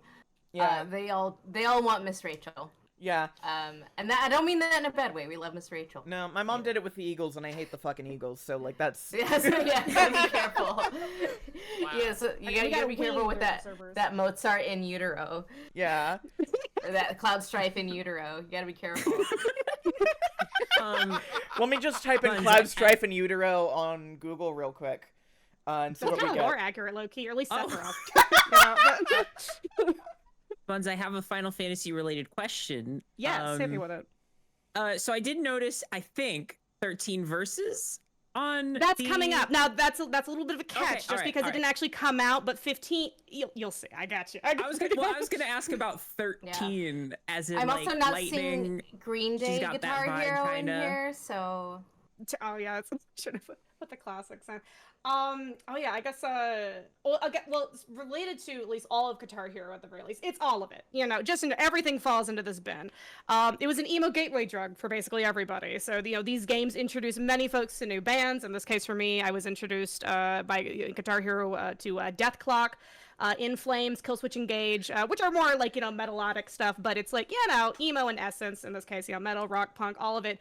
Emo at their core. Most of these people can get along. And you guys remember Guitar Hero back in the day? Just like, anyone This is still have fucking their guitar? Yes, I remember we do. watching other people play it. I have my guitar behind me. Oh, heck. So you should play us a ditty. This is a great gateway drug, by the way. Guitar Hero 2 is a gateway drug, not just for emo music, but if you like 90s rock pop, in which case you got into Matthew Sweet's Girlfriend from Guitar Hero 2 and you listened to the entirety of Matthew Sweet's Girlfriend album and you recommend it to all of your friends and they never listened to it, even though it's a really good album and one of the best albums of the 90s. That's why we have PowerPoint. The power of Next point. time. There's something conceptually funny about getting into Death Clock. Right? Yeah, I was surprised too. Okay. No, Yeah. it was what was it? Thunder Horse. It was actually a Oh, wow. secret song in Guitar Hero 2 specifically. Oh, wow. I loved Guitar Hero. Okay, weirdly enough, so I got Guitar Hero 3 for the first time when I was really young. But I got the guitars. But I was having like, Christmas like somewhere else, and so we ended up not like shipping them back to where I lived. So I just never had, the means of like getting the actual guitar again. So I learned how to play Guitar Hero on the controller, which is not a Holy shit. It's pretty straightforward. I mean, like hitting notes is actually really easy. It gets really complicated when it comes to chords. And so like it doesn't have a strumming feature, so like you have to hit each individual note. But I got really efficient at it and stuff. But yeah, I ended up loving the series. But yeah, it got me into a lot of music that was pretty essential to my taste. Regardless, all of Guitar Hero was emo, every way, shape, and form. However, I don't want to gauge people's opinion on this, okay? Like I said, emo is something that you can kind of determine at a glance. Rock Band, not emo. It's not. It's a style. It's a style. I think it's because it's too sleek. This is just how, it's too sleek. Very sleek. I didn't realize there was a difference. It's literally just in the subtlety of the aesthetics, really, because like most Guitar Hero. Green Day is the one that had Rock Band. Oh, there we go. Well, see, Green Day's in that, like, they're so popular, they're like, because I had them in the collage. I mean, I was curious. Yeah, I mean, I was curious if you considered Green Day emo because absolutely, yeah. I absolutely do not. I think that they adopted the aesthetic. They're definitely. I would say specifically American Idiot, just because of the red and black motif and stuff. That's it. I feel like they arguably like created the aesthetic for him. Like they were Avril for him. But like I guess I wouldn't consider them emo just because like the audio aesthetic was so specific and was so not like guitar like forward. I guess is like I feel if that makes sense. Oh no, yeah, right. And so when it comes to, like specifically the music genre and stuff, they just get like for me, like the way I saw it is that if they had like merch and Hot Topic, that counts. So and that was like the criteria. That's a very good point. So yeah, more like aesthetically than it was sonically. But Rock Band specifically, it was just because like just the sleekness of it. It was rock, not emo, which is like the weird line. This is just how I would categorize it. But yeah, that's how I felt. Moving on though, let's get into it. Let's keep these good vibes going. That being said, does anybody want to sum up? Do you want to talk about who's really punk? Do you want to talk about who really counts? No. Yeah. The only punk band is Talking Heads. Anyway, Twilight Princess. So, Majora's Mask can also technically be considered emo, just because of the moon and all that and stuff. But it's like, if you were to put it in a head-to-head contest with Twilight Princess would win. It's dark and it's spooky, and wolves are inherently emo. They just are. I can't explain it. It just is. Are like intrinsically connected to emo. They're like, inseparable ways. Like the odds of like you being a furry and an emo kid are like really, really likely. And Twilight Princess was that like, even Nintendo was not immune to this trend. All right, let's keep it going. Bayonetta, we have horny emo. So this is Umbra Witches and the Luma Sages. So this is the heaven and hell going at it motif. Bayonetta's a witch with hair demons and low-key kind of XD so random just because Bayonetta has a more comedic vibe to it, despite all of the carnage and, the stilettos and the hair demons, all that nice shit. Bayonetta was kind of, like where things were being a little more playful. Some would argue this is kind of like where emo eventually kind of drifted into the scene a little bit. But overall, it was kind of, slowing down a little bit. This trend had been around for a little while. These things weren't, kind of an indicator that edginess was out and more like goofier shit was in.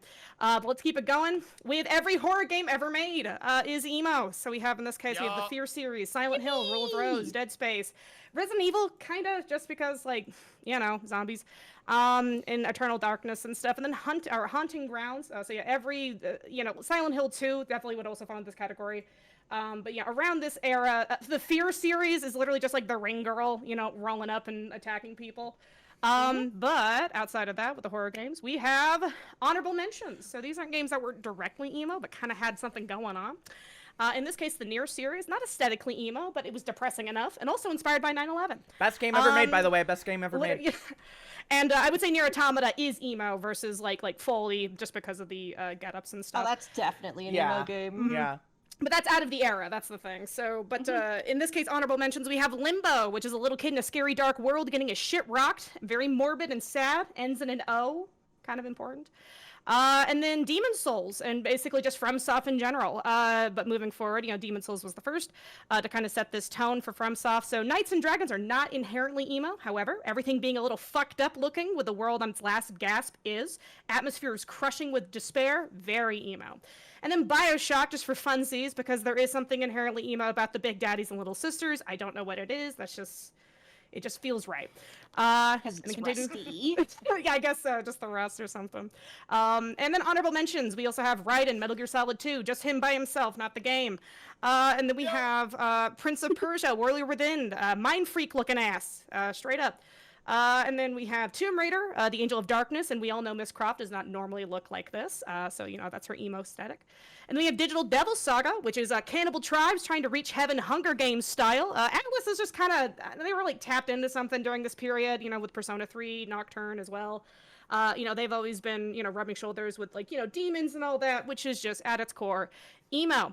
And then, keeping it going, it is not a phase. It was. So from 2021 to 2011 this is where the trend started to slow down.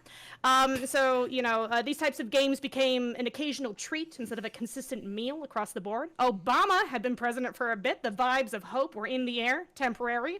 And then emo music was no longer the new hotness, counterculture-wise.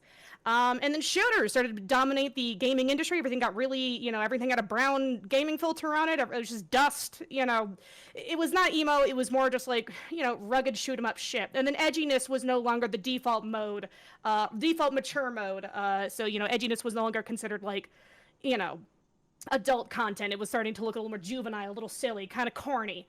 And so that's when we started phasing out of it. In this case, Catherine, Epic Mickey, and Alice Madness Returns, very emo in a sense, but a little more colorful, a little lighter, starting to get out of it, 1 foot in, 1 foot out kind of stuff. And this is where this phase really kind of ended.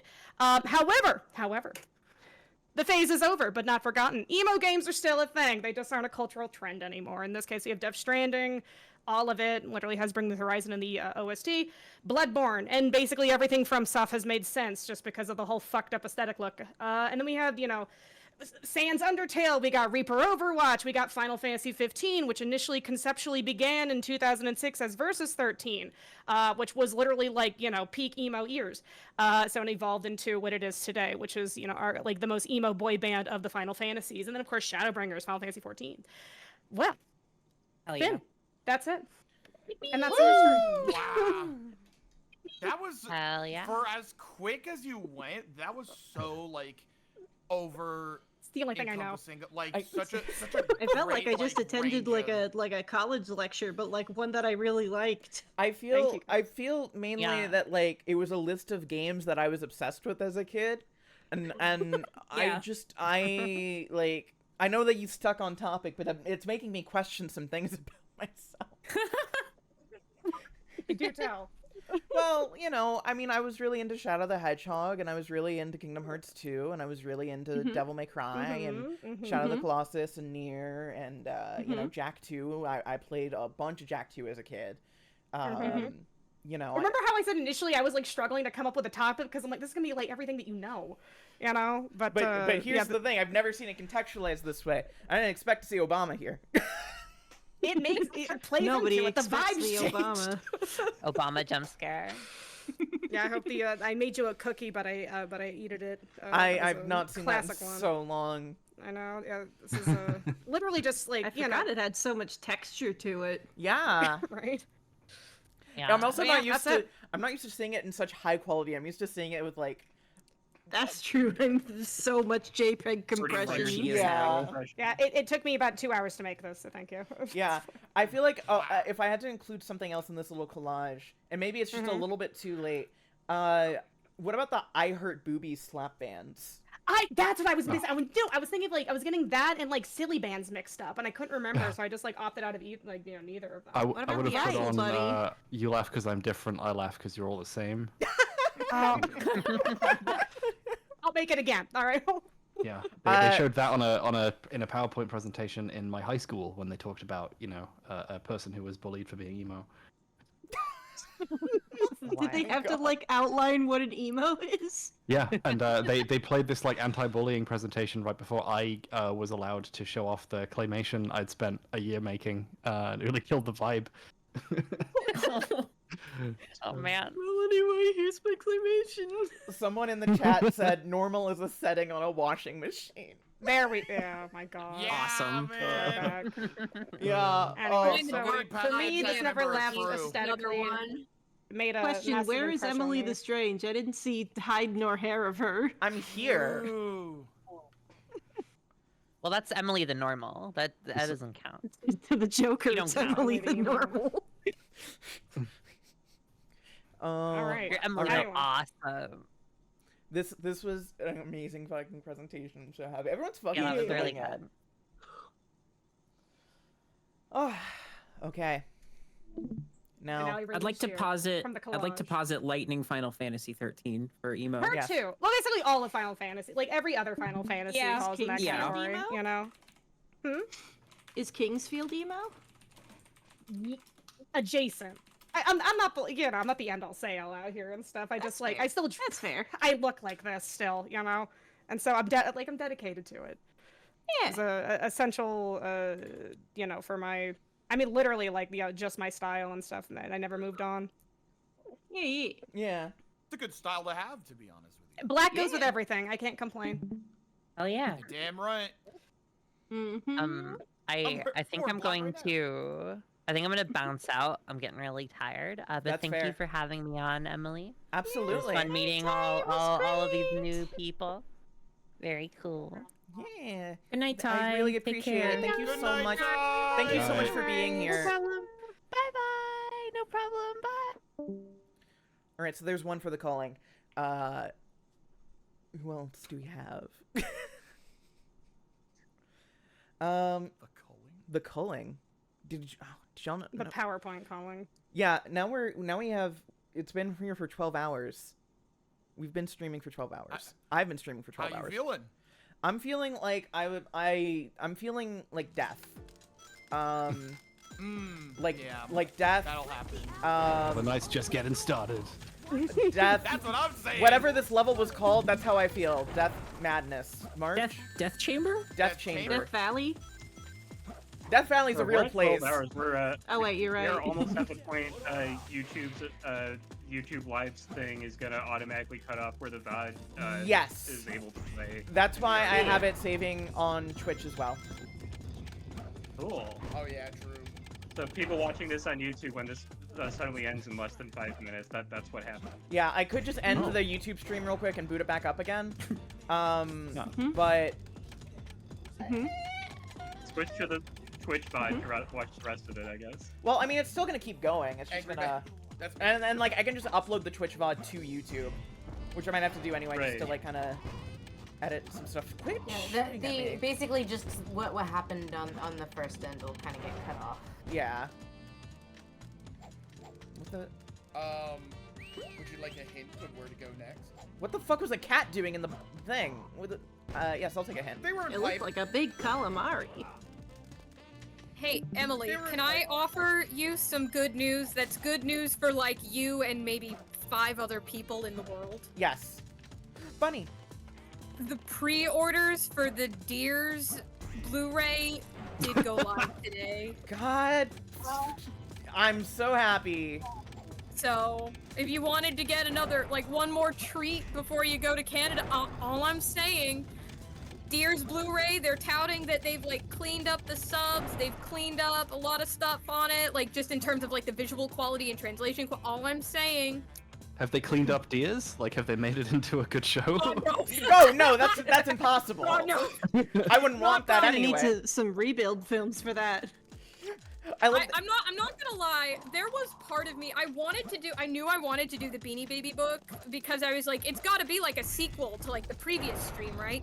But there was a part of me that was like, would there not be a better person to stream like a PowerPoint on like how Geneon was so convinced Deers was gonna be Chobits 2.0 and all the effort they put into marketing that show that ultimately did fucking nothing. Yeah.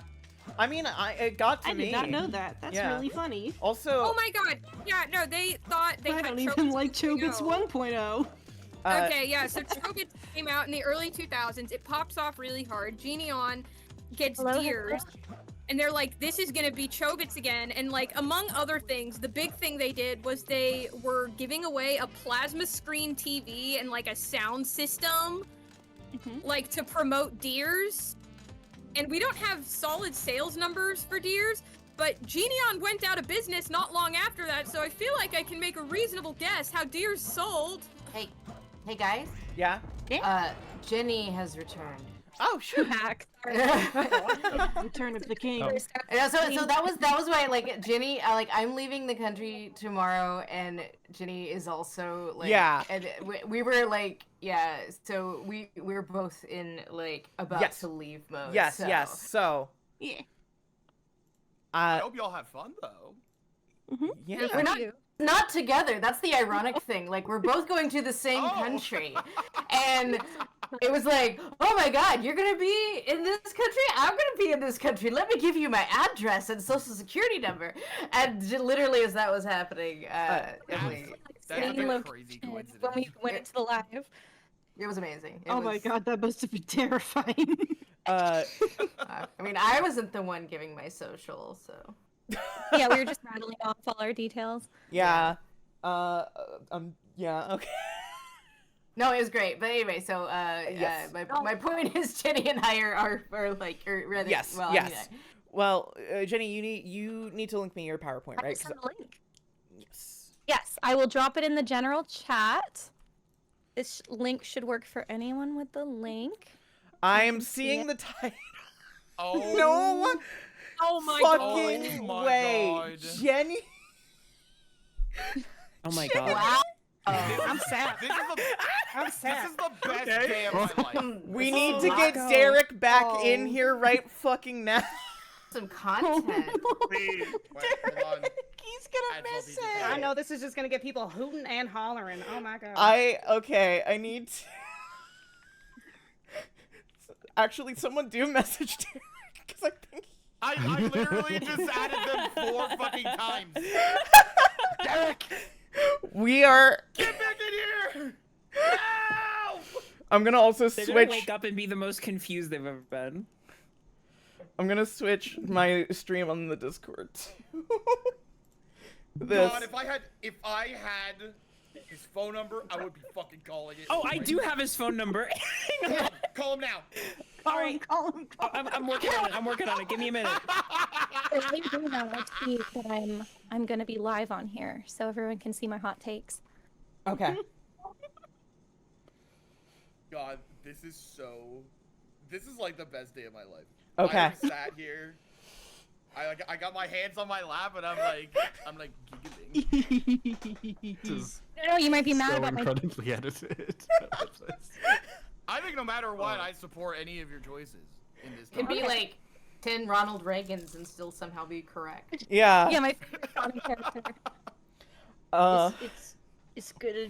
It's number one. I'm calling it. It's. He picked up. He's on his way. Professional risk car driver, GoDaddy spokesperson, DatCravat. All right, Jenny, tell me when. Hold on, let me figure out how to get the stream. Okay, I've got it back on. Okay, so I will just say click when it's time to click to the next bit, and then, you know, some of the slides, just new text will appear. So if you don't see an entirely new image, don't panic. It's doing what it needs to do. Okay, I won't panic. Is everyone ready? Should I begin? Yeah, I'm ready if you're ready. All right, so today I'm going to be presenting the top 10 hottest male Sonic characters. Obviously, the top 10 hottest females have already been litigated. Okay, Yeah. I'm on mobile, so my audio is going to be bad, but I need to see this. Whose presentation is this? This is me. I'm presenting my top 10 hottest male Sonic characters. Oh my god, you're literally my fucking hero. You just scribbled out the FE for female. You are literally my fucking hero. No, I made this original image myself. It was all my idea. Yeah. Okay, yeah. You rotate text in MS Paint. Absolutely. Yeah. Yeah. I am so glad that I got called in for this. I'm so happy. I would have missed The this. moment we saw I was it, we in were like, bed. "We I have was to in get bed on Derek." another call, like checking in on some people, and I was like, "Holy shit, I need to go." This is more important. Yeah. All right. Okay. I'm ready. I'm sat. Okay. Click. Okay. So first, I just wanted to remind everyone that the Sonic universe is also known as Hot Dude Heaven because there's such a mess of beautiful and tough dudes. And then you can see I've also put a warning to try not to reach through the screen because we're gonna see a lot of hot dudes. Oh my here god! today. I wish you told me earlier. Thank God you warned me. I was about to put my hand on the screen real quick. Oh my god! Are you gonna do a here we go? Are you gonna do that? We'll see. Here we go. Okay, click. Holy fucking shit! You could end the presentation here and I'd be satisfied. Oh my god, I'm the biggest BioLizard fan. Obviously, I'm going for least hot. So BioLizard is number 10. So I've put his positive traits. He's tall, obviously, and that's not an insult to our short kings, but you know, it's a factor. It's a bonus point for him. Understood. Yes, and he is one with the space colony arc. I've also been told that he's determined to keep it on its collision course, so that shows that he's goal-oriented. I like a motivated guy. Click. Okay, points against. I would say this one, he's more of a cutie than a hottie, and he's also quite old. Holy for fuck. Some people, not It's so hopeless for me. Holy shit. This is I'll awesome. never be in his league. Yeah, and like some people would put that in the positive column, but for me, I don't know. The age gap is a little uncomfortable if it's too stark. So I've put old as a point against. Right. Yeah. Okay, click. Next one. Next one I've put together. Grounder from Satayan.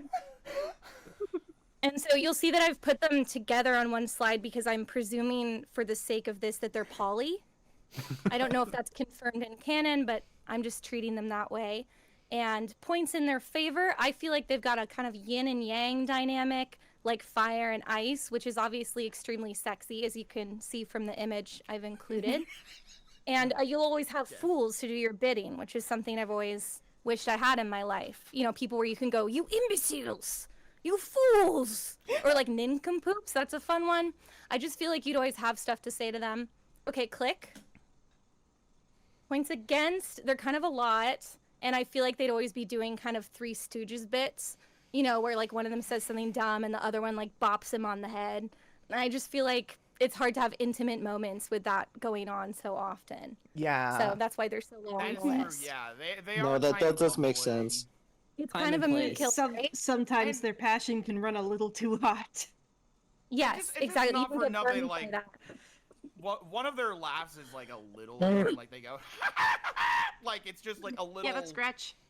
That sounds Yeah, exactly it's a like. little- And isn't Grounder? He's like, I'm stupid. So basically, it's the problem that comes with every poly couple. Yeah. You're Exactly. And they're kind of the only This- poly rep on this list, so that's why I've, you know, they kind of exemplify it. Yeah. Strangely describes a lot of polycules that I know as scratch and grounder energy. Yeah.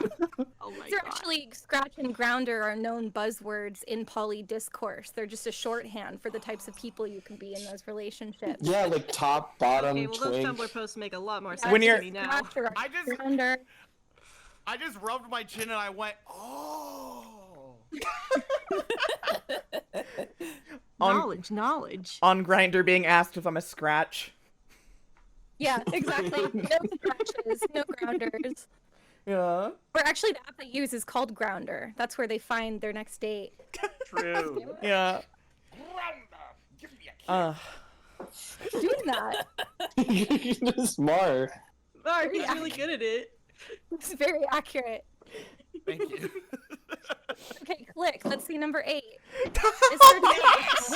Wait, let's fucking go. It's crazy how hard you're cooking with this, actually. Honestly, top tier pick. Yeah, so points 4, obviously, he's very handsome. He can drive cars. He's good with kids, so that implies some sensitivity. He's also got, like, a lot of domestic skills. And he's always carrying around that, like, tea towel. I feel like he can make your bed. And he's happy to do those acts of service as his love language. I've also put that he has a job, which in the Sonic universe is actually kind of a rare quality. So looking pretty strong there. Click. Let's look at the negatives. He's boring.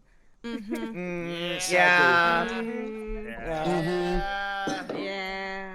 Yeah. They're kind of you know, just Some people like the boring ones. It's not me. I like it enough to be number 8, I suppose. Are we judging him purely in his capacity as a, I'm assuming, like butler? Like maybe when he goes home, he's a completely different guy, you know? I would He hate doesn't that. go home. He's a butler. His professionalism. He lives there. Also, not for nothing, he also does know some kind of, I believe they know some fighting type moves and stuff. He does. Yes. Yeah. He knows martial arts. He does martial arts, so there's like a little bit here.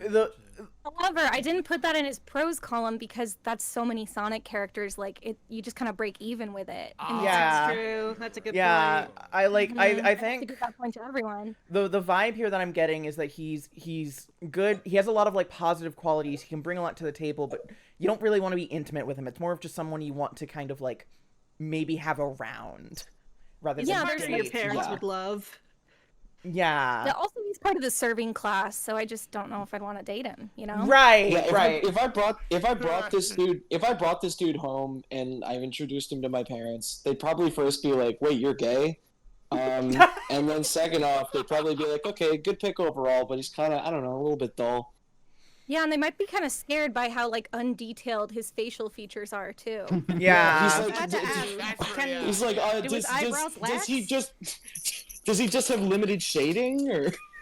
Yeah, and his eyebrows are always in that position. He got like the fox eye lift, so that's just Yeah. We do also. When he always talks, he just opens and closes his mouth. We do have to consider he is the size of an adult human father, so that is a Yes, point and in his he has favor. qualities. Yeah. Mhm.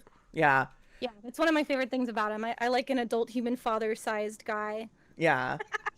That's my exact type. All right, well, let's move on to number 7. Click.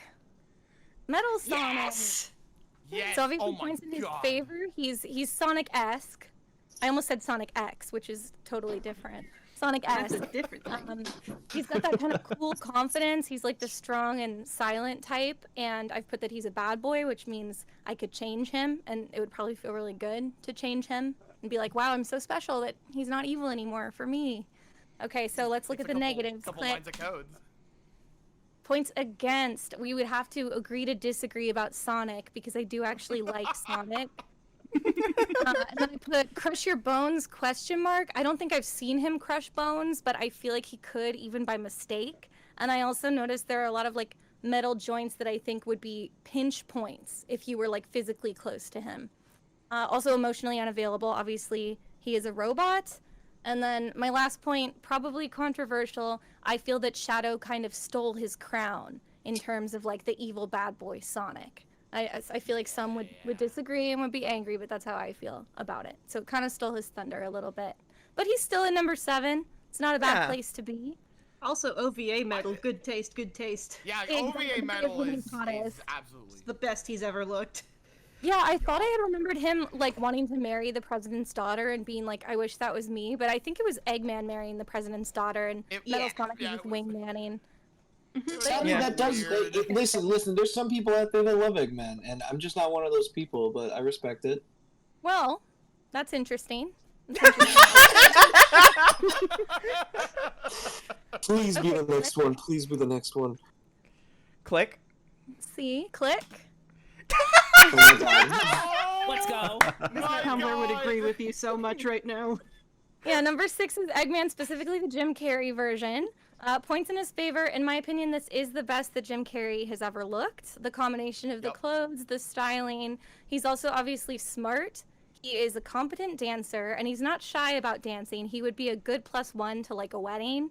And of course, he can build robots, and I'm a big animatronic enthusiast. So for me specifically, that's like really aligned with my interests. But there are some negatives. Click. So he is Jim Carrey, and I don't like Jim Carrey. I think he's annoying. He's like anti-vax, and He sucks as a person generally.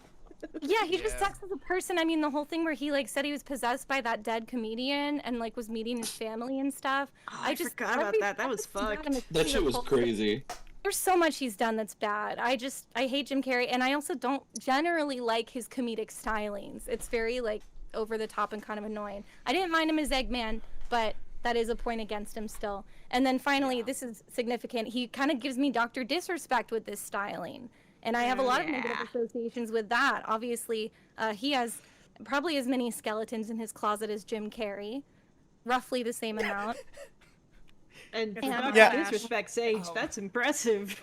Oh, wow. Yeah, it is. He works fast. Did something happen with Dr. Disrespect? I didn't know anything about that.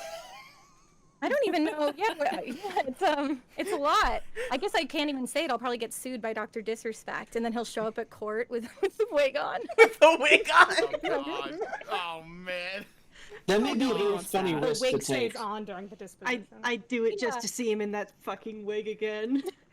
I'm really sad that they pushed Dr. Respect into that vat of chemicals. He's never been the same. Into the vat of disc juice. Yeah, he's kind of the shadow of Dr. Respect. Much like, Professor Kintobor when he became... I was literally about to say. Jesus Christ, we're getting into the deep Sonic lore today. What the fuck? Can I talk real quick That's something about I've never liked my about. feeling? Go for yeah, it. Just on Jim Carrey's Eggman. I was in the theater. I nearly watched this pretty close to opening night. And when Eggman grips Agent Stone's mouth from the jaw, I think 3 of my friends and I all made eye contact in the theater. We all kind of pogged out. So I just Oh my god! we were I'm just like, Fujoshiing out! More Fujoed out. we kind of Fujoed out. We were just like, I was just gonna say, Wait a when it comes minute. to specifically like Jim Carrey's like mannerisms and stuff, one thing always irked me is that he always moves crotch first. He's doing this in his picture too. In his photo, He too, literally yeah. leads the way and stuff. Yeah, I You know, guess it's like that's there's a just string, where and someone's calling. It's weird when he's so many children's characters, though. Yeah. Yeah. Yeah. Anyway. All right, well, click. Let's see who's in the top 5. We're at the halfway point. Oh, yeah. Hell It's yeah. our Oh, this is a good one. okay, yeah. Okay, so points in his favor, we can see that he's rougher than the rest of them, the best of them, tougher than leather. So those are all good qualities in a man. I've also put that he's responsible. I mean, he's the guardian of the Master Emerald, and that's a huge responsibility. I also feel like it kind of gives, like, princely vibes. It's very, like, regal and important. I put that he meditates, which I consider therapy adjacent. I don't know if that's just me being generous, but I feel like you kind of take what you can get in the Sonic universe. You just don't have a lot of people in therapy. And then I put has giant emerald. I'm not trying to imply I think he would give me the Master Emerald. I just think it's a cool ornament in your living space, assuming that you would like cohabitate with him at some point. Yeah. Optimistically. He might It's let like- you lick it. It's and like a that'd be pretty conversation cool. starter at the very I'd love least. to lick it. Yeah. Yeah, exactly. It's kind of like when you have like a nice table that's like a little unique, and people can be like, "Oh, what's that?" In fact, you could use it as a table, probably. Yeah. It's like when Game like nights. your partner has a don't nice know car, if but you're Knuckles not the on the Echidna title. What was that? Oh, it's like when your partner has a nice car, but you're not on the title, but they stay with you. Yeah. So it's like, Exactly. look at Enjoy this. it while you have it. Yeah. I don't know how certain I am that Knuckles the Echidna would let you lick the Master Emerald. Like that's definitely like a tier 7 sort of relationship thing. Well, also, if you licked it, would you have some kind of like horrifying vision of like mystic ruins or something? I feel like I have it on good authority. I think it'd just be I have apple it- flavored. I have it on good authority that it might dye your skin green. It's happened on 2 different occasions in Sonic That's media. true. So That's a good point. Honestly, now I'm getting inspired. I'm pulling out my Jolly Ranchers. Hold on. specifically. If I ever needed to cosplay as like a green character. Yeah, like the Hulk. Green Knuckles was a thing at one point. This Yeah, is really? yeah. That's true. He was. Yeah, he turned green for a while in the Archie comics. In the Archie comics, he turned green for a while. Really Hang on, let me stupid. get a picture. It's really funny. Here's the thing: would on your Jenny on your ranking, if Knuckles was green, would he be higher or lower? Lower. ranking. Well, would Really? his outfit be the same? His outfit is mostly the same. No, I mean the This is socks. what he looks like. Okay, let's see.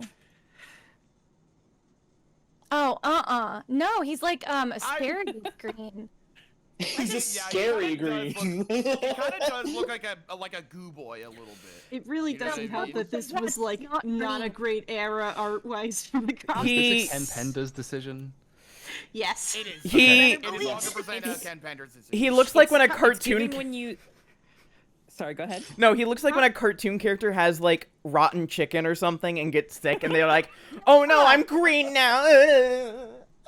I was gonna say it's giving when you look up the shiny version of your favorite Pokemon and it looks terrible.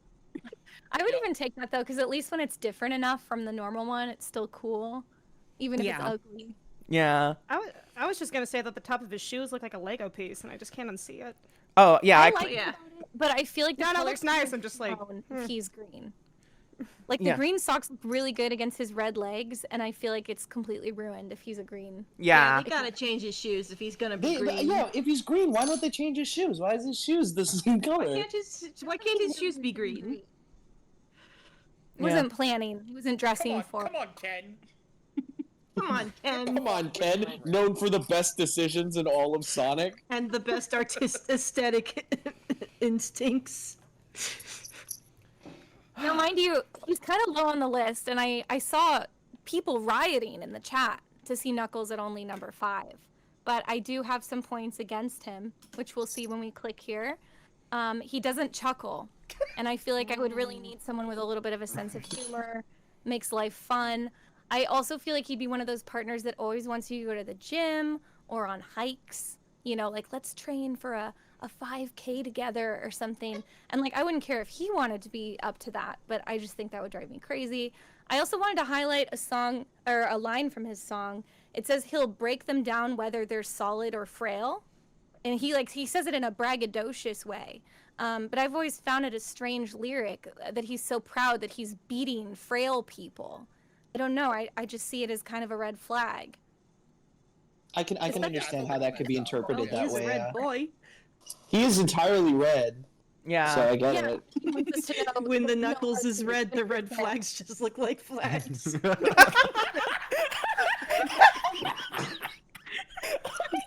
That's why you want green Knuckles. Exactly. He only breaks them down when they're solid and never when they're frail. Oh. I suppose if you're better than the best of them, then you're also better than the worst of them. So. That's true. Yeah, that's true. That's true. Spitting. Yeah. Yeah, this is what he meditates on when he's sitting at the Emerald. Yeah. All right. All right, well, let's go to number 4. We're in the finalists. Oh, I've got- taste! Good taste. This is good taste. So points in his favor, he's purple. As you can see, that's my favorite color. I think it's exciting. He's also a small business owner. He operates the Chaotix Detective Agency. And I've also noted that if you think it's too basic to say that Knuckles is your Sonic crush, he is a little bit deeper of a cut. You know, he's not in every Sonic game. It took a while before he left the comics to enter the Sonic games canon. So I feel like he's a little bit of a deeper cut. And when you say you're dating Espio, people will be like, wow, you've heard of Espio? You must be a huge Sonic fan. I mean, especially if you're dating him. However, we do have some negative points against him. Click. He's not tech savvy. This is often played for like comedic effect. And of course, we already noted that he's a detective. So click. I have noted that these two traits combined present kind of a potential risk that he could go down a QAnon rabbit hole. Oh no, Vector would totally go down that and drag everyone with him. Yeah, I'm just picturing like he's kind of like a boomer on Facebook. I feel like you're dating Espio and he's always pulling out his phone to show you like a sad AI image of a veteran holding a sign saying it's my birthday. And he'll be like, I gotta comment. I gotta let him know I'm sad that it's his birthday and he's alone. So I just think that would irritate me. And I wouldn't want to like harsh his vibe and tell him his face. Yeah. Fun fact about Espio. In American localization, he's portrayed as a stereotypical ninja archetype, but in Japan, he often speaks in kind of broken terminology, which gives the vibe that he's just kind of pretending. Oh, I thought he I think that's awesome. I mean, in America, he's legit, but in Japan, he's very much not, which is really funny. Comics and like extended media do also kind of imply that he's a little bit of a poser. Also, I'm not a fan of anyone who can turn invisible. You know.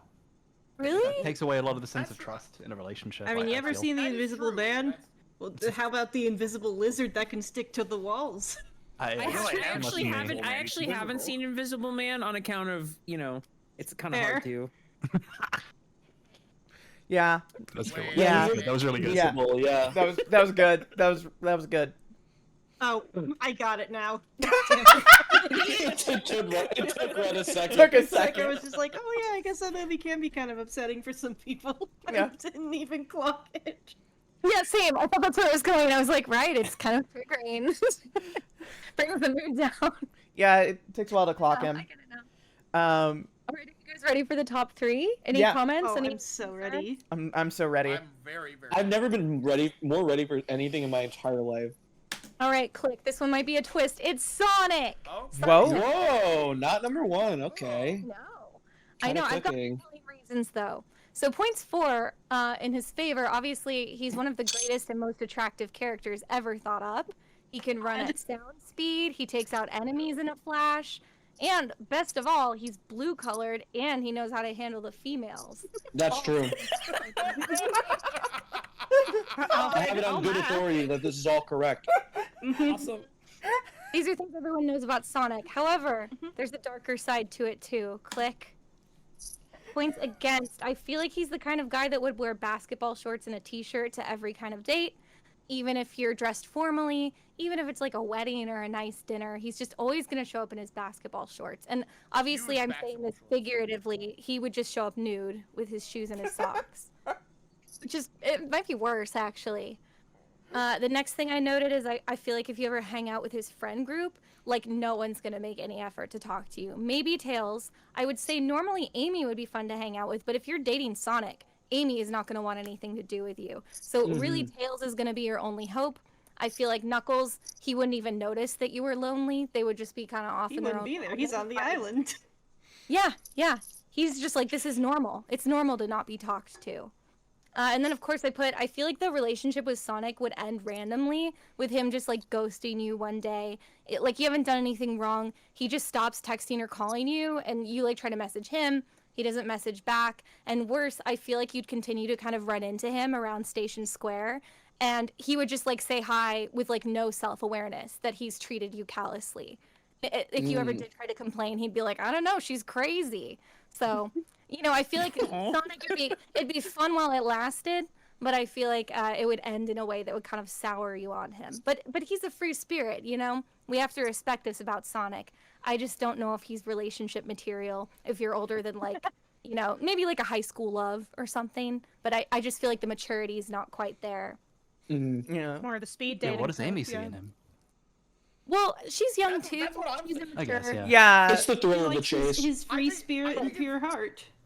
I think Yeah, I it's also think just it's like unavailability Amy part is of it. maybe like projecting a lot onto Sonic, you know what I mean? Like she's kind of, you know, this is what she thinks of Sonic, but Sonic's not actually that.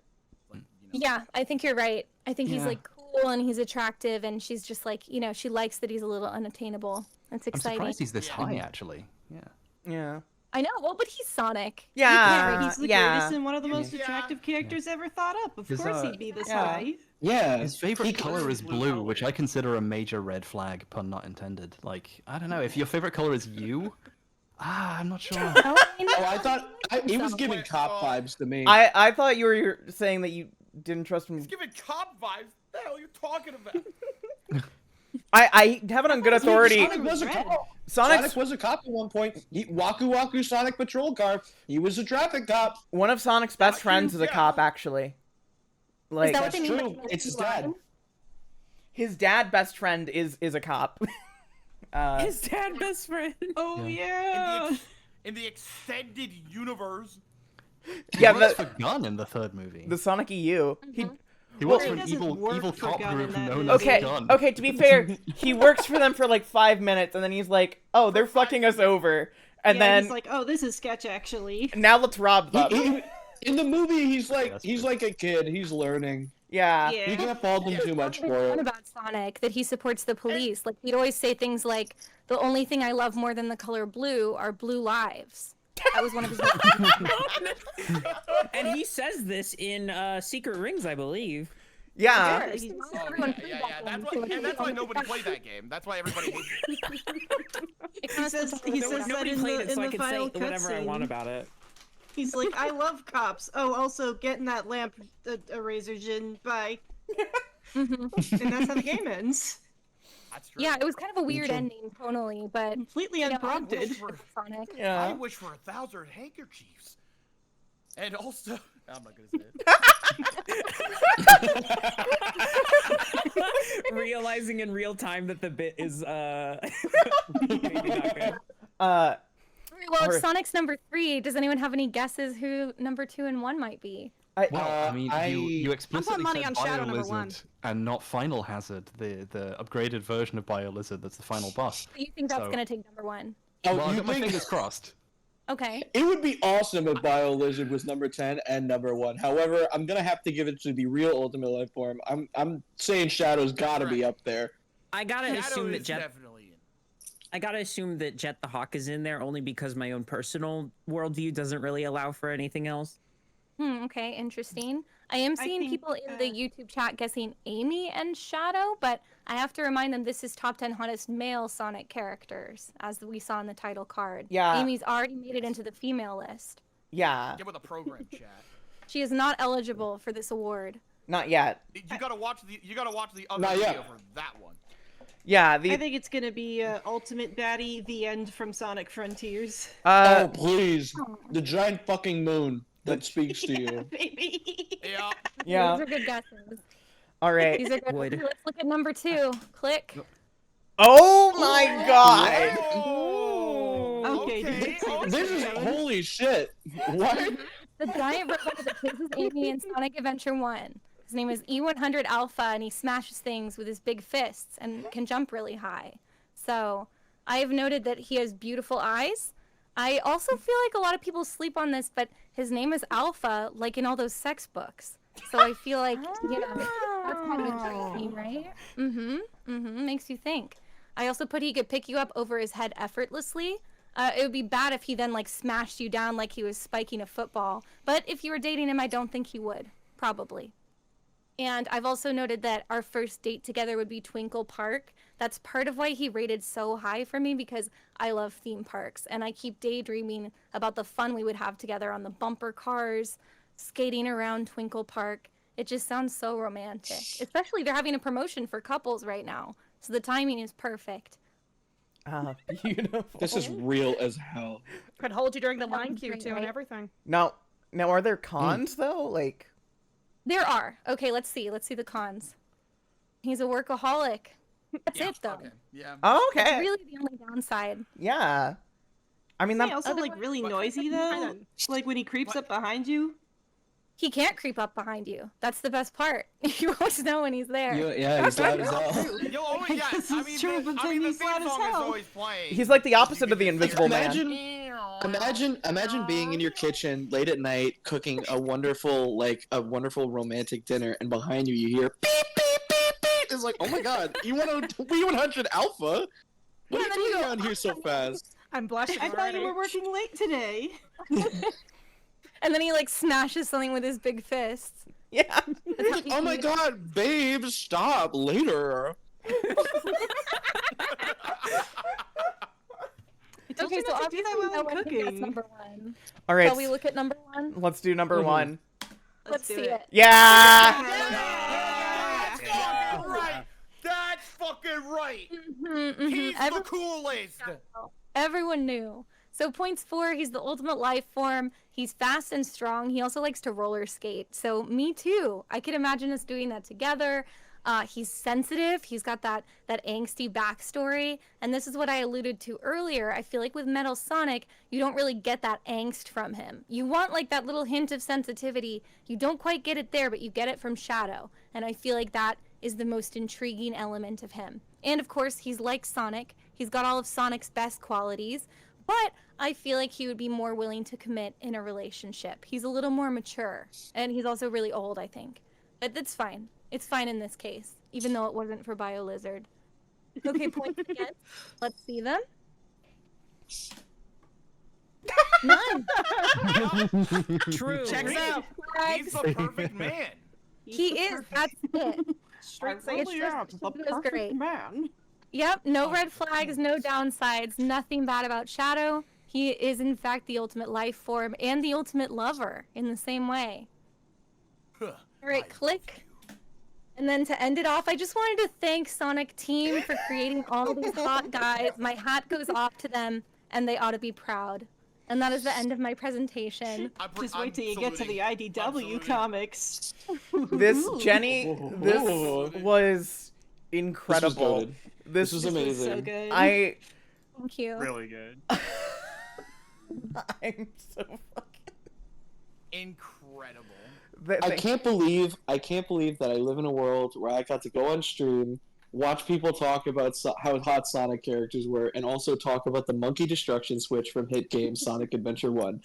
This is really a dream come true. What does that do, Oh, by it the way? destroys all I monkeys in didn't the get to see immediate that one. Could you vicinity. show? I didn't get to see that one. Can you just do the whole thing like right now?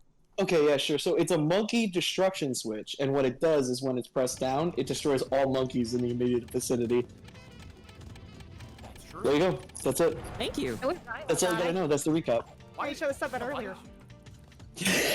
Made that clear in the first Yeah, like what is Yeah. I feel like Penny literally DM'd me and said, "Hey, I didn't want to ask this on stream, but can you please explain to me what the monkey destruction switch does? I don't really understand." I mean, this is the crowd for that. Yeah. I just want to say, as somebody who has forced many of my friends to watch that exact video, top 10 hottest Sonic females, the rough draft version and the finalized version. There's 2 different ones with different placements. There is. There's one that came before it that he refined and changed later. Yeah. Probably seen the better one because the one I've seen is really good. Oh yeah. No, I need to make this clear to everyone in this call and to chat. I met Derek in person for the first time at Sonic Expo last November, and we were chilling out in the dealer's room and like in the artist alley and stuff like that. And like, he was like, "Oh, you know, I got a room here. Do you want to just kind of chill up there for a bit?" And so I was like, "Yeah, sure." It's like went up there and chilled with his friends, and he was like, "Have you seen the top 10 hottest Sonic females?" And I said no. And then he said, "Oh my god, I have to log into YouTube right now," and pulled it up on the hotel TV. And It's really one of those all-timer videos, and I feel like the view count isn't that high, but like it must be a re-upload. I feel like the original would have. Definitely so. If only we could see her I take was- wing.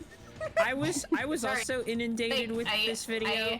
I had a child bid thing. Is this who I think we're talking about? The hottest Sonic. No, do you think that Doug did a Sonic hottest female characters video? I know he did at least like 5. Like hottest X like animated lady. Like he knows enough about Sonic characters to. This was You're right. I'm giving him way too much Top 10 credit. hottest You're Sonic right. females is by Guptil98 or something. Yeah. I just know it's And Guptil something. I'm sorry. Doug, I know you're listening. It might be. I'm not just sorry. Like, just like. Oh god, I hope he's not. Like, gripping his thigh so hard it bleeds. Yeah. That wasn't Think me. of all the opportunities that are falling Hey, through. Doug, can you make another animated top 10 hottest women in cartoons, please? Thanks. I mean, you can't act like he was not a progenitor of this sort of thing. And, you know, I cannot say I was not an enabler of this sort of thing. Because in the year of our, you know, before there was clickbait, there was top 10 hottest. Yeah. Or are you checking your share name for top 10 hottest Sonic female characters? Well, I did the top 10 hottest male characters, but I crowdsourced it, and if memory serves, Frollo was in the top 10, and he beat Tarzan. So y'all Ooh. Jesus. Tony J. I mean, There's no. I know. disputing. Yeah, I get I'm a it. lesbian. He's so good. You know, that is true. I feel like that's something maybe I should that reference. Maybe I should get back into that. Maybe I should start doing like top 10 hottest, I don't know, Yeah, Transformers. top 10, how old are you? Top 10, just tell me how old you are. I don't know. Something. Emily Mojo, here we come. Am I right? Top 10 10 hottest characters. WB properties. Just like get more and more obscure with Top each one. 10 Gilmore Girls. I don't know. I've never watched that show, but there's girls on them, one assumes. I could do a ranking of that. Top 4 then. Top 4 Gilmore Start Girls. making up girls. No, I was gonna say that start would making actually them go up. hard. That would actually go hard if you just like you run out at 4 and then you start making some up. Top 5, Gorbis from Pokemon. I don't know. I think she fit in. Gorbis? Like your Gorbis. challenge is none of the or like at least half of the Gilmore Girls cannot be in the top 4. That's your challenge. Yeah, Go. Number 3, Fluttershy. She'd be one of them. Wait, somebody give me a name of one of the Golden Girls right now. Billy Joe. Billy Joe. Okay, purple Billy Joe. She's Billy Joe, but purple. Yes, absolutely. So we have, And she's like, way more variants. chill. Yeah. Number 2, Monty Green Gator. Knuckles. Green Billy Joe. She's been bleached We've all for watched the Master Emerald. Remember that from Golden Girls? We've all watched this shit. Oh yeah, when Are we talking about Golden Girls or Gilmore Girls? Golden Girls, When Gilmore she- Girls, whatever. It's the same show, Rob Lee. when she powered Well, up I've with seen the one of Master them. Emerald. You guys can get. I mean, I would say you guys can guess which one, but like I realize that like I am exactly in the demographic for both of them. So the answer is Golden Girls. I've never seen a single frame of Gilmore Girls. The only thing I know about it is I think Blake Lively was in it. And the only reason You're a Gossip Girl.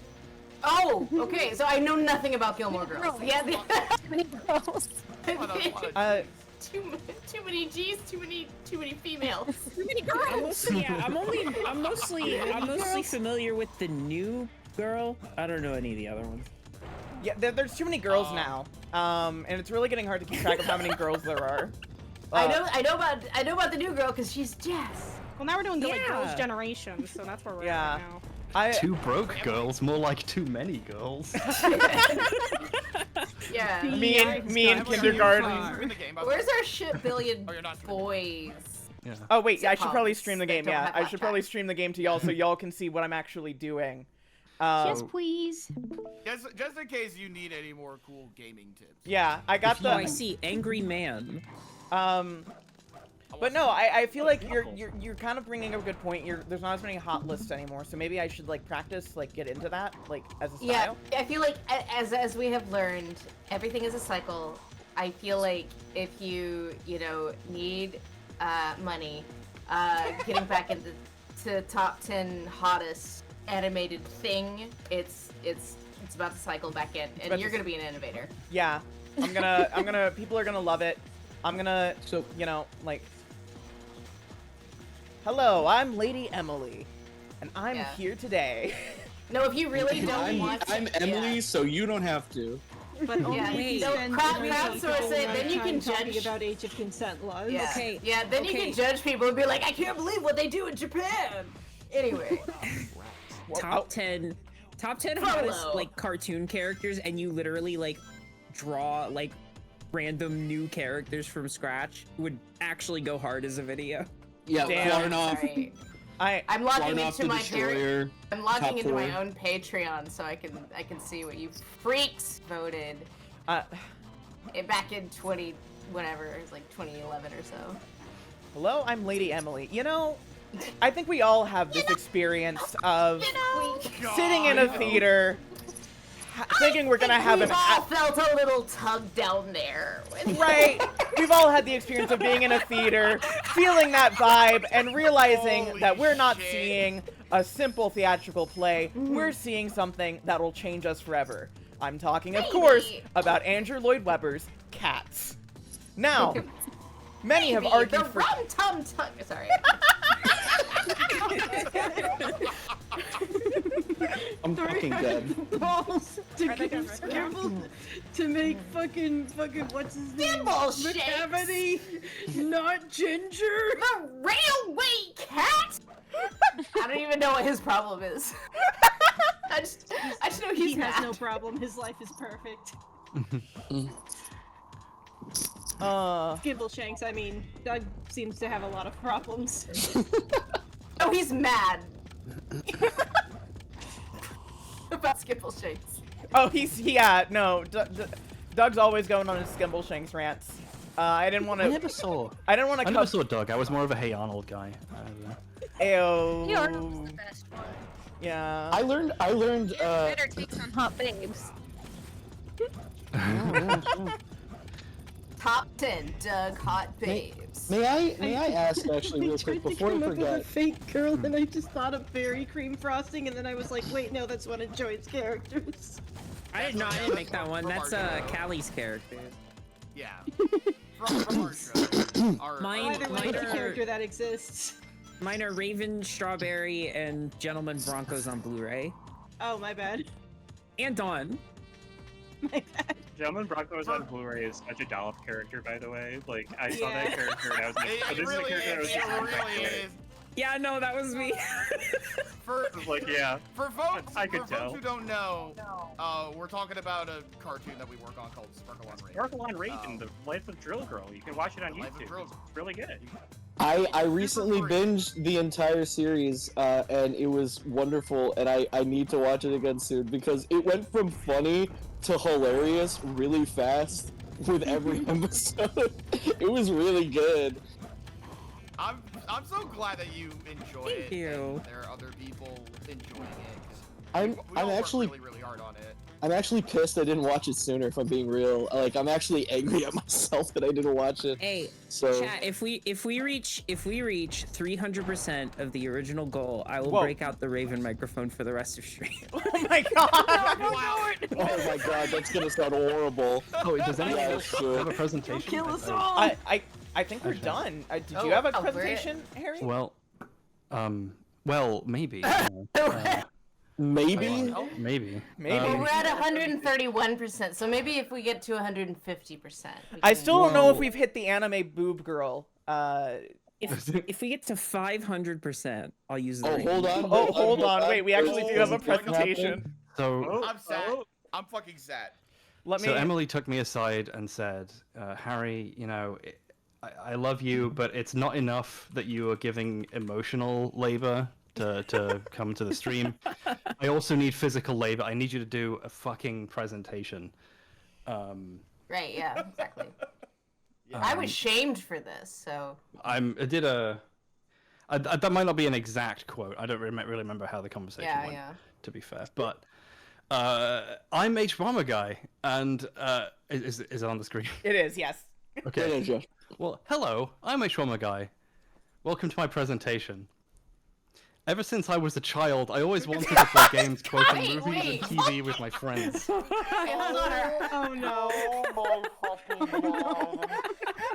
The only problem was I had no friends. Now that I have power, I can take my friends by force. As the current presentation giver, I hereby designate all current Emily Discord call participants as players in this Pop Quiz Hotshot. Oh, That's right. After a lengthy rights dispute, I am now the rightful owner of the Pop Quiz Hotshot intellectual property. Okay, but here's the thing. Like, I as the only person that has any right in this call to actually say anything about this topic, I can't see anything. It's black. Am I missing something? Oh, can you not see it? No, I can't see it. I'm just like. We can all see it. Yeah, it's on. Okay, did you click on not Harry's click stream. out of Emily's stream?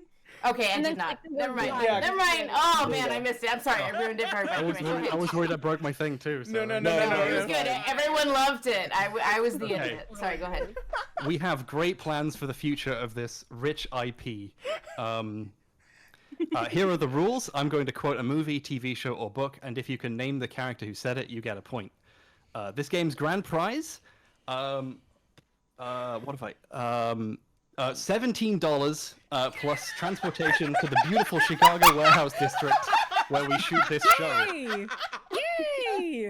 Chicago! Oh, man, I That's- can't wait to that's- see that's that where I'm big metal from. bean.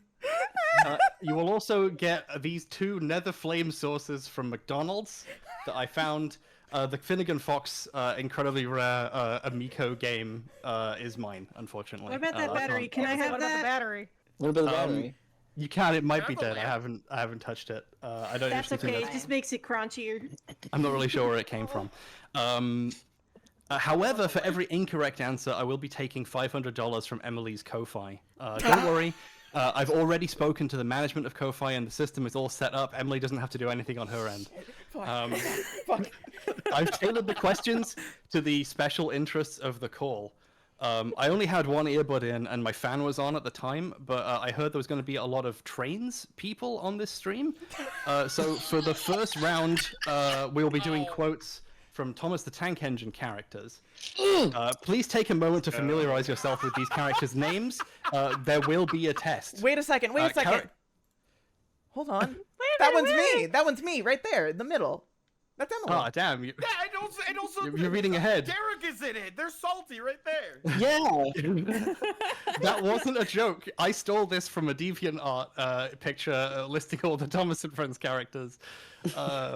So, characters in Thomas and Friends include Thomas, Emily, no relation, and Sir Topham Hatt, Relation. previously known as the Fat Controller, but they changed his name in the woke 1951 book where they reveal his name. Hey everyone, I saw there was a train named James, so I had to join the call. Well, welcome, James. Canonically, all the more trains train are the people. same trains over the years, but as a being composed of flesh, over the past 90 years of Thomas canon, Sir Topham Hatt has died and been replaced by his identical descendants, Sir Topham Hatt II and III. This ultimately makes the Thomas series a rejection of humanity's failings in favor of the perfection of steel with a face on it. So, question 1. Your color's nice, James. Pity about your face, though. Oh my god, wait, this is on the tip of my tongue. So hard. Okay, Wait, I think Percy said listen. this. Hold on. I don't think it's Percy, I think it's Gordon. It's Ringo. Oh, yeah, I think you might be right. Gordon is kind of the asshole. I'm ringing in troublesome trucks. It's gotta be them. Harry, you need to understand, I was such a big fucking Thomas and Friends kid as Well, unfortunately, When I was we have younger, someone- brother we have was. enough guesses. We actually just got a correct answer. I can't believe it. Damn it! It's the trucks. The troublesome Damn trucks. it! Those stupid trucks! Interesting fact, trucks do not get given names. They're trucks. They're not people. Yeah, people, they're trucks. Look at the face on the one on the left. Holy shit. I was about to say, that's a question soul jack 2. waiting to happen. Question 2 is, "Hi, I'm Thomas." Who is that quote? Percy. Oh, it's Percy when they were dressed as That's Thomas Percy. in that one episode. Wait, was I right? They can't It was dress as definitely Thomas. Edward. Well, they got like a blue paint job, so they looked like Thomas. So they like pretended to be Thomas. I I'm said very Percy is a sorry joke, that you've by the all way. fallen for my trick question. I also said It was Percy is a Thomas joke. the Tank Engine. God damn it! I threw everyone off. I apologize. What's Sorry, Emily. what's going on? Is he about to be crushed? Is there Yeah, that was a comedy in the hydraulic press background? video, What it is that? turns out. Hey, Harry, just asking, what's going on in the background back there? I'm That's a not secret sure. party. I can That see is it. that is a clip from the Troublesome Trucks song, where one of the trucks crashes and dirt and goo goes all over everyone. Oh. Hate when that happens. I think I hid one in the background of this slide too, when this guy gets splashed. On to question 3. They took up the old rails and built a wall in front of him so that Henry couldn't get out of the tunnel anymore. All he could do is watch the trains rushing through the other tunnel. That's Sir Topham. That's Ringo Starr. Yeah, that's He was very sad because he thought no one would ever see his lovely green paint with red. Wait, did I hear Ringo Starr? Yeah, I did like, say Ringo Starr. Well, in that case, you're right. That's Ringo Starr. yeah. I'm just like weird. Where have I very specifically seen this exact clip? You're excellent. Yeah, this is the narrator. And fun fact, I would have also accepted George Carlin. Yeah. No questions asked. That's great. That's all the Thomas the Tank Engine questions. So on to round 2. I haven't seen that many train-related media, but I really wanted to do my best for this presentation. So I quickly watched Celebrity Train Layouts, a documentary series interviewing celebrities about the train layouts. I only had time to watch one episode, so I watched part 3. So here's question 4. Hello. Okay. My name is Inigo Montoya. Inigo Montoya! Final answer. You played with my trains. Prepare to die. Who said that famous quote from Celebrity Train Layouts? Mandy Patinkin. That's right, it's Mandy Patinkin! What the fuck? That's Oh my absolutely God. right! I was gonna say. Leave it to Ellie to know every celebrity ever. And you would know that because that's I made that the box art that I used in the image. I made it very clear. I left him. Oh my god. That was extremely doable. I forgot to read. So that's great. I'm always reading. I always 5 steps ahead. Sorry, I'm crying. I didn't manage to see any interesting quotes in the show. So we're now on to round 3, and I'm really scraping the bottom of the barrel for train-related media here. So we'll be going now with, I could think, what's a train thing that everyone knows? So obviously I went with Atlas Shrugged by Ayn Rand. Oh my god. Which is a novel about, ultimately it's about railways. You can see here's a shot from the trailer based on the best-selling novel about trains. So I think that's pretty clear. So question 5. For 12 years, you've been asking, who is John Galt? This is John Galt speaking. I am the man who loves his life. I am the man who does not sacrifice his love or his values. I am the man who has deprived you of victims and thus has destroyed your world. And if you wish to know why you are perishing, you who dread knowledge, I am the man who will now tell you. You have heard it said that this is an age of moral crisis. You have said it yourself, half in fear, half in hope that your words had no meaning. You have cried that man's sins are destroying the world, and you have cursed human nature for its unwillingness to practice the virtues you demanded. Since virtue to you consists of sacrifice, you have demanded more sacrifices at every successive disaster. In the name of a return to morality, you have sacrificed all those evils which you held as the cause of your plight. You have sacrificed justice to mercy. You have sacrificed independence to unity. You have sacrificed reason to faith. You have sacrificed wealth to need. You have sacrificed self-esteem to self-denial. You have sacrificed happiness to duty. I'm gonna say that's Ringo Starr. Are you not going to say the back controller. You have destroyed all that which you held to be evil and achieved all that which you held to be good. Why then do you shrink in horror from the sight of the world around you? That world is not the product of your sins, it is the product and the image of your virtues. It is your moral ideal brought into reality in its full and final perfection. You have fought for it, you have dreamed of it, and you have wished for it, and I am the man who has granted you your wish. Imagine being the other person in this conversation. Harry, wasn't this the John Lennon quote that I had you read? Your ideal had an implacable enemy, which your code of morality was designed to destroy. I have withdrawn that enemy. I have taken it out of your way and out of your reach. I have removed the source of all those evils you were sacrificing one by one. I have ended your battle. I have stopped your motor. I have deprived your world of man's mind. Okay, I don't which like one the of the Beatles. Beatles? I need. One of the Beatles. Are we not a doing Beatles. the entire 60-page monologue? Men do not live by the mind, you say? I have withdrawn those who do. The mind is impotent, you say? I have withdrawn those whose mind isn't. There are higher values than the mind, you say? I have withdrawn those for whom there aren't. While you were dragging to your sacrificial altars the men of justice, of independence, of reason, of wealth, of self-esteem, I beat you to it. I reached them first. I told them the nature of the game you were playing and the nature of that moral code of yours, which they had been too innocently generous to grasp. I showed them the way to live by another morality. Mine. It is mine that they chose to follow. This has got to be Sir Top of The other Matt. I guy's swear to just God. sitting and taking this the entire time. Yeah, I'm it's just John Lennon. Red. Like, I'm I walking think in time. I think it's Percy after getting a blue coat of All paint. the men who have vanished, the men you hated yet dreaded to lose. It is I who have taken them away from you. They do not attempt to find us. We do not choose to be found. We do not cry that it is our duty to serve you. We do not recognize such duty. Do not cry that you need us. We do not consider need a claim. Do not cry that you own us. You don't. Do not beg us to return. We are on strike. We, the men of the mind. Red, the font turned into mini M&Ms right now. I need you. I really read some small text, huh? I need you to know. Bad like Valentine's idea. This like, monologue. Oh, I just memorized it before the stream. This monologue is literally 60 pages. So, page 2. I like that. I like We that. are on strike against self-immolation. We are on strike Oh against the my greed of God. unearned reward. Oh my God. I didn't think I made this many slides for this question. We're on strike against the dogma that the pursuit of one's happiness is evil. you know how deep it goes. We're on strike against the doctrine that life is guilt. I don't think there's any more. We have... Emily, take the shot. Take the shot. Between our strike... I feel like you've guessed correctly that was John Yeah, Galt, it was John Galt, also yeah. known Okay, as Ayn Rand. It was John Galt. Yeah, I said that. Excellent, yeah. I forget who gets the point, but thank you for playing my game, Pop Quiz Hotshot. So... Did we? How many hundreds of dollars did you take from? Yeah, There were a lot of wrong answers offered, even when someone did. And more eventually get the importantly, right is answer. it a tax deductible taking?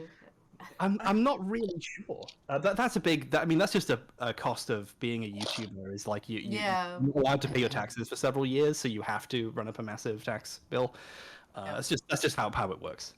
All I'm saying is that I'll see you guys at the big metal beam with a slice of deep dish. Can I have some notes for this this game show that you've created for us, Harris? Yeah, I mean it's a work in progress. I mean this is the pilot, so I think I'm willing to accept. something that you really should consider, because you want it to be kind of like a fun sort of lighthearted comedic game show, right? Yeah. So I think like something you might want to consider is some sort of like aspect of randomness to it, because people like randomness, right? Yeah, of course. So I think you should like have some sort of thing where a buzzer noise goes off, and you know that it's, you know, the jizzies are there, right? You know, like. Like cum shots? I was wondering what name you were gonna come up with. And then it's like, oh my God, you didn't get to the jizzies on time, so now you have to like wear the outfit and impersonate someone else. Well, we actually had a sponsorship deal going, so in the next one, you know, the Wells Fargies will be there to when we run out of time and there's a buzzer. Oh my God. Wait, who will you have to dress up with if you can't like get it? John Galt, probably. So like, I noticed what there does were the no other questions about person terrorist do after attacks. that monologue? Like, is he just talking to a guy in that He scene? is giving like a radio speech. He gives like a 50,000 word radio speech. Yeah. It is absurd. Who the fuck wouldn't just like switch to Jimi Hendrix on 98.3? Because he's the most powerful speaker in the world. He took over the radio. He's too smart. Yeah. He's John Galt. Damn. He can yap. He can yap like nobody's business. I still think it's so funny that like the Atlas Shrugged films just got gradually less and less in budget, and like had to replace their cast every time, to like by the time they got to the third one they were like on like Kickstarter and filming. Who is John Galt? Who is John Galt? We won't he take keeps changing. handouts except for the money that we'll take so we can make our movie. Thanks. Yeah, Atlas Shrugged film trilogy is one of those things I've thought about doing a video on for years, and then much like the theme of a lot of this day, I realize I'd have to watch them. And I'm like, actually, never mind. Yeah, that's the You gotta problem. stay on the ass detox. I'm so happy I'm in the ass detox phase right now. Literally, It's great. It's literally perfect. Being done with the Doug video and being done with fucking abdomals means that like I can just enjoy good shit right now. I've been watching good television. There's a new Gundam that's really good. I've been playing good video games. I've been reading good books. I highly recommend not solely engaging in ass. Anyway, I'm gonna go back to playing Sonic Adventure 2. We can't finish the latest Kitchen Nightmare season. No, we still can. Yay! I'd say Kitchen Nightmares has aspects of ass, but it's mostly entertaining. Aspects. It's Yeah. Okay. I think that it's Joy, safe. on the I think that whole, it's I safe for agree an with ass you, detox. But the newest seasons are really shitty. Oh, so you're specifically watching the worst possible version. I Okay. didn't realize that. Okay, that well, would probably hold that would on. probably violate an ass detox. I wanna argue this. The two-parter that starts this newest season is one of the best episodes of Kitchen Nightmares in my opinion. Okay, that's true. It is like really, really good. Also, Emily, go to that wall. Go to that wall you were just at. This wall? This back wall? Yeah. Yeah. All right, now go climb into the middle. Now Maybe some treasure here. All right, you're good to go. Oh, what? Huh? You just had to figure out to do that. What? I'm just sending you on your way. You see, back in our day, we had a Primo official strategy guide. Oh, wait. Oh, fuck. Get this shit out of my face. So I can... You got a key. I got a key. Cause yeah, it's not particularly well known that you can climb through that fucking wall. But it's like, you know, I'm just gonna... Yeah, I appreciate that because I'd never would have found out. Does this mean every time like Eggman needs to like get a teenager to water the plants, he has to like give him like a little like chicken scratch of where to find his keys in the Egyptian tomb? He's gotta give the intern some shovel gloves to go and then they go through the wall. Okay, thank you for answering my question. Rats.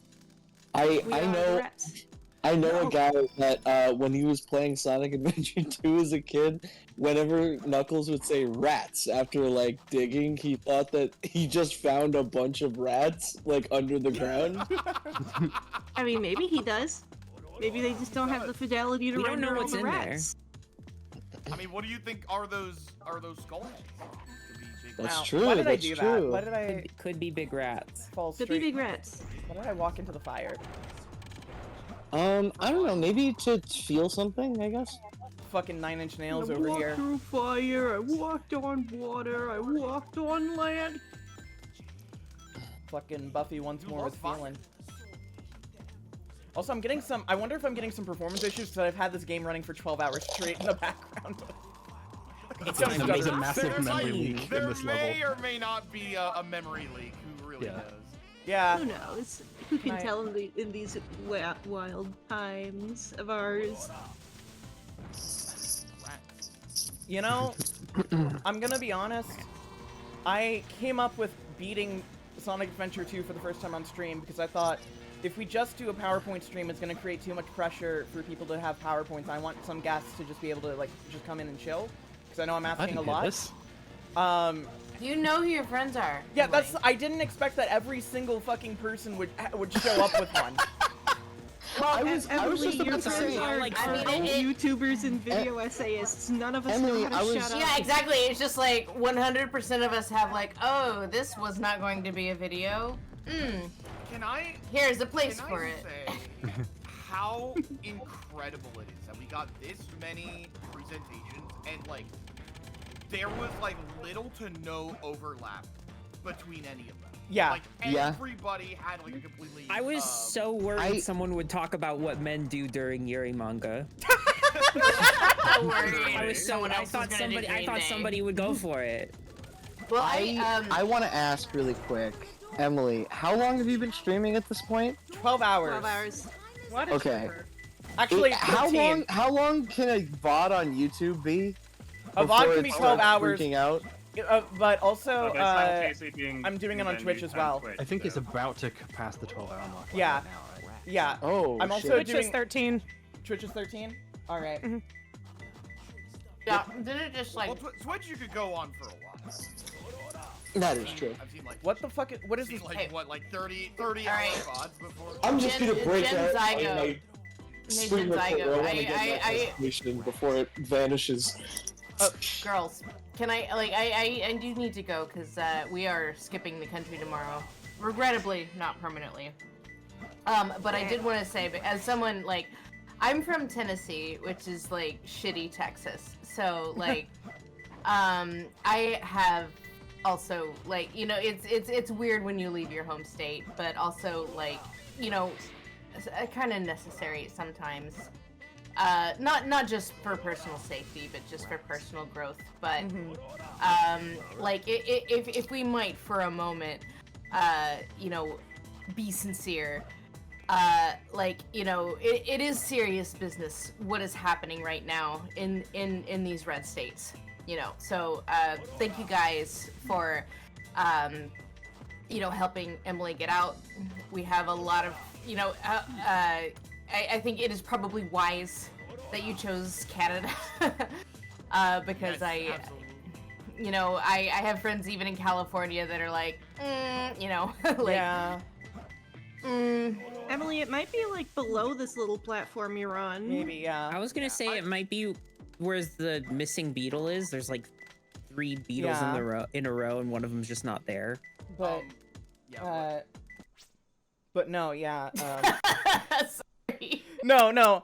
I appreciate priorities. You know? No, I appreciate it because yeah, it's one of those things. It's good to have priorities. Where it's this wasn't an easy decision to come to. It's been years in the making and years of consideration, as I'm sure everyone on call has known, has had some conversation with me regarding when are you going to leave Texas and where and when. And it's a heavy topic, but it is necessary, and I'm really grateful for. Yeah, because I know you've been, you know, you've been on for 12 hours now, so I guess I'm, you know, sorry to put you on the spot like that. However, you know, I felt like that, you know, it needed to be redirected to the point, if only for a second, just to remind everybody that, like, we don't know where this is going, you know, like, you know, I think it would just be peak arrogance to say, like, this is, you know, like, we're obviously headed toward, it's gonna be fine, or it's gonna be Nazi Germany. Like, we don't know. We do not know where this is going. And the only thing we can do in instances like this is take care of ourselves. And so, like, for those of you, you know, who are in the chat and helped out, like, you know, this person that you don't know, thanks. You know, like, this is all we can do is, you know, take care of each other and take care of ourselves in situations like this. So y'all are cool, and listen to Green Day. Way ahead of you. Real. Thank you so much. 21st century breakdown. Yeah. It was nice meeting you. Yeah, sorry, I'm also really hungry. That's why I'm like. Oh, you're good. Real. Yeah. That was also why I was just like, I didn't eat this cereal, so I'm gonna go. Yeah. You guys also, like, you know, it was great hanging out with you guys. Those of you who have met for the first time, and of course, Emily. I hope to see you again soon. Yeah, absolutely. Have a good night, everybody. It's been a pleasure. See you later. Take Bye, y'all. Good Nice meeting night. you. Bye. Night. I might also step back. I might check in later, but I'm multitasking, so I might hop off for a little bit. But yeah, I might pop back in before you guys are done. Well, perfect. Thank you so much for. Thank you guys for listening to my Sonic hot takes. Goodbye, chat. Great, Incredible. thank you. It was so good. Bye. That was wonderful. Bye. I just want to ask. I forgot to ask actually. Who was the one that said to call me when Jenny presented that? I did. So- It was so- a bunch of us. Yeah. Okay. Everybody was like, I don't have There's Salty's immediately number, obvious. and then I shouted, I do. It was me specifically. I was like, we have to call Salty right now. Who has his number? I feel so oddly loved. Aw, you are loved. We love you. You are loved, I'm so bro. blessed that you were there for it. Yeah. It was so fucking important. I feel very Fellow seen Sonic head. that I was called on the phone for that. That was the crazy thing. It was a fucking phone call. I was like, holy shit, did something happen? There was see like all 5 of ats my in actions? chat.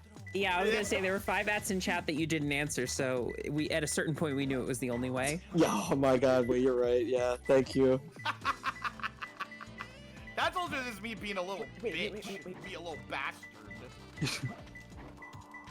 You're allowed. Well, good night, everybody. It was good to meet you all. And if I Of see you course, later, super great to meet you too. It was good to meet you too. Take care. Take care. Have fun. Have a safe trip. Thank you. Oh, hey, Lindsay. Yeah, sorry. I had one more thing to add because I got 3 more bites of cereal in me, and I remembered the very important thing that I needed to say, which is that Emily is a bud. Aw. You know, she That's is right. a very good friend. Obviously, look at all of these people she has in here. She is a pal. She's a very cool dude. And Emily's the goat. the goat. The goat. Aw, thank you. It's true. So, No, like, it's true. let's use this 30 seconds to make her hideously uncomfortable by telling her that we really love you. All right, everybody, happy birthday all Go, together. go, All happy right. birthday. Happy birthday to It's the kind of shit that makes Discord calls implode. Yeah. I think they were really well. There we go. Are you No, awake? seriously, Emily, Yeah. thank you for inviting me to be a part of something like Oh my this. I've been God, kind of like a of course. social recluse for like the last few years.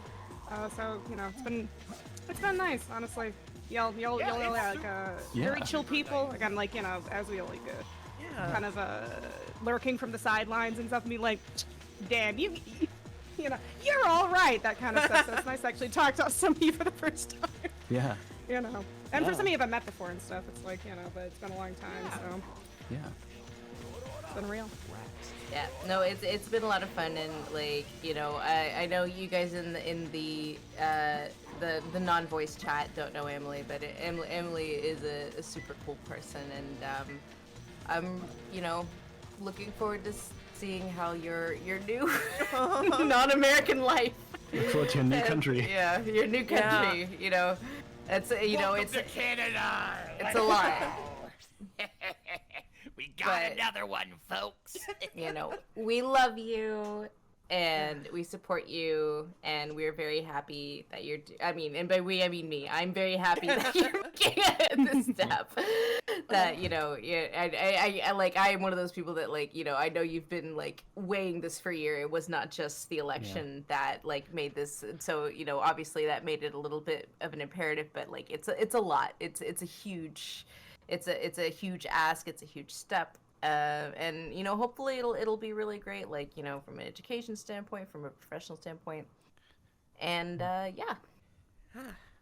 Make sure you look up what taxes you have to pay in Canada. Yes. No. Yeah. Yes. Yes. I am also, like, I ordered food and I think it's been sitting outside for 2 to 4 hours, so I'm okay with that.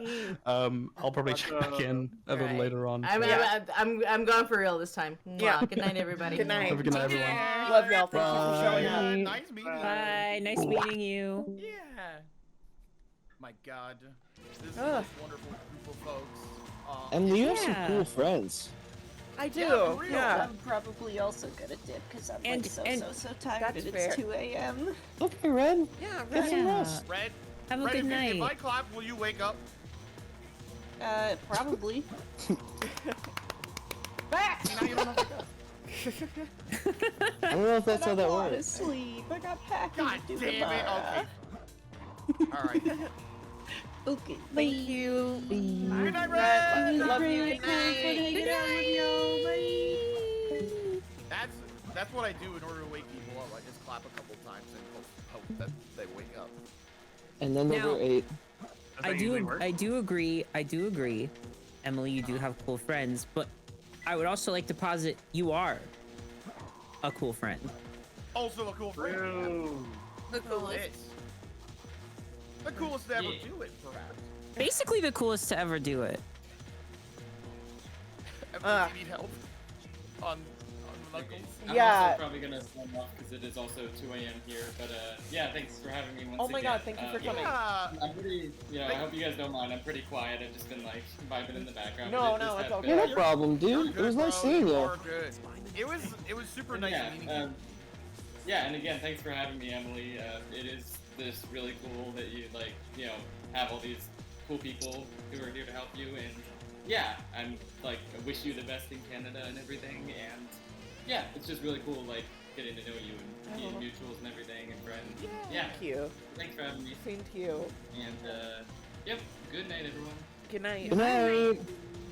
This shit is Love World, and I love this. I watched that guy It's rank literally like At that Pixar point of that villains sleepover, yesterday. we're all being like, it's okay. We can cut a little Also, bit. also in chat is the guy who ran into Sarah and I when I went to a Gorillaz concert in Vancouver. I do remember you. That was a really fucking funny moment. Aw. We were getting fucking popcorn from the concession stand, and this person turns around. It's like, Sarah, is that Emily? Aw. That's so nice. So I do remember you. Anyway, sorry. I'm not tearing up because of emotional sentimentality. I'm tearing up because I'm stuck in fucking Death Mountain or whatever this place is called. I will help That's you. fucking Look at Death that monitor. Mountain. Look at that monitor. Let's see what you got. All right, let's. Honestly, I think I'm gonna join the rest of the oh my god, it's 2 a.m. squad. I'm gonna hop Yeah. off and hopefully sleep squad, because I, honest to god, did not realize it was this late. It's been said already, so I don't know what else there is to add to the point. Emily, you're the GOAT, and I mean, I'm from Oklahoma, so I hate Texas automatically, so I completely understand your decision, of course. You know, but I've also done the whole getting the hell out of Tornado Alley song and dance. And I know shit ain't easy, but it's awesome on the other side, and I'm still in America. Like I ain't even in Canada. The best advice I can give you is you're not Brahms, Culver's, Whataburger, they ain't in Canada, so get it all out of your system now. I have been. Believe me, I did my weight the other day. I've definitely been getting my fucking fill in before I leave. Emily, I wake up every morning crying that I cannot have a sundae from Brahms. Every time I go back to Oklahoma, it is like dead of ass the first thing I want to do when I get there. I'm like, take me to Brahms. I miss her. Aw. I miss her. But yeah, no, get that all out of your system now. But yeah, no, I wish you maximum luck. I appreciate you having me on here. It was awesome meeting everybody. In the cases of some of you, hanging out again. Hi. Waiting for the crossing. But yeah, no, you're the GOAT, and I hope Canada treats you well. And yeah, get all the In-N-Out and Whataburger, Culver's, etc. cravings out of your system now. Thank you. Stock up for those burly, Canadian winters. Yeah. Exactly. Oh, you'll get used to it. It's not that bad. Well, Wait, especially you're in Vancouver. Never mind, especially it's in gonna get that bad. I mean, Vancouver's not as bad as like fucking Alberta winter. That's true. It's closer. In any case, good night, everybody. It was super nice meeting you. It was nice meeting you. Take care. Nice meeting you as Take well. care. Those of you who I haven't seen in a while again, good night. Good night. Oh my god. There you go. We did it. And then there were 6. No more We've death whittled down the chamber. herd. I like a 12-hour stream is like a regular day for me, so I'm super good. I Mar literally is was- on that shit. I think Sonic actually reinvigorated me because I was like, I saw Jenny's presentation. And I was like, okay, I'm locked in again. Yeah, we were all like, is Salty asleep? Is Salty asleep? Wake him up! We're gonna get some Wake him up! Wake him up! All right, here's Shout out to Kimona in chat. What's up, Kimona? Mona's here. Yeah. Aw, Kimona, I miss you so much. I hope you're doing well. Also, I'm exiting out of the game so I can hopefully get it to perform a bit better. 100%. There is a memory leak happening. Yeah. Fun fact: I suddenly have 13.2 hours of playtime in Sonic Adventure 2. Mona, I'd like to pick you up and put you down 700 times, please. Oh, okay. That was to Mona specifically. Oh. Yeah, I could also pick you up and put you down 700 times. You're so powerful. Joy could do that. I mean, it's gonna take a while. I don't want to oversell what I can do. I don't really have a ton of upper arm strength, so I'm just gonna, you know, hope for the best. Take my time. I mean, that's fair. That's fair. That's fair. Let me get the game booted back up again. I was trying to decide if I wanted to refresh Twitch or YouTube stream and all, but you know, it's fine. It's fine. I mean, is the YouTube stream still going? It's still going. Oh, okay, cool. I'm making sure I busted out. I busted out my OBS and I started recording my segment because I want to keep that real bad. Yeah, man, I kind of regret not the fact that mine wasn't recorded. I mean, it's on the VOD, so it's on the VOD. Yeah, I'll just look at it through the VOD. Well, the thing is that the VOD doesn't play back on YouTube if it's after 12 hours. It will. It just won't play back anything that's after 12 hours. It's on Twitch too. So yeah, it's on Twitch. Okay. I didn't know that's how that works. Yeah. That's weird. Why does YouTube do that? That's bizarre. Because YouTube streaming Dumb doesn't website. make sense. Well, I am just really, really fucking happy with the idea of somebody else controlling the camera to my fucking VTuber setup. That It's, was like, really, really fun. so fucking funny. That was hilarious. It worked so well. I was surprised how well it worked. I was like, yes, man. When you told me to download Parsec, I was so afraid, to be quite honest. I was like, oh no. I was like, I'm gonna have to deal with a bunch of tech stuff moment of. It's all meta-contextual, you know. I made you scared, but then you took the bravery step of downloading. I did. Of downloading Parsec, and now you can play any games with me ever if they have a multiplayers. It's easy. The games. Matter of fact, boot up multiplayer on SA2. No, I'm just kidding. Seems like the game's having a hard time booting up. Uh-oh. It's like stuck at like I hit it with the blast. I'm sorry. Gotta speed up. Whoa. I did just like like it's presented by Sega. I posted a screenshot from my presentation, and it's just me on stage with a fucking plankton going. I need to go back and watch yours because I was practicing mine during yours. I apologize. I was just very nervous. I was so fucking scared. Me too. That's why I was practicing so much. I had the little hand shakies. I had the shakies in my hands. My stomach was doing little flips. You did a great job. I'd like to tell you that the reason it flowed together so nicely is I did like several trial runs, and then an hour before I went on, I was like, maybe I should just write a script. So then I wrote a script. So that's what ended up making it very clean in the end. Before that, I was literally just like, I was just reading it out loud from my brain and kind of just trusted myself to go off of that. But turns out there's less to be anxious about when you have a little document filled with all the things you want to say. Oh. Also, can y'all see the game? Yeah, I see King Boom Boo. You are not streaming it on Discord. That's what I was wondering. I didn't know if I kept it or not. Let me go ahead and get that started then. Sorry, I have like so many fucking things happening at once on my little computer that I'm being silly on. Tis the nature of streaming. Hey, it's Knuckles. Look at that. Ow! It's running at 60 frames now. Alright, I need to get some sunlight into this room. So, sunlight. Get the fuck.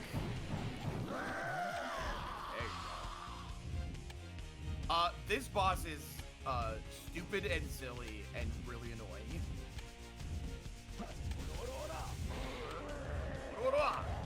Get back here, you ghost son of a bitch.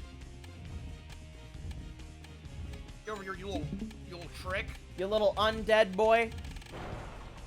So, do these ghosts blast any big, like, shots all over the walls? Thanks for the self-censor. I don't know if I could have taken the whole thing. Listen, I don't know the rating of Emily's channel. I used the phrase jizzies earlier. It's Okay, the rating of Emily's channel is 5 out of 5 stars. What? That's true.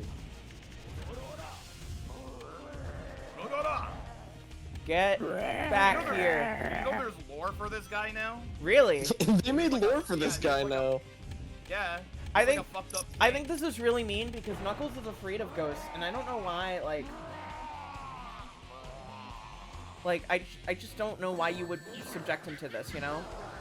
I think that's really mean to my friend Knuckles the Echidna. I tried so hard. I'm gonna be honest, champ. I don't know what your plan was there, but I was trying to get a ring. Was watching. I was trying to get a ring, and the camera angle was not cooperating with me.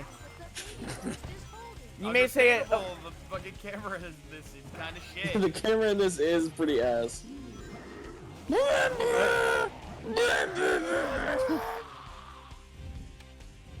But you got the gist of how this mechanic works, so you'll be done. Yeah. Yeah. Why did I buy a Beanie Baby? What did you do that? Hey, you wanna know? You wanna know one of my favorite Beanie Babies? I felt for some kind of propaganda earlier in the stream. My favorite Beanie Baby, his name is Dinky, and he's a little rainbow duck goose thing, and he was my best friend when I was little. Okay. Okay, but am I remembering correctly? Sock did say that Scorch and Magic were lesbians, right? Yes. All right, cool. Just wanted to make sure. Yes, Wanted they to are make the sure I first got and that. only lesbian Beanie Babies, I believe. I love That's the awesome. emphasis on first and only, as if like there's still Beanie Baby lore being made out there. Listen, don't fuck with the Beanie Baby fandom. They'll fucking kill you. Oh! I didn't know it was that intense. Yeah. You think Sonic They're Twitter is all- bad? they're Check all out really Beanie pissed. Baby Twitter. They're all really pissed about all that money they lost.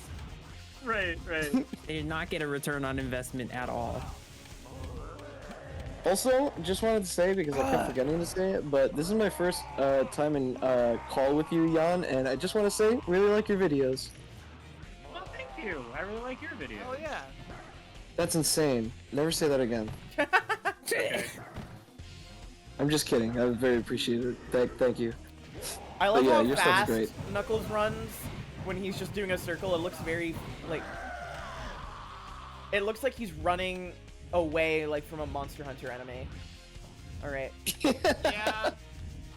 The wonderful thing about this game is that everybody's like fast running animations look like they are like vibrating on the spot. It looks insane. It looks crazy. You can also glide into him too. Oh, okay. That might be a little. Yeah, it's like you have an active hitbox when you're gliding, so Well, let me see. because you got your fists forward. Fun fact: the old lore for Knuckles gliding was because he was using his dreads I remember to that. glide. I remember that. Yeah. But then for some reason now he like bends the wind, which makes less sense. Yeah, I don't know how about that. I just headcanon that He he's got has some like weird mutation one- from hanging around the Master Emerald for too long. He has 100 teeny tiny extreme gears underneath him, and he's flying around on them. Can I get a? Okay, that ring's just gone. That's fine. You got this. Just don't get hit. It'll be easy. Yeah. Yeah, there's a ring right there. Let me just race over to that ring real quick. Get this guy on the wall. You're on the. That's cheating. You're not supposed to do that. He starts cowering when you get close, so you can Yeah. dig then. Okay, that's fine. This fucker. This fucker. He is So- Another fun fact: when you get really good at this fight, you can actually hit him twice in a single round. Oh, interesting. Where the thing is open. It's very hard to do. I only think I could do it once. I've only ever done it once myself. It's very You got this. This should beat my ass as a kid. I fucking sucked at this really bad. That was on me. I was checking chat instead of paying attention to the fact that a boss fight was happening. King Boo was like, "Wake the fuck up!" In my defense, I'm here to kill you. I love his model though. Holy shit. I know, it's so like goofy looking. That's a goat, you know.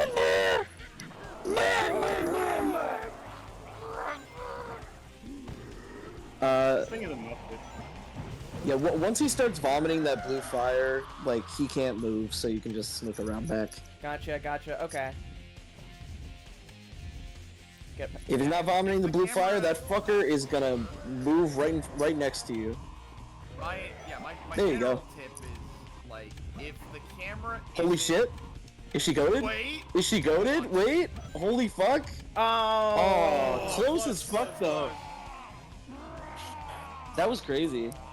I'm my general goated. tip is that, like, if the camera doesn't move when you go immediately behind them, then immediately, like, turn around. Like, there, yeah, like, that would be a good sign. Yeah, see, like, right there. Ooh, Yeah, okay. Because you cannot, like, slide underneath it. Yeah. It's not possible. Oh, he's doing it. Sorry, I'm so tired. Oh my god, if you're tired, you can go to... Of course I can, but I'm not going to. Oh, okay. Yay! The secret is I like hanging out with my friends. Aw. That's a good secret. It's a secret. I've never told anyone that. Oh shit! Wait, yeah. There's like people here. I don't like hanging out with my friends. I'm doing this ironically. Hold on, someone's asking me a question in chat, so I want to see what this is. Pepper Ann question? I don't know. I don't know what's happening. Someone's asking me questions about Pepper Ann.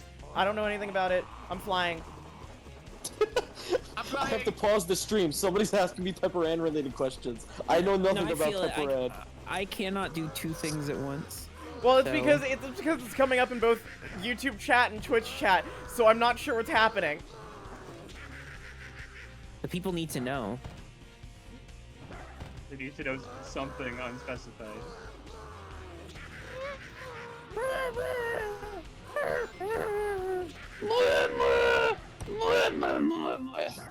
Whoever did the voice acting for this dude was having the time of his life. Oh yeah. Just making some noises. There we go.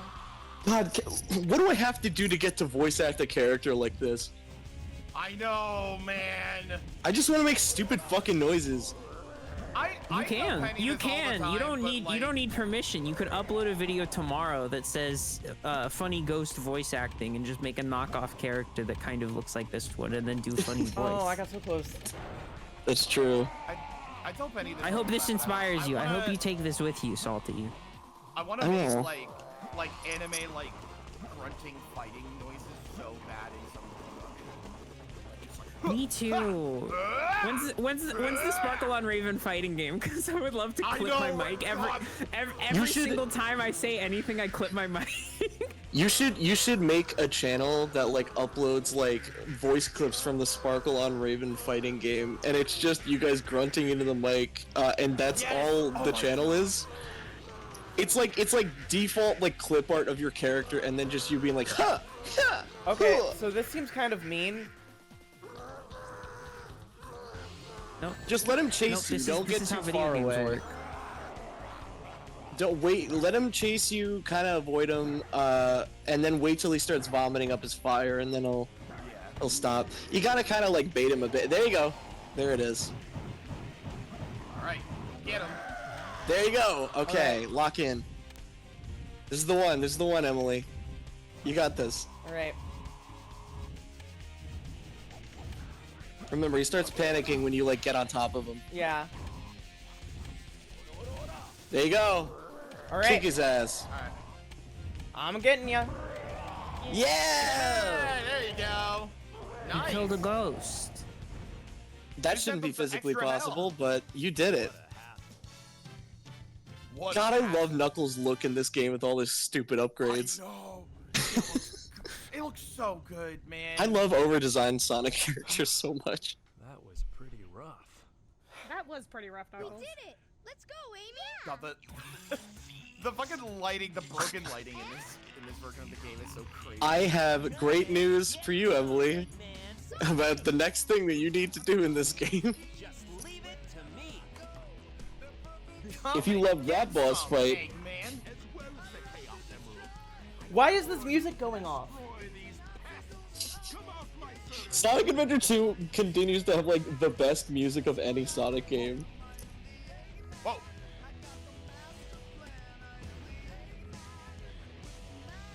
What if there was another boss fight? Immediately after. I won't lie, this boss fight goes crazy fucking hard for no I'm gonna reason. be honest, I don't know. Is Pepper Ann Hey, Doug? Golem the Golem? The lady from Doug? Is that what this boss is? Pepper Ann is not the lady from Doug, she's from a different Disney thing. From cartoons. Yeah, she's from cartoons. Name of Pepper Ann. Wait, I can't see Sonic anymore. What happened to Sonic? I wonder what happened to Sonic. He went down. Yeah, it's Egg Golem the Golem. Why is that the? Why is it Golem choice? Oh wait, this is just like Sonic Rush. Actually, yes. Well, kind of, but But not really. Kind of, but it's a little different. Yo, Shadow of the Colossus? Whoa! Holy shit. Okay, so you can homing attack on those yellow blinking things. Okay, but have you considered the I would homing attacks suggest a little using the bit bounce weird? bracelet. You should, yeah, spam jump here. What if you You spam jump here. You can also use the bounce bracelet to get to higher areas if you bounce a couple of times. So when you're platforming Shadow of the Colossus style, if you can't make a jump, that's probably bounce bracelet time. Y'all are making me want to play Shadow of the Colossus today. It's a really good game. It's one of my favorites. It's in like tied for I favorite know games list. I've beaten it twice. I've actually never played it. Have you ever played? Oh, Mar. Mar, it's so good. Mar. Do you Mar, I would remake? like it a lot if you played it. Yeah, remake or original? Both. I played once the original, once through remake. Yeah, I like both of them. Oh my god, why am I was doing so fine and now I'm not doing fine. Now you're thinking about Shadow of the Colossus and Pepper Ann, so now you can't be doing fine. There was something about the low fidelity of the PS2 that I think made Shadow of the Colossus just a little bit more special than the remake, but that's just me. No, I definitely get I'm that. also I also love those nostalgia goggles. Yeah. My first time that I played through Shadow of the Colossus was the like PS3 remaster of the PS2 version, and I didn't realize that that version of the game's like busted, like on a fundamental level. The best version of the game is the one I played when I was 13. Yeah. Just coincidentally. Definitely. That's like mostly every game. Oh fuck. Pokemon Black and White. Still need to Pokemon play Black that. and White. Still need to play that. I did like the first like 2 or 3 gems, I think. It's my favorite one. Because it came out when I was probably 14, 15, maybe. I don't remember when Black and White came out, what age I was. Oh my god. Duck Station and MGS. You know what? You know what? You know what I think this is? You know what I think this is? I've had to pee for 6 hours. Go pee! Go pee! I've had piss, to pee. girl. I've had to pee, and I've been so tired for 6 hours. Before you do that, I just gotta say, my wife is beckoning me, so I must depart. And Okay. Stuff like that. Emily, thank you so much. It's been a real go pee for yourself. Yeah, it and, was. It's been super cool talking to you. Yeah, Yeah. you know, Buns. I'll see you all around. You know. You're always a Take delight. care. Thank you so much for coming. We need to play more games. Bye. Absolutely, yeah. Hit me up. All right, toodaloo, y'all. Bye. Bye. I almost left the call. I'm not leaving the call. Why did I almost hit the end call button? You ain't going nowhere. You got a boss to beat and a place to piss. Yeah, I'm gonna go piss first. Wait, am I pissing on the boss? If you want. We need to figure out what in Sonic Adventure 2 I'm pissing on. So I need y'all to figure that out, okay? Okay. I have one idea, but it's been done. It's been done. Right. I don't think we could do that one again. We did already Dude, see that dude, cutscene like 5 hours ago. There is a CJ the X video essay that came out where they reference the Snapcube I Sonic saw Adventure that. 2 dub. I literally like pogged. I was like, Penny's gonna love this. Wait. So cool. Way. Yeah. CJ the X, by the way. If you're not watching CJ the X's videos, what are you doing besides I can watching this inundate stream you. right now? I can inundate you later, Mar. Yes. Please. Literally, just such good video essays. Oh my god. Literally. I was wondering who this was, and I have literally watched CJ before. I'm literally subscribed. I've watched multiple videos before. I don't know what the fuck is wrong with me. I just don't remember people's names. That's so fair. I'm like bad at names. CJDX was on the Spire stream for trans rights, which was the last big collab stream I was on with Emily. It was that was real cool. Oh. Sick. Cool. Yeah. That is very that stream is the reason my Tom Scott number is now at 2, which is the lowest it can possibly be unless I collaborate directly with Tom Scott. So. What are they doing? They're not doing much right now, right? Like, just bring them back. It is true. Tom Scott, call me. Hit me up. Put me on lateral. No, they don't. They're not going to allow me on lateral because I don't have a physical form, so I'm not going to be able to show up in the video version of their podcast. But apart from that, so fair. I've been fucking for the past like 6 hours. I have been sitting at my desk, wrapped up in a big old blankie with a plush. I'm living my best life out here. That's so cool. I have a big Gulliver plushie from Animal Crossing, the softest thing in the entire world. You are all jealous of me. Wait, am I? I kind of am. Yeah, Am I? I know. No, wait. You did bring Gulliver to MagFest. That's right. I did bring Gulliver to MagFest, and there were like 3 separate times where I thought I left him somewhere. But no, you. And I was right one of those times, except it was in one of the hotel rooms, so no problem. Yeah. It was not in our hotel room. Be clear. Yeah, I left it at the other hotel room. And I gotta be honest, I didn't know it was there, and I was freaking out a little bit. But then I think somebody tucked it into one of the beds, and I felt a little bit better knowing that it was cozy. Oh, wait, that's actually so cute. I could have sworn I got like a picture that was like, "Here's Gulliver," and I was like,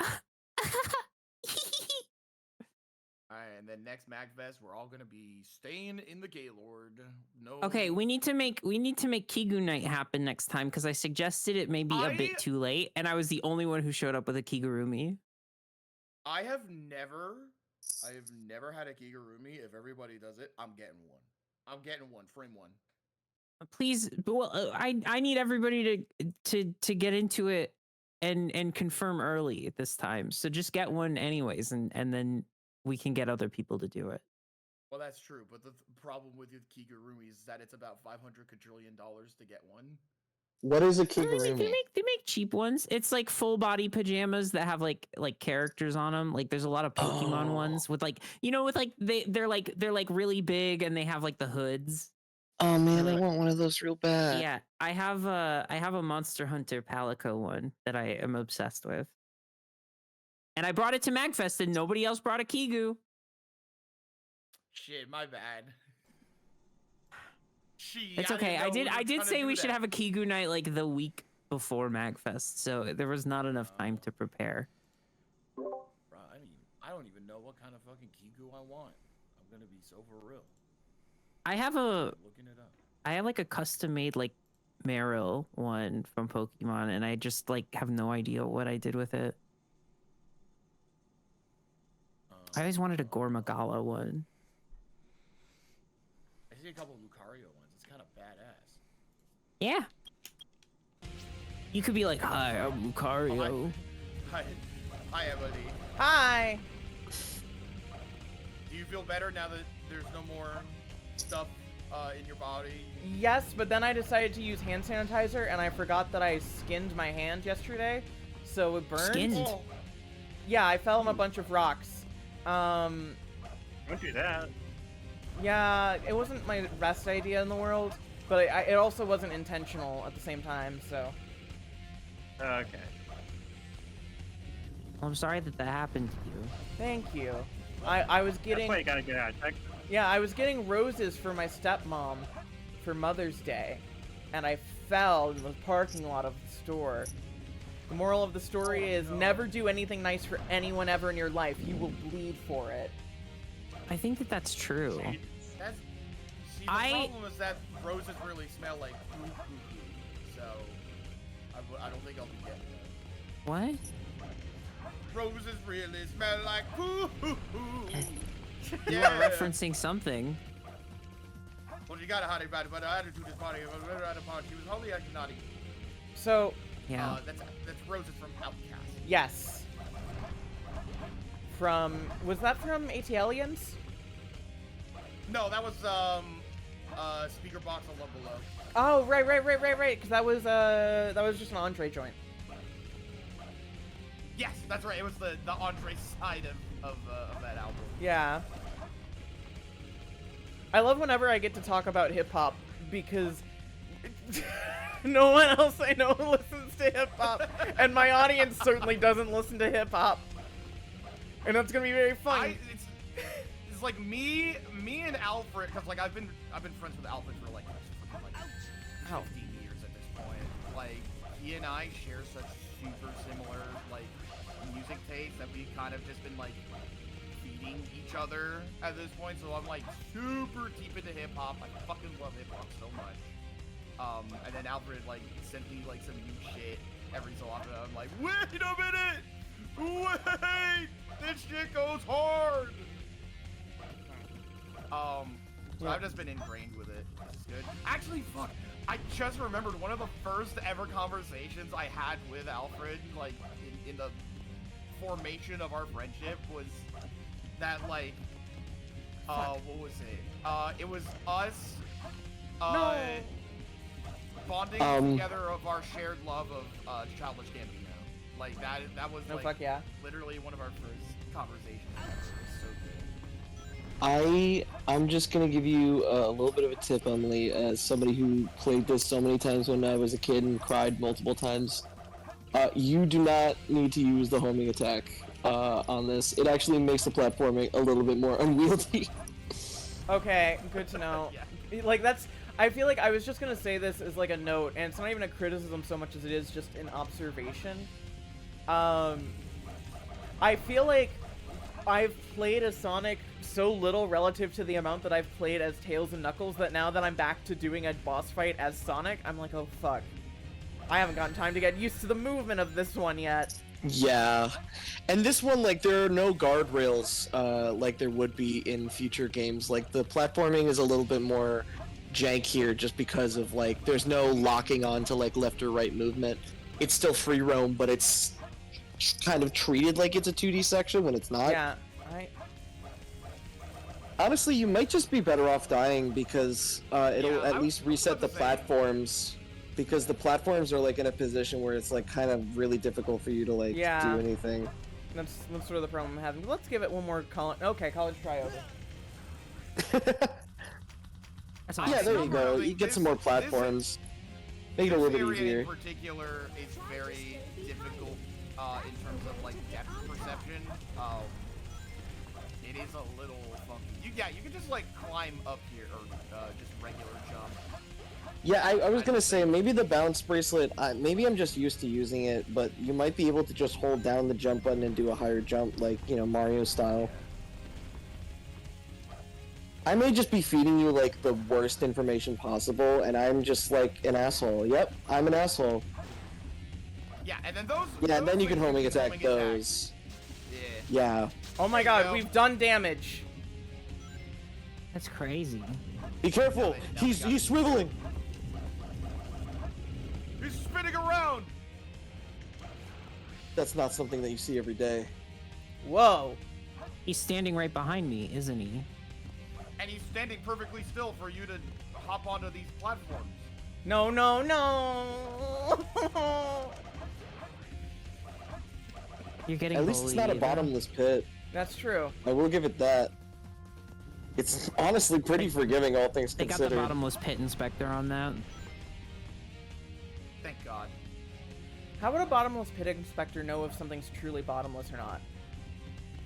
Go in. Check if there's a bottom. Just look under it. Why are we here? Just Look to under suffer? it. Look under it. Yeah. Why are we here? Just to suffer. Egg Golem the Golem. I'm so sleepy. I'm so sleepy. I'm also sleepy. Because I've been awake for a bit too long. I'm thinking I'm that... singing the sleepy song. Is there an invisible wall behind you when you get up on the platforms? Like, can you not fall down, like, once you're, I guess, like, up there? Like, I think that there might be, because I was looking at Emily's gameplay earlier, and I didn't notice it until I saw Emily playing this boss fight, but there might be just an invisible wall behind you when you're in this section. Like, towards the camera, I mean. Oh, that's... what? Yeah, I think that move just pushes you. It's weird. No, it does hurt you. These platforms are lower than where the hands are. Ah, okay. Smack those down, yeah. That's a pretty cool New attention PB, to new detail. PB, new PB. New PB, new PB. She's cracked? Chat, she might be doing it. She's got the strats. Okay, well, now that you said I got the strats, I fell off. Sorry. The homing attack is just so fucking unwieldy. A friend of mine was playing Sonic Adventure 1 for the first time, and she kept trying to, like, spin dash everywhere, and just, like, spin dashing it at pits and shit, and I was like, maybe the spin dash is, like, actually a hard move. I didn't realize this before. This game, like, if you are not immediately used to it, like, you know, like how Yeah, people like... for fucking years and years and years, it is twitchy and unwieldy at high speed. It's... Oh yeah, like you really underestimate like how fucking insanely twitchy these games are until you see somebody play for the first time and you're like, oh yeah, this is like, the controls on this are a little bit jank at times. Oh, one more. One more to go. Oh, the static sounds. I'm gonna take my headphones off actually for just a sec. Yeah, do that. Oh, nice. Holy Good shit. position, yeah. And then he's tired out a little bit. And then Isn't it nice that they just, like... Yeah, There, that ruled. Yeah, I gave you the wrong information at the beginning there. I'm sorry. That's fine. I think I'm just too used to this game. I mean, it is... I could have like, just Balance muted the game Bracelet- actually. Balance Bracelet is definitely like the way to go for that boss. But it's Here we a go. more advanced move, I would say. Also, yuckiest Sonic model coming up. Ew!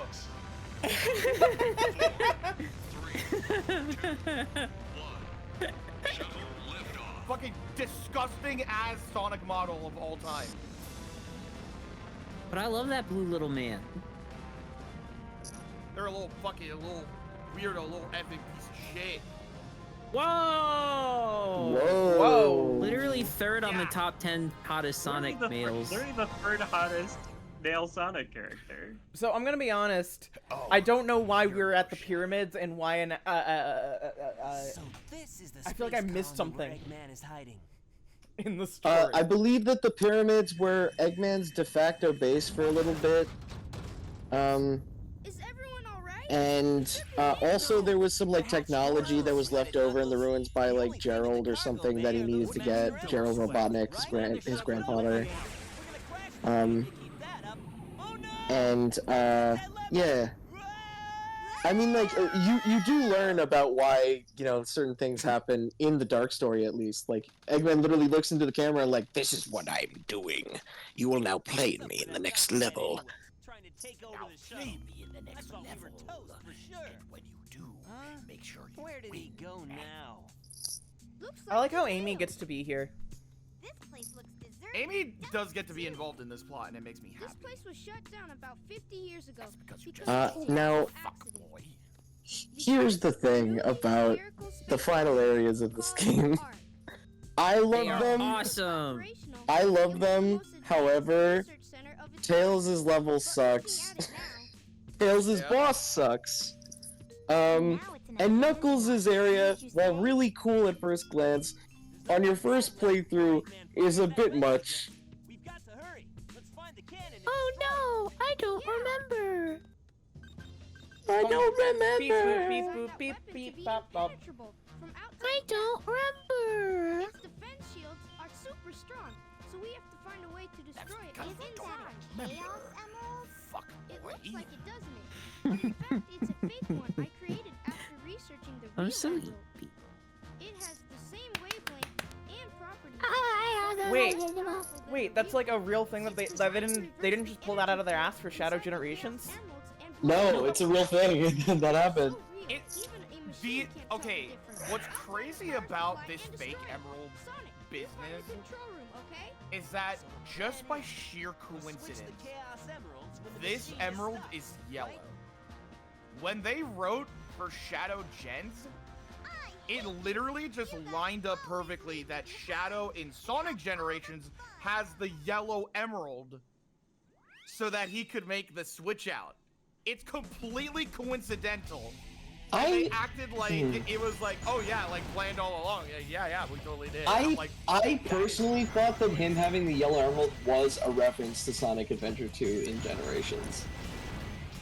I guess so. Like, because the yellow emerald is very important. He doesn't really interact with it in SA2 though. He doesn't, but it's also the first game that he was in, and it's an important MacGuffin for the plot to happen. That's like fair. I guess it's like the fact that it is like maybe less of a coincidence, but just the fact that like the knowledge is there. It's like it's just No, really no. I just got up here. It's just really good that they like Ian found some kind of yeah, not like Ian a cooked, foresight, but a way. He cooked for that plot in particular. You gotta be fast, yeah. Yeah, you gotta be fast on that draw. You gotta go all around and go to the Pop off, you town. press that A button again. You know, double tap it. Jesus Yeah, Christ. Okay. I You'll got get it. I got this. I'm good. Best to ever do it. You're gaming? I There you literally go. believe in you. Oh my god, your belief helped me do it. Now, be Really? so careful Yeah. in this level. Yay. So there's a lot of hazards. There's a lot of stage hazards. Oh yeah, not everything you should destroy like those. No. Yeah. You're It gonna can have to suck be you out into very, space very if you're not careful. That's actually... Can I be real? I think that's cool as shit. I think that's a really fun idea. Yeah, because the entire game you're conditioned to want to shoot everything, and then all of a sudden you're not supposed to do that. Thank you, Omo Chao. Well, I did all I can do. That's all I can do. Well, that's it for me. No, Oh, it's totally motherfucker. fine. What? Game. Oh. Game. It's totally Interesting. fine. Huh. Well, welcome back to the title screen. Well, interesting. now that didn't look like you died. You know... It's However, so funny that the death plane is just right there. Like, yeah.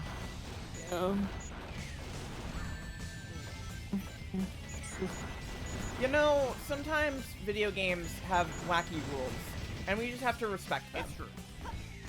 It's true.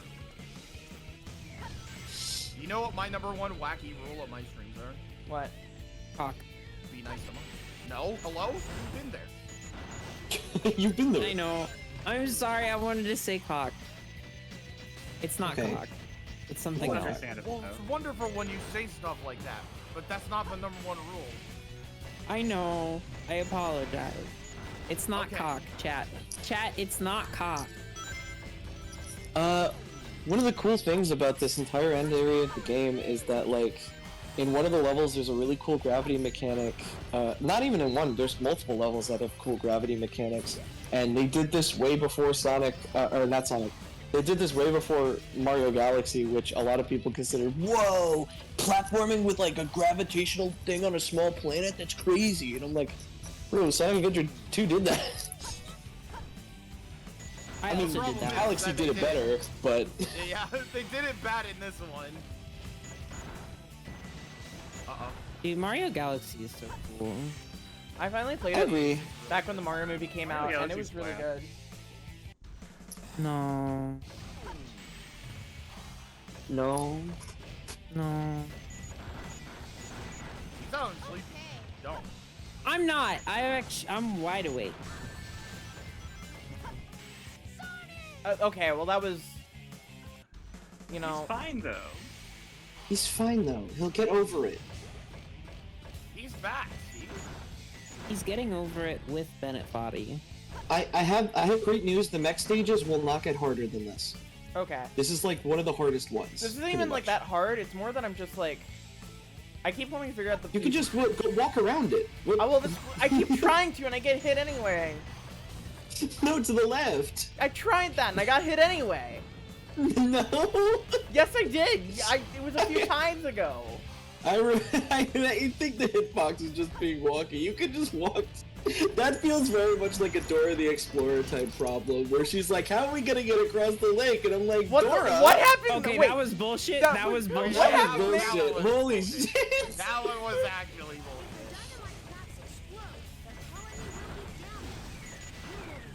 All right, let's do this thing where I just go to the left. Yeah. See, I told you.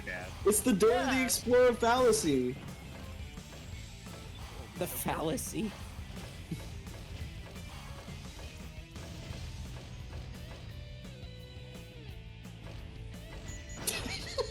Bro, I hate logical fallacies.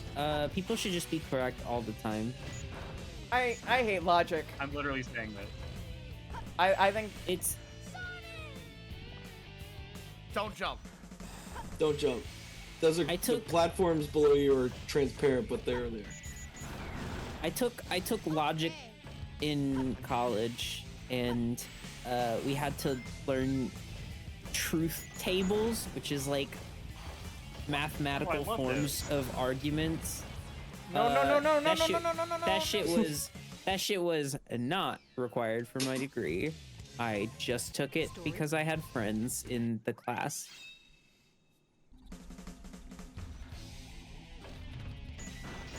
That's a lot. 20 logical points for you. Literally, truth tables are crazy. Truth bomb. It's literally like this is how arguments are actually made out of math. Have fun. It sounds like an annoying class to be in. It was. Sounds like it was, but here's the thing: is that the professor was awesome.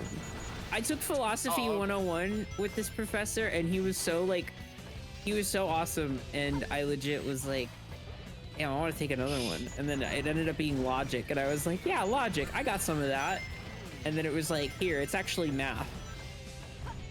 50% of my classes that I took in college were secretly math. Like, they weren't called math, and they didn't have math in the title, but then you go to them, and it's like, actually, it's time for math. You didn't open it.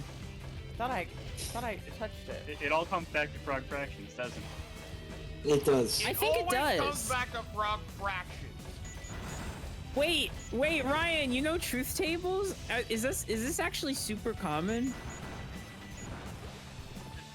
I mean, that is like a thing in formal logic. Like, it's one of the, it's one of the fundamentals of logic. I don't know that. I am learning though. I mean, it's why you learned it in logic class, right? Yes. I just, for some reason, never expect my experiences to be universal. Well, I didn't take a logic class. I think it's cool that you did that, but I was so lost the entire time. I'm very hesitant to brag about anything that happened in college because, like, there's like a 50% chance that I like went to the class every single day and like played games on my phone. Don't do that, by the way. That's still a floor. You can still walk across that floor. That is not a transparent floor. It looks like it, but it's not. It looks it's our like it is transparent. class. What the fuck? Yes. I mean, you have been walking on that transparent floor in Yeah, other but rooms. it's You're tired. It's 2 a.m. Cool noise. I think you've been playing games for a while. I think that's awesome. I think that's awesome when people play games for a while. Yeah. This is Hey, why yo, Nintendo see? invented Why Not Look Take at a that. Break back in 1995. Right. You just have to. So You just have to Jump down. jump down and glide down. That Holy shit. sucks. That sucks. That Oh jump my does god. fucking suck. So there, I believe that there's a missile to destroy the gate. In behind you. Yeah. But you just need to wait for your thing to go back. Damn, I want to say I'm sorry for talking shit on truth tables. It seems like a lot of people have experience with this, and they actually know how they work. And to that, I say, wow, base. No. That's awesome. I don't get it though. Personally. No. It wasn't required for my major, so I went there and I took tests and I guessed a lot and I passed. Or maybe I dropped out of that one. I don't remember. Hey, Mara, I just Who want to knows? say, nice Ina reference. You didn't hit the button. You have nice Ina reference. I noticed. Hey. What was it? I wasn't paying attention. I said no. No.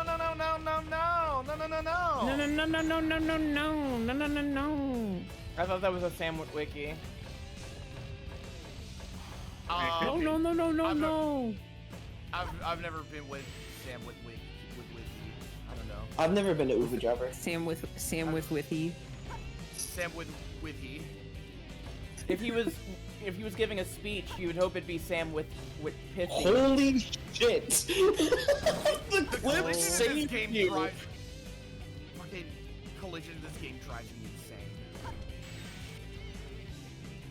I was gonna say that glide is literally your savior in this stage. I promise you. No jump can be completed without that glide half the time. All right.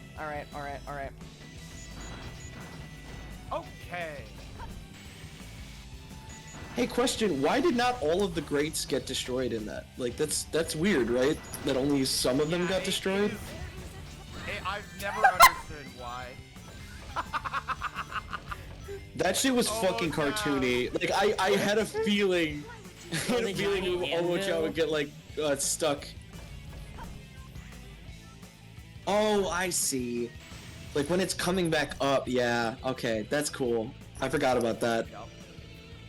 See, I'm like good at platforming games because I figured that out immediately. It's like they say, Lady Emily 3D platforming genius. Yeah, everyone's always saying this. They do What say the that, fuck yeah. is? Who are you? Why is there? Oh, that's an artificial chaos. You gotta wait till he pokes his little head out of his little hidey hole. Can I please see him? Can I please see him? You're too close to the door. It's reorienting your camera because it thinks that you're going through it.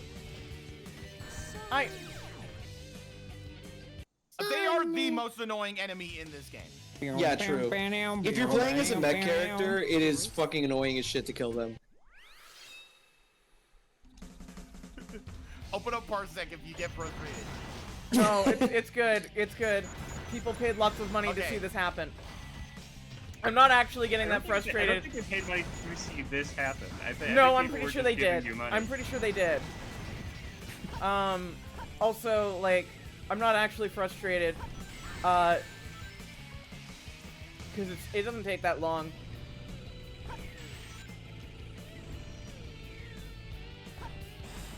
I also just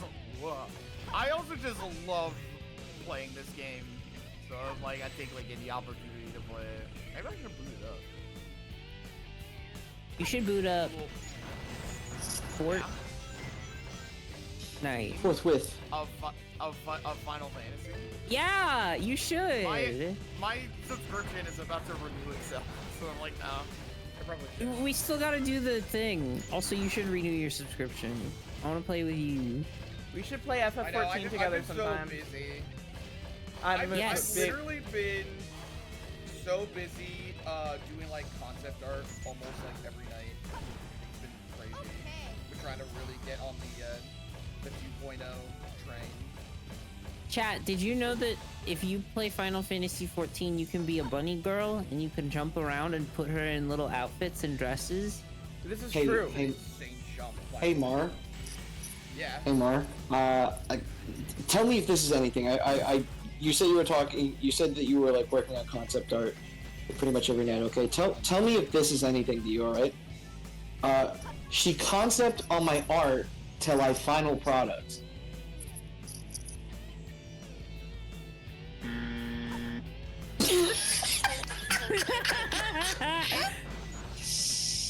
Fuck. Okay, I can't.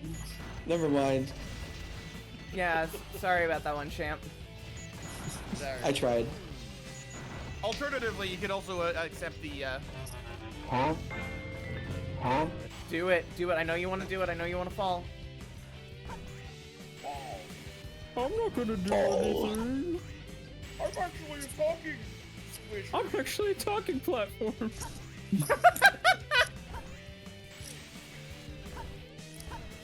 Every time that comes up, okay, so we've done a couple practice dubs in preparation of the Kingdom Hearts dub, and almost every practice dub we have done that bit for any inanimate object on the screen. So and every happy time, that became the norm because I did it.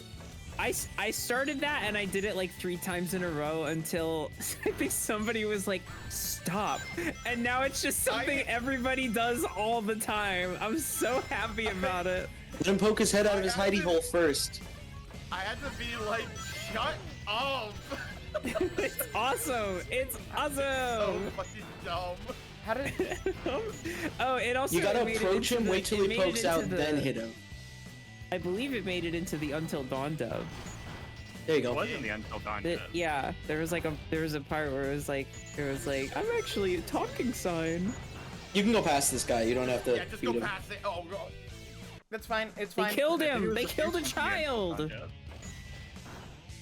Can you Yuri in FF14? Literally, yes. You can do gay marriage in Final Fantasy 14, and also there's an entire raid series written by Tetsuya Nomura that is Yuri. It's awesome. I'm telling you. It has everything you want. Does it have? Okay, be careful here because the lasers. Yes. Does it have people who love me unconditionally? Yes, I'm there. Aww.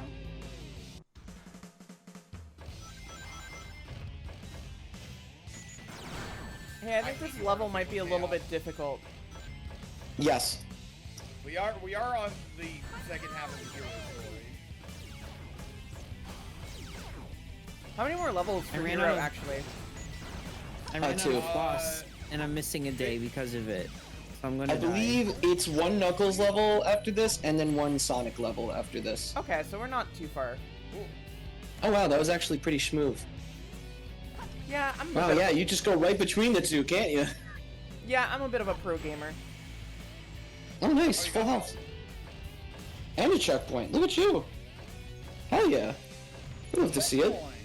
I'm good at video games. What can I say? They call me the video game girl. They don't call me that actually. You don't actually have to hit those bombs to open the doors, by the way. It's just a funny coincidence that they keep opening. You can use them to defeat the robots, though. If you lock onto them, the thing is that with the Tails levels and the Eggman mech levels, you can actually chain together like attacks and like do environmental damage, and it raises your score for A rank. Okay. It's all about like a shooting gallery type like gameplay where you have to like link together attacks to like get power, like get the A rank, and it's fucking annoying, but it's kind of cool when you like get really into it. I'm gonna be honest. I don't think we're going for an A rank playthrough here. Well, really? What makes you say that? You know, I think just in the interest of time. Oh, shut the fuck up. Get the fuck away from me. We're not going for A rank. We're going E for Emily. Bazooka. You did get the Vulcan cannon power. Yeah, up. now you can break the good. steel containers. Ooh. And you just have that permanently, so even if you die, you don't have to come back here. Oh, thank gosh. Thanks. So now I think you have to go you have to back. go down. Backing down, maybe? Can I please see? Can I please see? Yeah. Just double tap and go backwards. Double tap. Yeah. Yeah, there you See it right there. Destroy those boxes. Yeah, look at that. You're basically This is a lot voting. like Fortnite. Yeah, it is kind of Why like did I do Fortnite. that? Oh no. Why did I do that? Why did I do that? Why did I do that? Why did I do that? Why did I do that? You're addicted to pressing. You were addicted to the sauce. I had a big weapon and I wanted to use the big weapon. I wanted to use it so See, bad. that was your first fault, is wanting to play the game.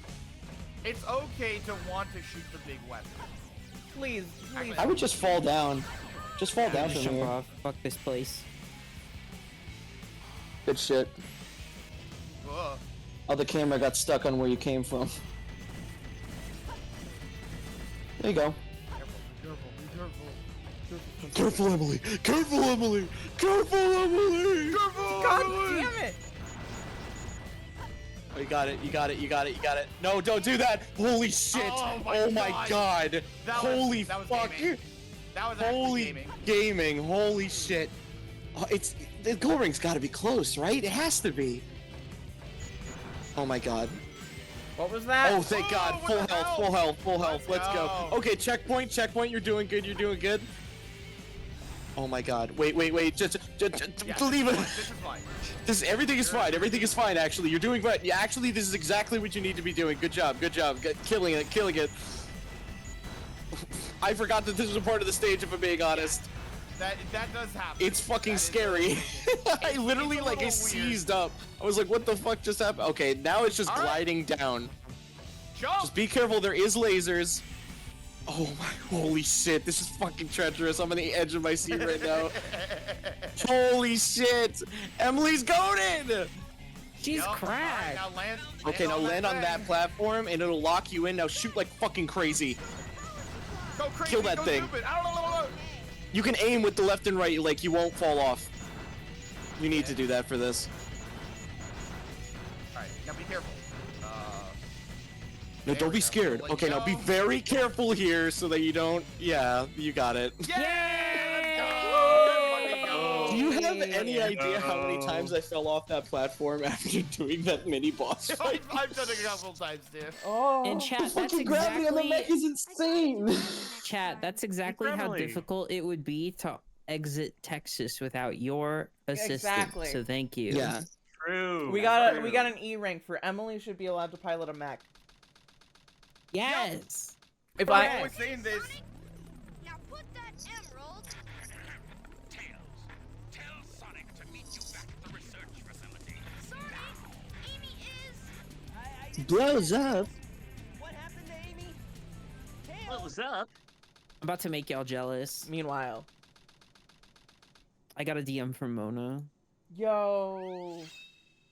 The Lisa? No. Mona from WarioWare? Okay, so here's a cool It's thing okay, about this this one's stage. not as bad. This one's not as bad. This stage is not as bad. There's no,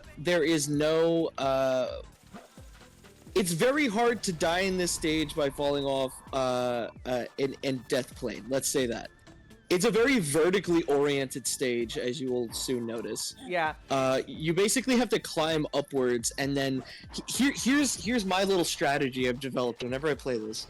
I always climb to the very tippy top, and then I slowly glide down, finding the emeralds along the way. Did you see that dog shit fucking hint that they gave you? Yeah. Yeah, that hint was really bad. Like, oh shit! I wonder what do you? Wow, could you imagine? Hey, look where you are right now. Some kind of floating platform. Oh, okay. Oh, already? Wait. Wait, it might be it might be here close by actually. That's actually good RNG. Oh! Yeah, Meteor Herd is very famous for the random fucking. Oh wait, look, it's right there. I see it, yeah. I'm trying to figure out the ideal way to get to it. Fuck. Oh yeah, wow, you did it. God. Awesome. Literal Tom and Jerry antics. Awesome. Literal Tom and Jerry antics. Holy fucking shit. So did y'all get Emily the item that Knuckles needs to breathe yes, underwater? the aqua necklace. Yes, don't worry, we got it. The air necklace, whatever the fuck. Yeah. If I'm remembering, Wait, doesn't wait, the stage have like rockets? Squid. Oh, I wanted to get the squid. doesn't the stage have like rockets on some of the platforms that take you up like really high? Yeah. You might be thinking Mad Space. No, I was for sure. I think that there's some rockets like in that core like structure thing that Emily's on right now. That or like if there's some on like the little islands that you can find. I forgot that the meteors just fucking hit you. Yeah. There's a Squuckles over there. There's a Squuckles. Can I say something that might sound a bit strange? Yes. Yeah. This feels like it would be a good Tony Hawk level. Oh no, you're 100% right. I actually agree with that. Like I can't. Can I say something that might sound a little strange? Yeah. Something that might sound a little strange. What? Oh my god. Oh. Hey guys, it might sound crazy what I'm about to say.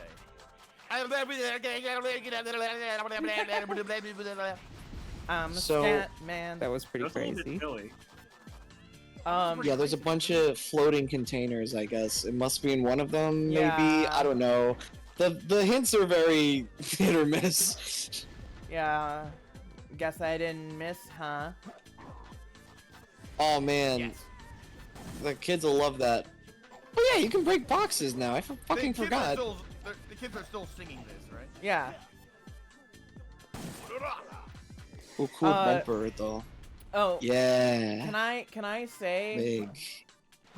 I guess because I was thinking about making a presentation, then I decided against it because there was just enough going on in my life. A lot. Yeah. What my presentation was going to be, or should I What? save it in case we do something like this again?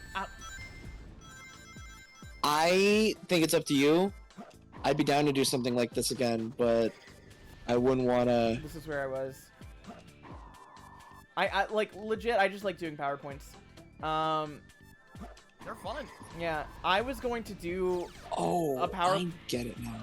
a PowerPoint that was called "Why You Should Let Char Aznable Kill Me."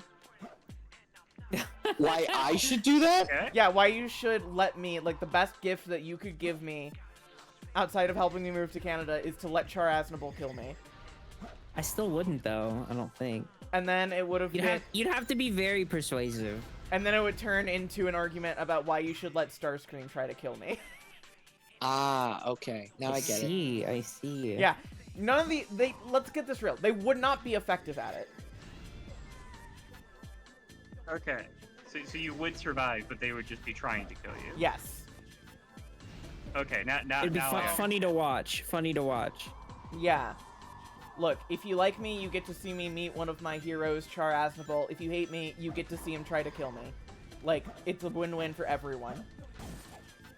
Emily, I should say that there is more beyond, like going up this section. There are more sections down below. Yeah. Hey, you could go to like these over here. There could be some spots over here. Ooh, little footprints. Ooh, little Knuckles mess footprints. with me like this? Little Knuckles footprints. God, I love how fast Knuckles is in this game. Yeah, look at his little stupid little run. Look at his little doofy run. It looks ridiculous. Rats. The animations Whoa, in this game whoa. are insane. I just broke that. I actually remembered. Big and round. I remembered what I was thinking of. The multiplayer version of this level has more actual rockets that you can use. It's the most played version of the level that I've played is the multiplayer version, which literally the only difference is that it just has a lot of upward rockets. I think the main purpose of this stage is just for you to like slowly climb up. But I forgot because I played the multiplayer version of the stage so much. It's a lot more accessible. Whoa. Sorry, I don't know if y'all saw that, but we got some like weird slowdown. Yeah, I saw. We've done some turbulence. Oh, what the fuck? What the fuck? It's just there. I didn't. Okay, I feel insane. Oh. We're getting some memory leakage. What's happening? Oh. Why Why is it doing this? What the hell? This game is processing. Well, you know, something. it's a pretty recent game, so it could be a little CPU intensive, GPU intensive, all the intensives. Should we reset? What's happening? This game's logic is trying to figure something out. It's trying to map all the truth tables, and it's doing all the. Do you think it's a mod thing? Oh, no, well. There's definitely no way, because you guys did not put a lot of mods on it. No, there's only like we really didn't. 5. And they're all like. I think it's so fucking mods. funny that like artificial chaos was so fucking intensive until you killed it. Yeah, I'm blaming him. Also, someone in chat just said they finished Zeta Gundam. That's really cool. What do you think about the stars? The stars are really pretty, am I right? Anyway. Oh, there you are. You're at the tippy top. There also might be emeralds up here. Oh, wow. Right there. Right there. Right fucking there. That's actually the third shard. That's the third shard. That's not even the shard you're looking for. It's even better. Wow, Yeah, that's cool. fucking lucky as shit. So now all you gotta do is just slowly glide down and glide around until you start getting beeps. Shard Asnable. Shard I was Asnable, literally thinking about saying that, and then I didn't. One of these days, I'll get y'all into 0079, and y'all will know all about fucking Char Asnable, and how great he is, and how cool he is. And how much I want to kill him, and how much I want to bite him and tear him apart. That's so May I just compliment how fucking cool the textures look in this level? I adore this shit. This is a gorgeous level. This game has a really good visual style to it. Like, I know I've been getting frustrated at certain parts of it, or having like struggle issues because I'm new. I want to maintain. I think this has been a really good game so far. Like, yeah, it's definitely challenging because of its age, and it kind of does not really hold your hand like some of the more modern. Oh my god! Get the fuck out of there! I'm trying! I'm trying! Jesus Christ! I got scared. You have 2 lives left. It says 1. That's a lie. Yeah. 0 counts as a lie. Don't believe Squirkles' lies.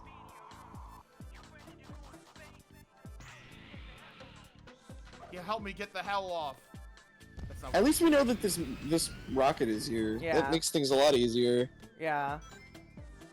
Rocket juice in the moon. And then you take the little bumper up here, and then you take your rocket.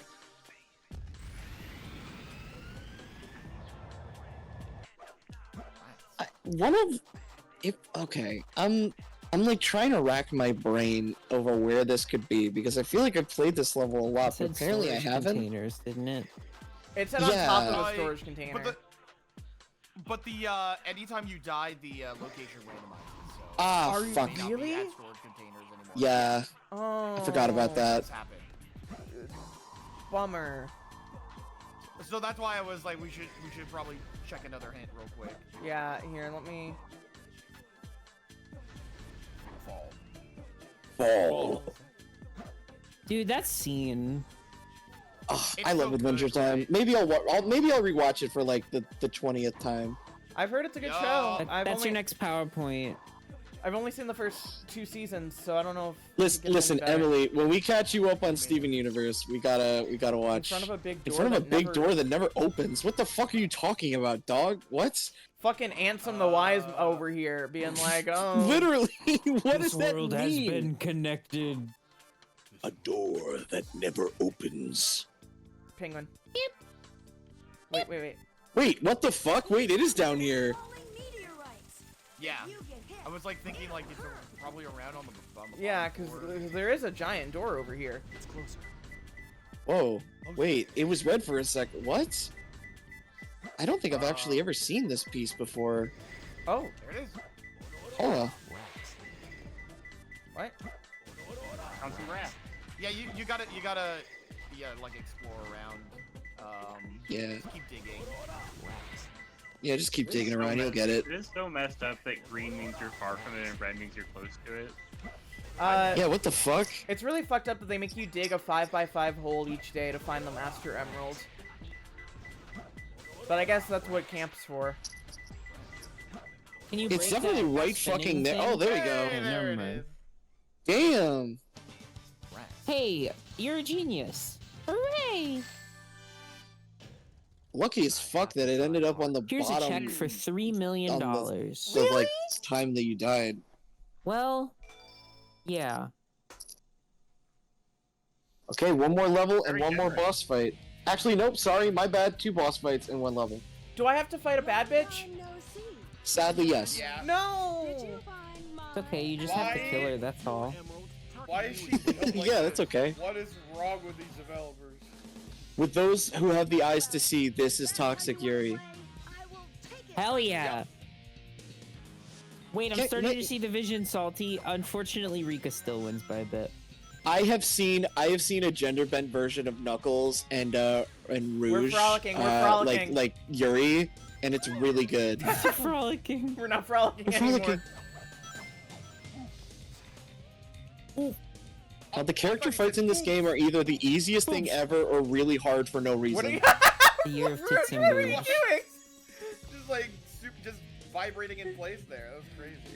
Rude. Is this the fight that you can kind of cheese by continuously drilling over and over again? Where the Yeah. fuck are... Yeah, this is the same fight. Okay. What are you fucking doing? Fucking around in here. Stop. Dude, stop! It's not fucking funny! Okay. It's not cool. It doesn't make you cool. Oh, hey! I actually did some damage on her. Let's go. Yeah, keep drilling. That's like the best way to attack her, to be honest. So she does like. Sorry, I'm on my computer now. Wow, you sound so crispy. I'm so Never crispy. apologize for being on computer. Like a pizza. Like a pizza. Crispy. Computers. And now I'm louder on the computer. Oh, I thought. Wow, you're actually fucking getting some real licks in. Look at that. I'm good at fighting.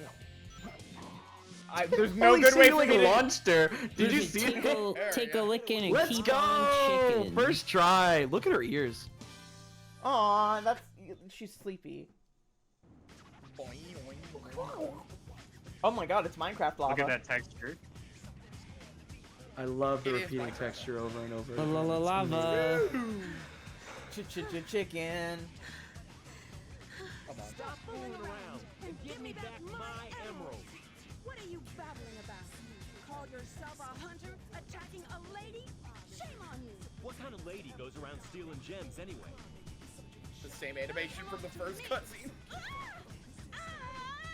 And she forgot she has wings! Oh no! What in the world?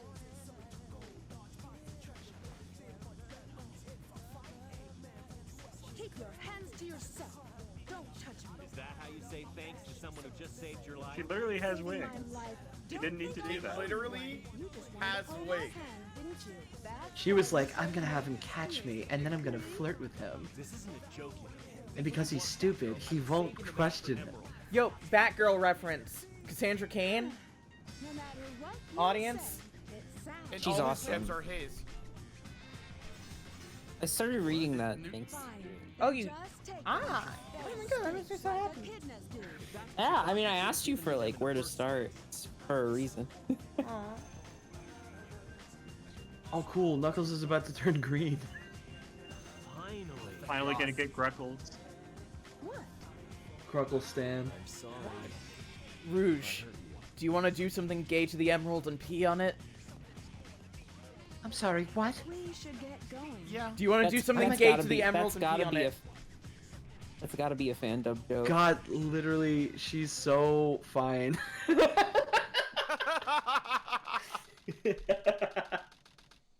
your truth, bro. I am. I'm being vocal about. Oh, I forgot there's 2 Sonic stages. Whoops, my bad. Yes. Oh, I forgetting spaghetti. I might need to lay down. That might not be a bad Go idea. for it. Oh, But I really don't want to because I'm here with all my friends and I think that you're all just swell. bring us to your bed. Well, here's the thing. Straight up, I don't think Penny is asleep. I cannot be on my phone. Oh, yeah. I am. Just ignore him. Just ignore him. That's what I do. Fuck these things. What do you? Oh my Chao, tell me what You do. stand next to it and then you press B. Yeah. You get it. You get it. Are you cradling him? What is going on? In your attempt to push Chao into the lava, you have murdered yourself. Ain't that something? Wow, that was a sick read. Holy shit. Yeah. Okay, so chat. So there you go. Press You see B switch. I think There you go. I don't think I'm gonna be able to finish both Dark definitely and not. Final Story tonight. Not unless I want to hurt myself. But we will do that. I'm gonna finish Hero tonight. Yay! I think you See, can. That's what I want to stay up for. I really want to stick it out. Cause it's fun and I love all of you. Aw. Well, we love you too, Joy. I'm sorry. Did the thing Young, glitch out? Oh we no, just it's still met. there. You could take or leave the love. You know, you don't have to. Yeah, I know. But it's I know, it's there if you if you want it. Like I'm not taking it back. You can still have it. Oh wow. I'm literally. I'm just You're saying. cool. I'm just saying it's literally there. Why did I keep waiting for something to? Oh my gosh, it's like Chemical Plant. Whoa, this is just like Chemical Plant Zone from Sonic the Hedgehog 2, the game that I was in. Without the time stones? Without the time stones. Okay. Nice save, by the way. Okay, but let's be real. Like, why wouldn't Tails remember Chemical Plant? Like, That's why I'm so much happier with the rewrite, because yeah, why would Tails not remember Chemical like I Plant? get they're trying to be cute with it of like, oh, haven't we seen this before? But it's... press the action button once. Not spin dash, but like tap it. You somersault, like underneath stuff. The spin dash button, tap it like really quick. Oh, There you go. okay. Yeah, that button. Yeah, it's only used pretty frequently. You can use it to break boxes as well. Yeah. Oh my god, it's just like Mario Galaxy. I'm upside down. Wait, hold on. Just like the V. There you go, you got it. It's just a little like V. I'm gonna tell you which That's a trap. That's a trap. The middle one's a trap. It's you want to pull this one. Yeah. Yeah. You got it. I'm so glad you knew that because I did not. I have died to that so many times because I'm just speeding through. I will always remember it's the right one. Is it either the left or right, or is it just It's left the or one? right. It's specifically the right. Is it specifically? Okay, well, I so thought it those are was two left or different right. two different this answers. rail- You need this rail specifically to move on to the next part of the stage, so it has to be the right one. Yeah. What happens if you take the left?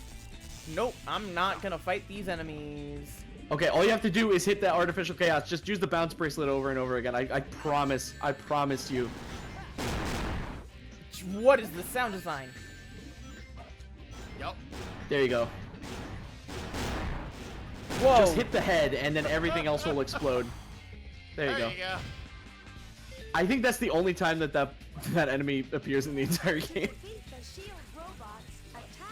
No, it comes up in Cannon Score too, I think. Oh, I didn't know. Yeah, if I recall. Yo, that's a fucking... Yeah, so you have to wait till they stop using their electricity thing and then homing attack chain. Oh, I tried to save. It's okay. It's okay. They're literally, these levels are meant to just break you over and over again until you get them. Yup. But have you considered Sonic the Hedgehog? I haven't. Whoa, I didn't think of that. I haven't been paying attention to YouTube chat, but they're all talking about Gundam right now, and I wish I was talking. I can't pay attention and play Sonic. Looking at the I'll talk big about- button on your shirt that says, God, I wish I was talking about Gundam right now. I'll talk about Gundam with you. Yay! I'll talk about Gundam with you, sweetie pie. Oh my god, literally same brain, same joke. Suletta. Oh my god, Suletta. We might be the so same great. person. We might be the same. Suletta, and here's a lesser known fact. Miorine. She's my girl. I love her. Suletta. And Suletta. Miorine. We got a super chat from Hacking King 4478, and it says, "Hey Emily, your Berserk video convinced me to check out the manga. I love it a lot. Thanks for bringing my attention to it, and rest in peace, Kentaro Miura." Aww. Thank you. I honestly probably should have Really been good reading video. chat more to you while I was on the stream. I'm paying attention. Did I ever tell y'all I was gonna make a video about like, it was gonna be like one of my favorite series that I can't recommend to anyone, and it was gonna be about the Monogatari series. And then I started reading the Monogatari series, and I said, "Wow, I really can't recommend this to anybody." And then I didn't make the video because of it. That is so funny. I watched. I was like, "Damn, wait, no, I really can't tell people about this one." I watched a trilogy of the Monogatari movies last year. What? Aren't they awesome? I watched. I can't remember which one it was. It wasn't Baka Monogatari, but it was the one with the. Excuse me. It was Okay, the one so- with the Crazy animation, right? The crazy animation and the fucking vampire lady. Yeah. No, those movies rule. Those movies are They awesome. were so good. All right, so I'm gonna go for the middle one, of course. Careful, SpongeBob. Careful. SpongeBob, be careful. Yeah, I've got. I don't know why they have the option to just press down if it kills you. Like, there's no indication that it would kill you. They felt like being silly that day. I know I've gotten a few super chats that I haven't gotten to like actually like read yet. I have to look at the history. As the Gundam expert, I do have a question. Yes. Do you know why the new Gundam series is called that? Yes, actually. Okay. It is. I'm so confused every time I see that title. It's like that can't be the correct number of U's in that word. It is 6 U's. So like the exact reason might You got be, it. You got it.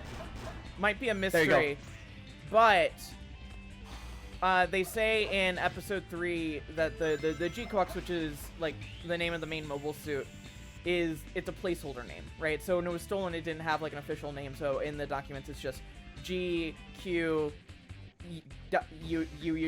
It's like a placeholder, like for programming language. Okay. Yeah. That's cool. So it's like a null name. It's Yes. like the default when you don't fill in anything else. Yeah, that's essentially it. I have my own theories. I'm still on team that it's short for Quevely from Zeta Gundam, but I'm getting less and less convinced of that by the day. I mean, You gotta it's use the not short gravity for it switch. because it's so long. There's so many U's. Bless you. You need an upgrade. Oh yeah. You cannot break these boxes. So you're gonna go back. I genuinely forgot that there was an upgrade in this area. Fortnite upgrade. And you're gonna keep going back. Wait a minute. There it Oh, is. there it is. Got it. Flame ring. So basically you can break metal boxes with I think the bounce bracelet and the somersault. Ah. That's right. Wow. There you go. Yeah. She will die. She will die. And you're gonna feel really bad about it. And it's gonna be all your fault, Sonic. You're going to feel like really shitty. And you're going to feel like a bad boy. I miss villains taunting you throughout the stages of games. Yeah, I was gonna say I really like dash.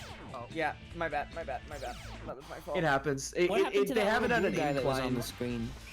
They have it on an incline so that you kind of just fall in sometimes. Sonic fell for What the fuck? I'm not even touching the controller. The game's playing itself. I just watched God. this animation of going through a ring. Where's the challenge?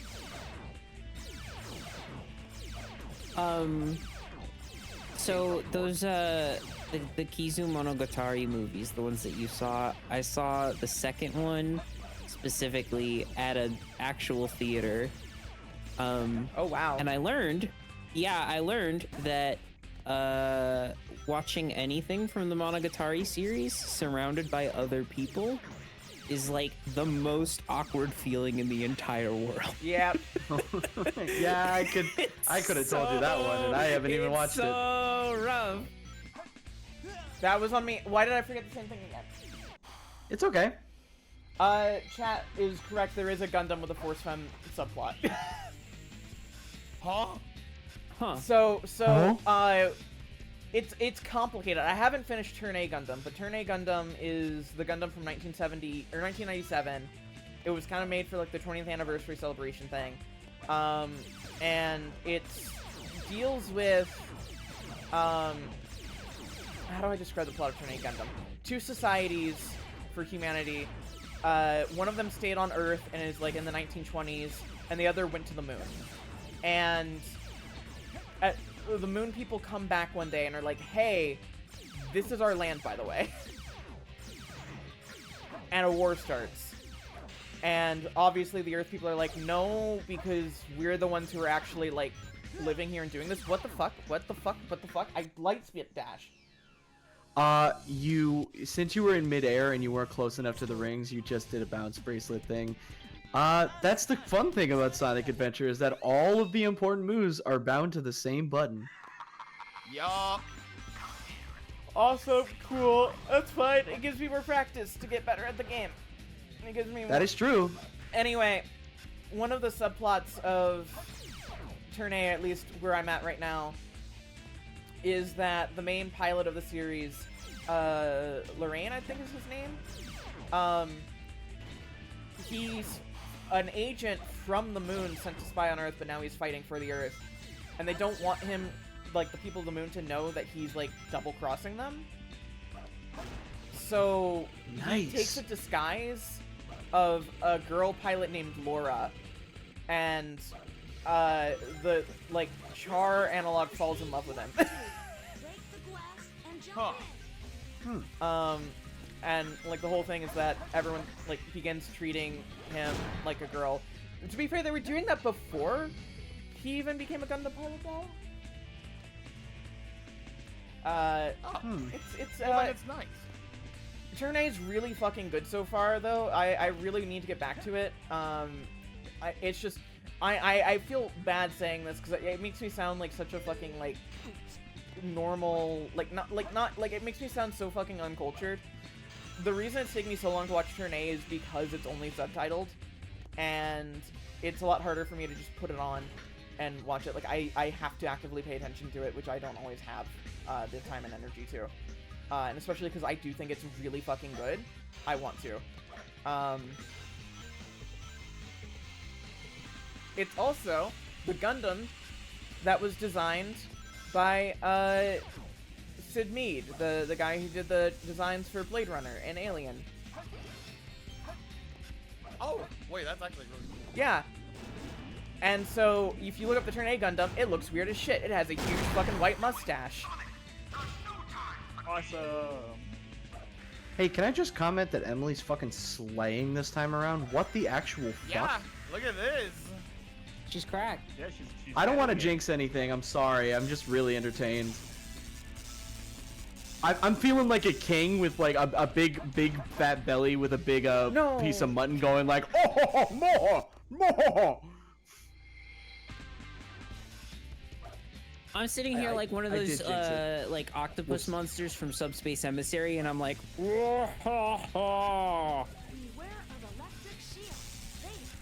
let me know if that was too specific. No, I got it.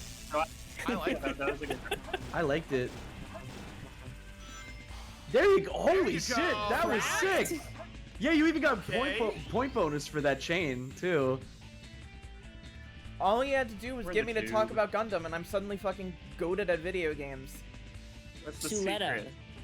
And That's a secret. Miorine. Suletta is such an interesting character because, like, her whole thing Suletta Forgetta. Suletta Forgetta is that she's, like, one of the more, like, optimistic, cheerful Gundam protagonists, but in a way that just makes her more depressing, and one of the saddest ones. Yeah. Because she doesn't even realize what she's become and the sacrifices that she's making. It's awesome. It's really good. That series sure did need 25 more episodes. It sure did, but you know Okay, what? I still just really love alerting it. you of the Lightspeed Dash incoming. Nice! She's cracked. She's cracked. If anyone hasn't read the original manga from Witch from Mercury, The Tempest, it's quite good. I have not. I'll have to read it. I believe that I that didn't is even know there was a locked manga door. before the series. Is it the same like characters and everything? No, so it's actually a story? little bit different. So the original manga... Kind of, but it's a little different. I am going to... Sorry. No, that's not you. That's me reacting to this fucking... Literally just kill them and then grab the rings. Yeah, well, because I want to play it safe. So careful. No, Oh my why? God. Why? My heart can't take this. I gotta look away. You can't jump and do a Lightspeed dash. It is possible to jump into a Lightspeed Dash, but it has to be so precise that like it's not recommended for new players. Mostly because the bounce bracelet is also bound to the same button, so it causes issues. Yeah. Which is definitely a flaw of this game that like I don't like, is that every important move is bound to the same trigger and does different things on whether you're mobile or if you're jumping. Speaking of Mobile Suit Gundam. What were you saying about Tempest? Oh, so the Tempest is less of a traditional manga, as it is a play by the early modern English playwright William Shakespeare. I knew it. Oh, it was a joke. Okay. No, there is a Witch from Mercury spin-off manga, but I haven't read it. Is there girls in that one too? Yes. I like how you I answered remember- after the Lightspeed Dash. I remember I watched the first Total 5 episodes of concentration. Utena, and then I started Witch from Mercury, and I was like, oh shit, it's the same one. Yeah, but Utena is also really fucking good. Utena is such a great show. There was this really good video essay on Utena that was made by like a queer video essayist. I can't seem to find it anymore because it was on his Patreon. Oh my god. But maybe Good it's queer video essayist. Yeah, maybe Got it's it. re-uploaded somewhere.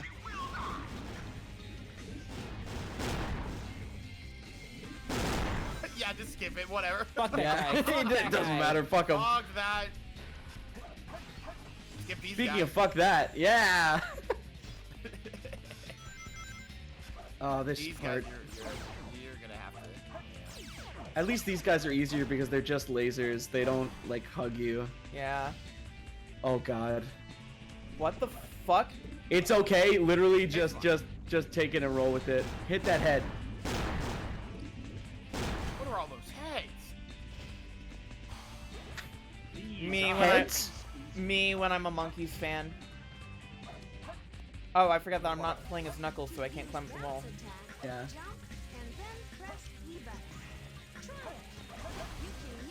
Holy shit. The pro, Okay, the so speedrunner, be the speedrunner? careful. This is a strictly gravity-based section. Take your time with it. It's the final section of the level. What the fuck? What? Yeah, what the don't do anything at all. Stand perfectly Stand still. still, perfectly still. Don't press any buttons, and you'll do fine. And also, don't play the game, and also turn the game off and go to sleep. Just start walking. Take your time. You're in no rush. The game might make you think that you're in a rush to save Amy. Don't worry, Eggman sucks. He's a little wuss. He's not. He has gonna do really anything. bad aim. He even would though never Amy actually- is standing perfectly still. He would never actually do it because that's like his gal pal. They queen out together. You are on the right track, by the way. Okay, I'm just gonna grab some safety rings. Yeah, just grab some rings. Just go for it. You're gonna need them just in case. So, I see these little like Sonic-sized slots. Okay, over so here. yeah, no. Okay, so I noticed a problem here. Yeah. So you were on the right track earlier when you went to the boxes. It kind of naturally guides you. You don't think too hard. I promise. I promise. Do not think too hard in this Okay, section I won't because it think- will harm you. I won't think at all. Yay. This Sonic game's so hard, but he's so cute and he runs really fast. True. Hey, this is awesome. By the way. Wait. Spoken like a true Twitch streamer. Yes. Wait. Yes. Wait. Yes. Wait. Yes. Come on. It's happening. Yes. Wait. I'm overthinking Yes! it. I'm overthinking it. Just time the bounces. It's like dribbling a basketball.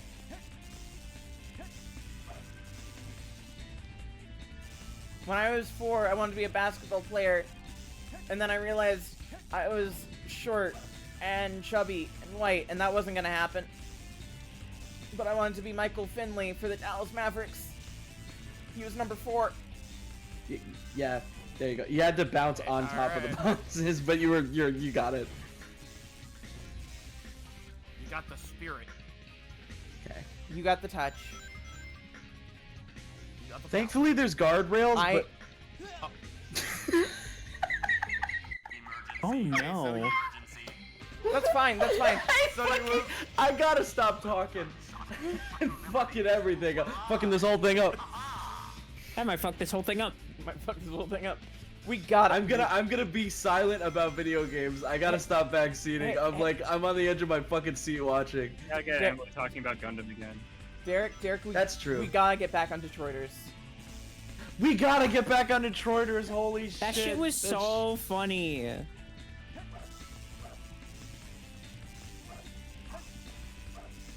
Uh-oh.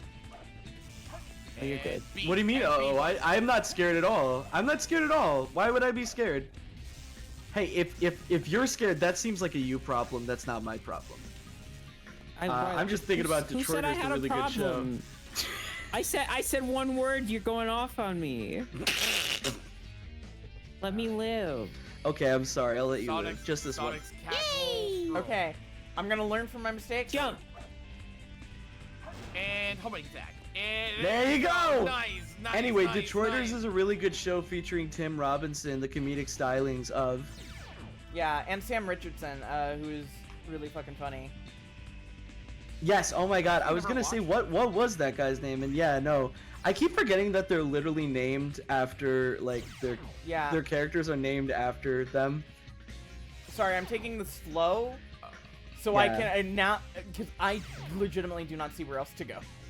Down. Down, yes.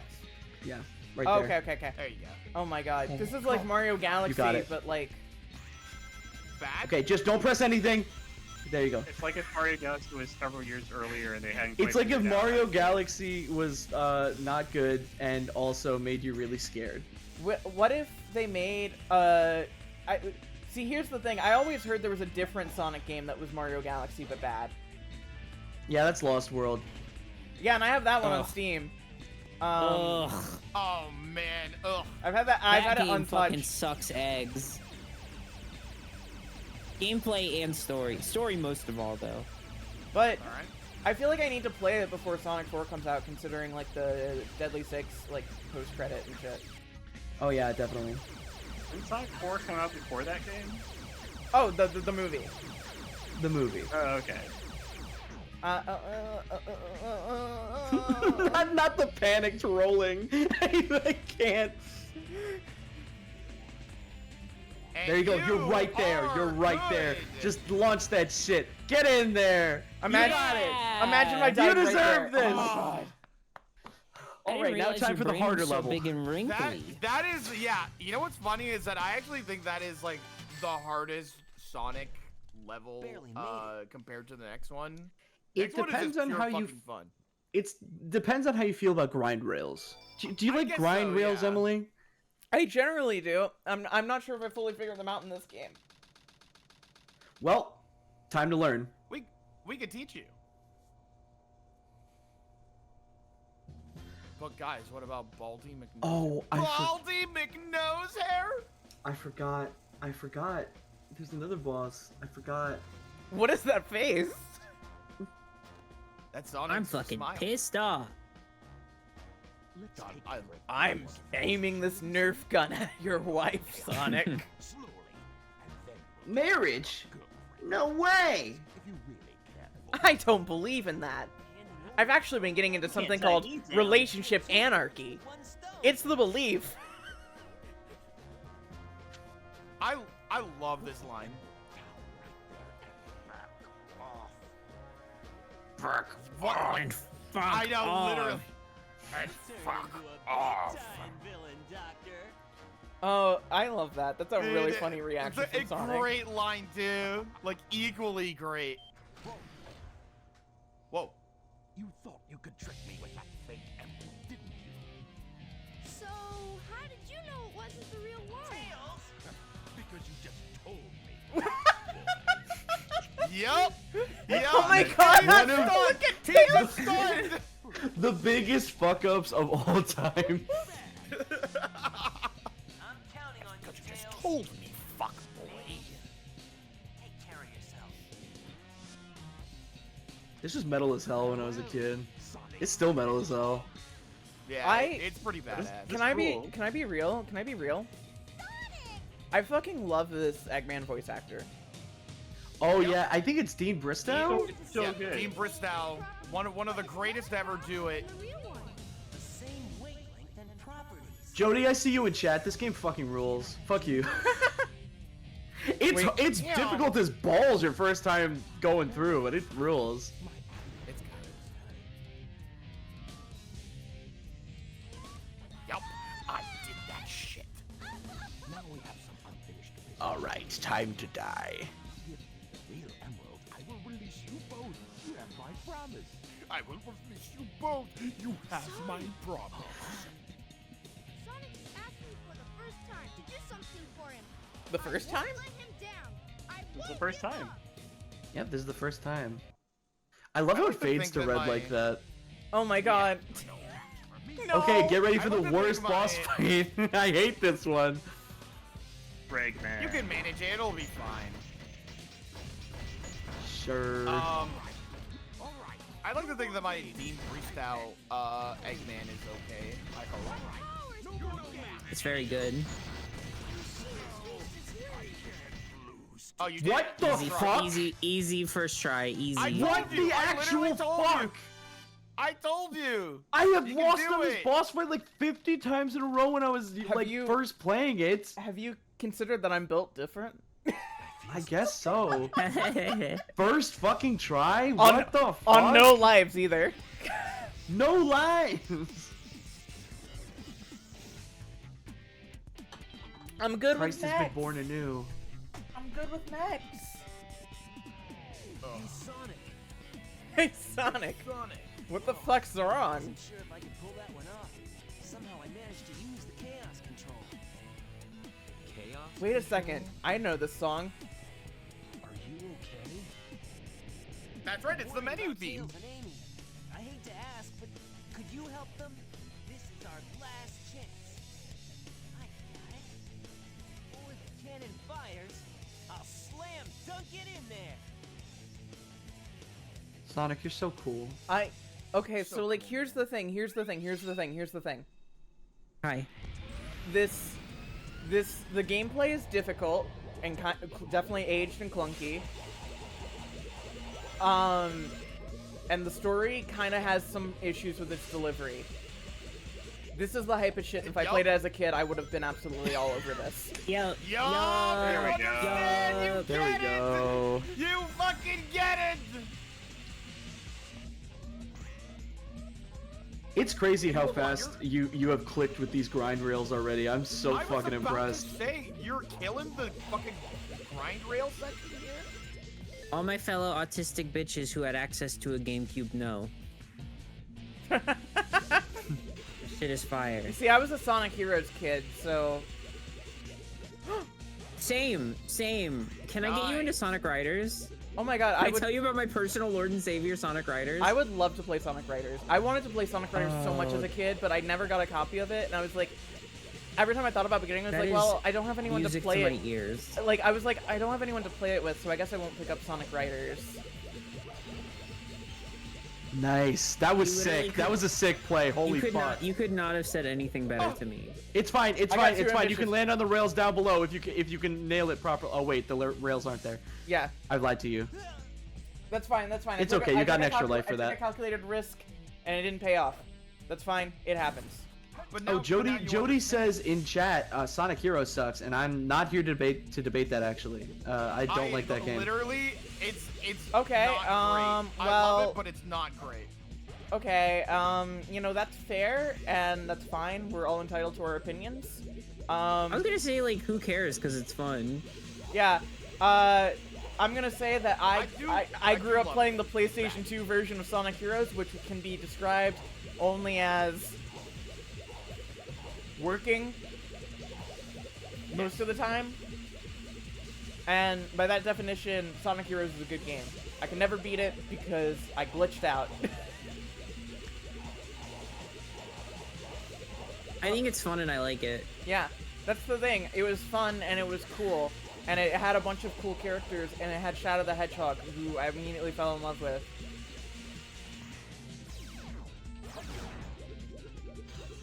Ooh. Nice. Ooh. I like how these big rings here are here just to make you feel cool. Yeah, like These big rings are here, and they all wobble. Okay, so now look at this. I try to go up the grind rail, but I don't have any momentum. And there's no way to get momentum. And if I try to get momentum, then I fall off and die, and I have no lives. So I end up having to go back to the beginning of the game. So I'm going to teach you about something with grind rails. You should hold B as much as you can, and try to balance as best you can. Shit, fuck. Shit. You can still land on the rail. Go to the right. Go to the right. Go to the right. I can't make it in time. I shouldn't have purposely died for the bit earlier. Nah, it was funny. You're allowed it. If it's funny enough, you're allowed it.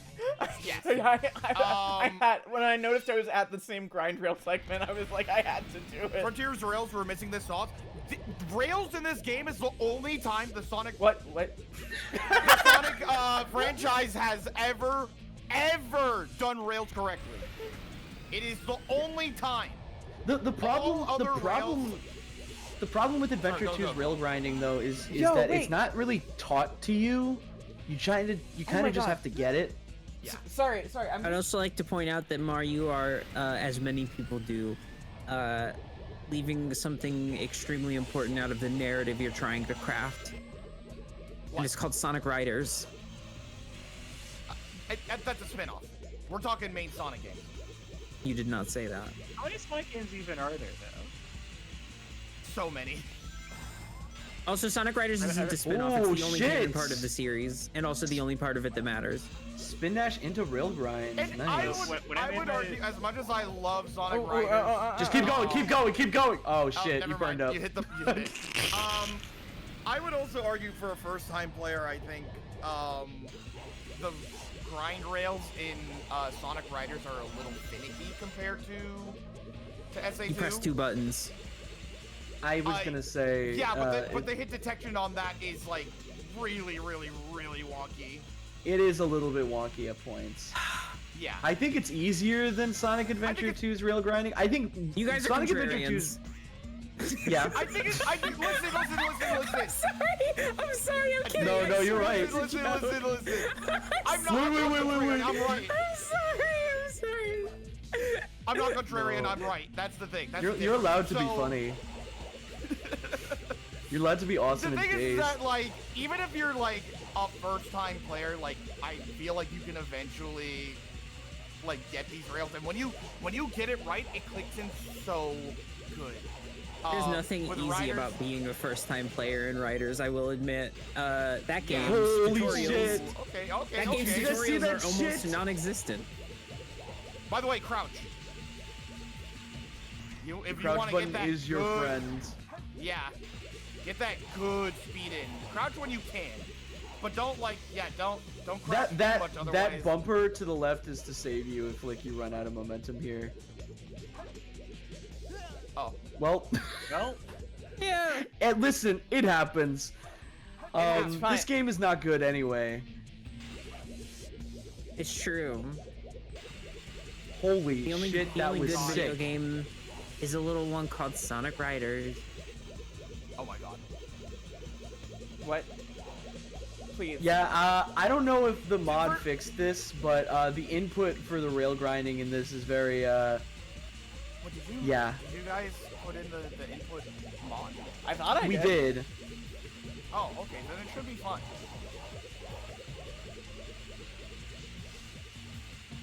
I would honestly probably just hold down crouch. I don't think you need to like Even have any stick balance input? too often. It's Yeah, really just only try for like grinding big without sharp any- turns, I think. Yeah. If Like, I'm even remembering this, like- correctly. Okay, okay, Yeah, see? interesting. Look at that. Yeah. Okay, okay. Sometimes there are some rails that you just don't need any input for, to be honest. Nice, nice. That save was crazy. Yeah, like here, like just hold B. This stage literally, to me at least, feels like the most like trick heavy stage where like it feels like everything that you do with the rails and jumping off of them feels like you're doing like a skateboard trick. It's so fucking insane. I fucking love this level so goddamn. There's another one that makes you feel like you're doing skateboard trick. Which one? I know. Which one? Well- I want you to tell me what that is. It's called Sonic Riders. Oh my god. Go on. So that's not a stage, that's a game? Right. Yes. But it does let correct. you do trick. On skateboards. No, oh, that was my That's fault. That was my fault. That was my fault. It's no Uh-oh. problem. This game is fun. The game is fun. Hey, if the game isn't fun, why bother? Oh yeah, that's the other thing. So there are some rails in this particular level. If they end with a green X, and if you time it enough, you can jump off of it and do a little trick. And it's Yeah, if you time it, if you jump off of it between the green bar and the green X, you do a trick. Oh, okay, fuck. Okay, that's fine. That's fine. Game No, that it's puts all you in good. hell. It's all good. It's all good. Those upward rail grind sections, they are very finicky. Either light dash into them, or if that doesn't work, then just homing attack into them, and it gives you enough momentum to make it up them. Whoa! Okay, that was Oh, on don't me. fall off. I got too ambitious. Also, if I've been Blows quiet, up. if I've been quiet, Blows up. I need y'all to know it's because I'm having a really fucking fun time. Yeah, I'm having a very fun time. The game is working. No, I'm not even kidding. This is really fun to me. Is Sonic Riders like Free Riders? No. No, actually, legitimately, no. Free Riders is the thing that killed Riders. Free Riders Yeah. is kind of like It the is- it is bimbification of Riders. It's not Free Riders' fault. Sega made a dumbass decision and then was like, well, I guess people just don't like Sonic Riders anymore. And they didn't change their tune. So... They didn't change their tune until this year. Oh, thank fucking God. When are we gonna Thank get God cross? we have Year. When are we gonna get news about Crossworld? Right now. Probably soon, because it's coming out soon this year, I think, maybe. You're getting news about it right now. Hi, my name is Sega, and I want to tell you about my new game, Sonic's Cross the World. Yeah. When you play this racing game, you can go pretty fast. No. You're interrupting me. Sorry, I was just baffled by the question, is Sonic Riders like Free Riders? What is a It's Kinect not. game? I don't Well, it's know not what to there. It's tell not you. there. That's a genuine question. It's a genuine question. If What you is a haven't played Kinect Sonic, game? if you haven't played Sonic Riders, then I would understand not knowing. Well, I already They said have no. similar titles. I think Which of the that Sonic Riders birds is the best one? Jet the Hawk. Easy peasy. Easy peasy. I mean, I'm a big fan of Wave, mostly because I had a crush on her when I was a kid. And If kind only of we still could now. see her take flight. Oh, That was my fault. That was my That fault. no, that was not your fault actually. That- I'm that's willing to not blame the game for that. Yeah, I'm blaming the game for that. Yeah, this game's gay. And that's Sonic okay. Riders- It's 2025. Sonic Riders is the best game ever made. It was developed by me.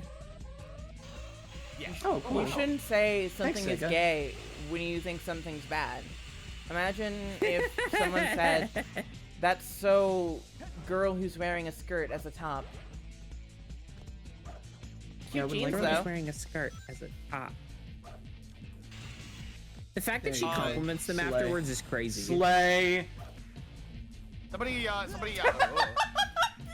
Like that was a Somebody homophobic asked- bully, and you complimented their fit. somebody asked, does Sonic Riders have Yuri? Any place can have Yuri as long as you choose to believe in it. Yeah, didn't you watch my presentation about Yuri of Absence? I think, To be fair, that happened like 7 hours ago. by, Yui Ikari. Well, I was here for it, so from, everyone else should have been from too. Evangelion. True. That is Shinji's mom's parting words to Shinji in End of Eva. Yeah, that is true. God, He like said any place can be Yuri if you choose to believe it. God, this is a side note. I really want to rewatch Ava now that I've like been doing more mecha stuff, just to see how my like opinions of it feel now that I'm like more familiar with that whole like sort of genre. I'm sure I'm still gonna love it, but I'm just really curious about it. New PB, by the way. New PB. New PB. Can we? Whoa! Whoa. Yo. Yeah, I haven't seen Ava in a long time, but I did see the theater run of End of Ava, and I literally, like, I cannot believe I ever watched that movie not in theaters. Like, it's I'm a so whole, sad that I missed it's it. a whole different beast. It fucking changed me. I walked out of that theater like, yeah. Although I did have the unfortunate experience of being in a theater where other people were, because oh my god, everyone in this entire state is like the rudest possible person when you go to the theater, and they were like, you know, Ava has a lot of like silent moments, like purely like there is no sound happening, and people were like fucking giggling and telling jokes to their friends and shit, and like oh god, it was a rough. Okay, so you know the last shot in End of Ava, no spoilers obviously, because everyone should get to experience that in their life at least once. Yeah. Dead silent. People laughed at that shot, that final shot. I don't know why. I don't understand what is funny about it. Unbelievable. I think people are so irony poisoned, like Yeah. through, like memes and shit like that, that they like are afraid. Like, Anything serious like is worth laughing at, I guess. yeah, and it's like, haha, it's the moment that I recognize from like this joke from the, like the Ava subreddit. Haha. Okay, that was on me. I got. You too got this. ambitious. You got this. Land on the grind rails. This would be a sick recovery if you could pull it off. Yeah, there's like a slightly more expensive. Oh my god, that she's goated. Sorry. There's a slightly more expensive theater that I like to hit sometimes because almost nobody goes there. They always go to the one at the mall near me, and the mall near me has like the worst sound systems in the entire universe, terrible acoustics, which is the only place that had the End of Ava movie, so it was crunchy crispy, but there were subtitles, so I don't care. But also nobody goes to the other one because it's more expensive, but that is a plus for me, I think. Yeah, I didn't get to see End of Ava in theaters, but I saw 3.0 plus 1.0 in theaters when they did that like December 2022. And that was a great experience. Like I had already seen the movie, but it was just nice to get to see it like in that like stage that it was supposed to. Format. Yeah, and okay, all right. Just homing attack into him. The momentum in this game with those grind rails is so fucking stupid. Yeah.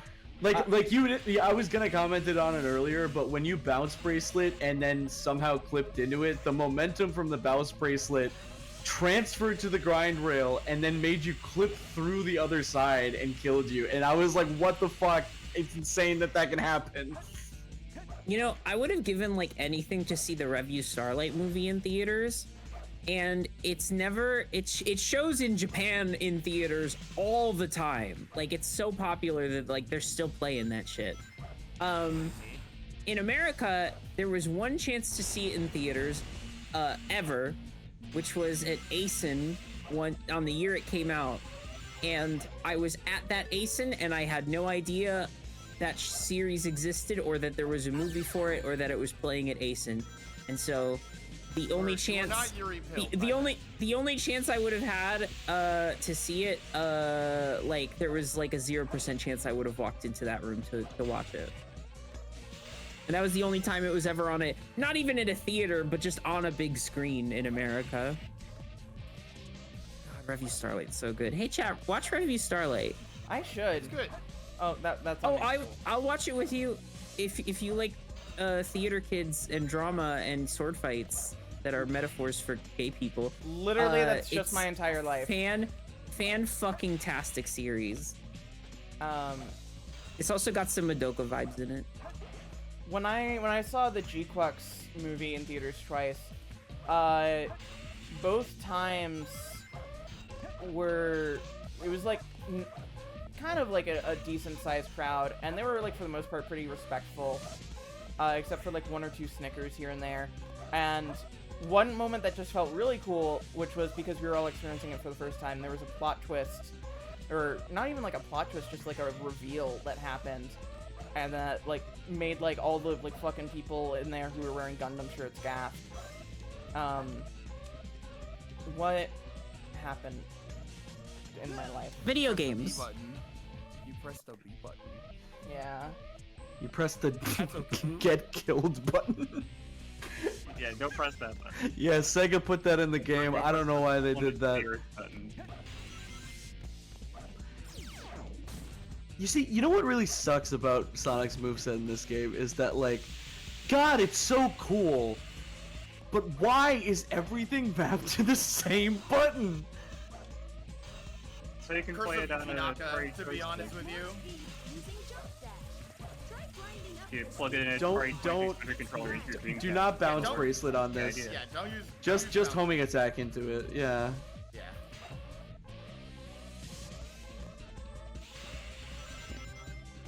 There you go. No. Okay. Yeah. It's so funny. I've been such a Yuji Naka hater since like day one, and so like the fact that all these folks are now like, yeah, maybe he wasn't like very good for video games and stuff. Like, people are finally seeing my fucking way, and I'm so glad. I am so glad people are seeing the light. There's a line. I didn't even know Sonic had a ledge grab. There's a line in the Shadow Real-Time Fandom that I said before anybody realized, because in Shadow the Hedgehog, there's a line that's like, Mr. Yuji Naka is alright. And I said, and I quote, Mr. Yuji Naka fucking sucks, or it was like, Mr. Yuji Naka is not fucking alright, or whatever. Lo and behold. They actually referenced the director's name in the game. Yeah, Mr. Naka, as they called him. Yeah. And so I'm like, hey, once again, Mar's correct. Mara's vindicated once again. Like the Dashboard Confessional song, Vindicated, from Spider-Man 2's soundtrack. Like the Minecraft enemy, the Vindicator. Oh, I fucking hate those guys. I'm like that guy. Yeah. Excuse me. You're excused. Guys, I have a really good idea. Yes. I'm so excited. Yeah. I wish I had a PowerPoint to pitch this to you, but I'm just gonna have to say it aloud. Alright. Okay. So, everyone wants to make money, right? Yes.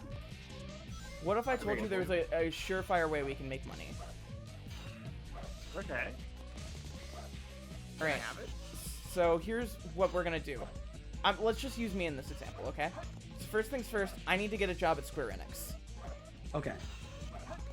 Right? Okay. I need to stop watching the stream so I can pay attention. No.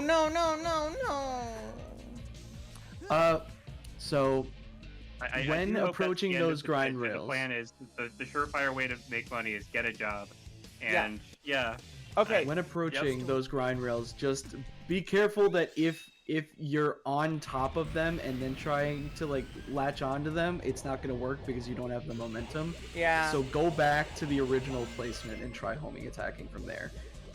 Because then Sonic does a little cool thing that Sega built into the game called being stupid and clipping through the walls. It's awesome. Anyway, so Square Enix. Yes, so you're gonna get a job at Square Enix, right?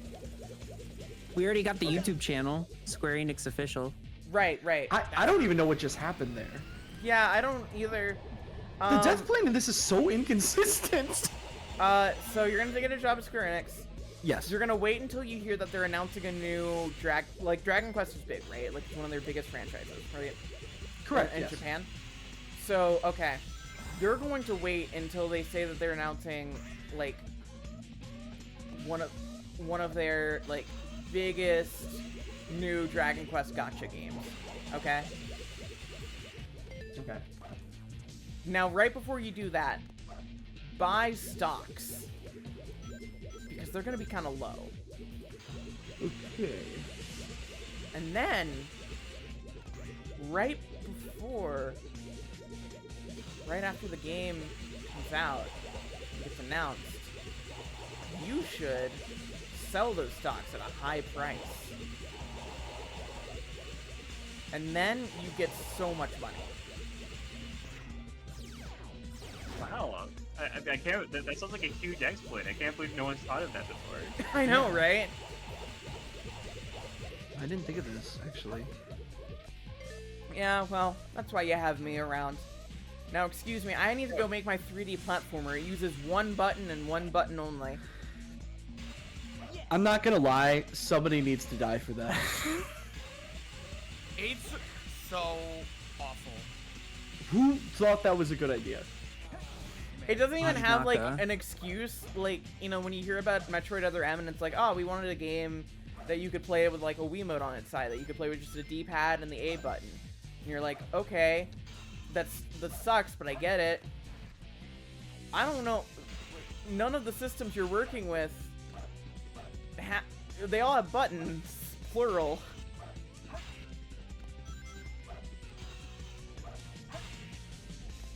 What if we let Team Ninja write a Metroid game? That'd be cool. The baby. That would be such a good idea. The baby. Baby. The baby. The baby. The baby.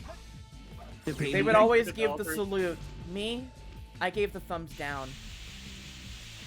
We should take the developers behind Dead or Alive Extreme Beach Volleyball and have them be in charge of the most notable female character in video games.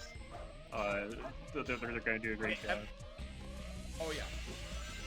I was gonna say, Emily, jump and then homing. Yeah, there you go. That's how you do that. Yeah. Jump, homing. All right, that time. All right. Whoa. Okay, you got it. It worked. I'm not gonna question it. Listen, if it works, it works. We take those.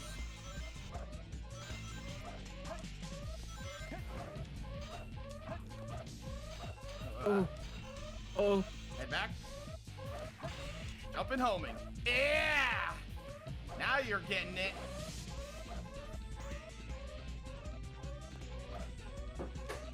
Right. Jump and homing. That's fine. That's fine. We just start again. Here you go. She's cracked. There we go. Yes. Oh my god. Oh my god, she's getting it?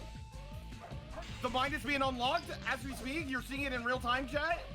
I'm freaking out. I'm shaking. God, it is so hype watching people play games like this. It's like more engaging than any episode of Breaking Bad. seeing people learn and apply it in like a video game that I love so dearly, it's like, oh my god. Oh my god, she's fucking goated. Chat, look at her fucking go! Holy shit. She's going fucking sicko mode. She's carrying the momentum into every single thing. It's okay, it's okay, it's okay, it's okay, this happens. Yes, you, yes! There you Let's go. go. Fucking go, let's fucking go, dude.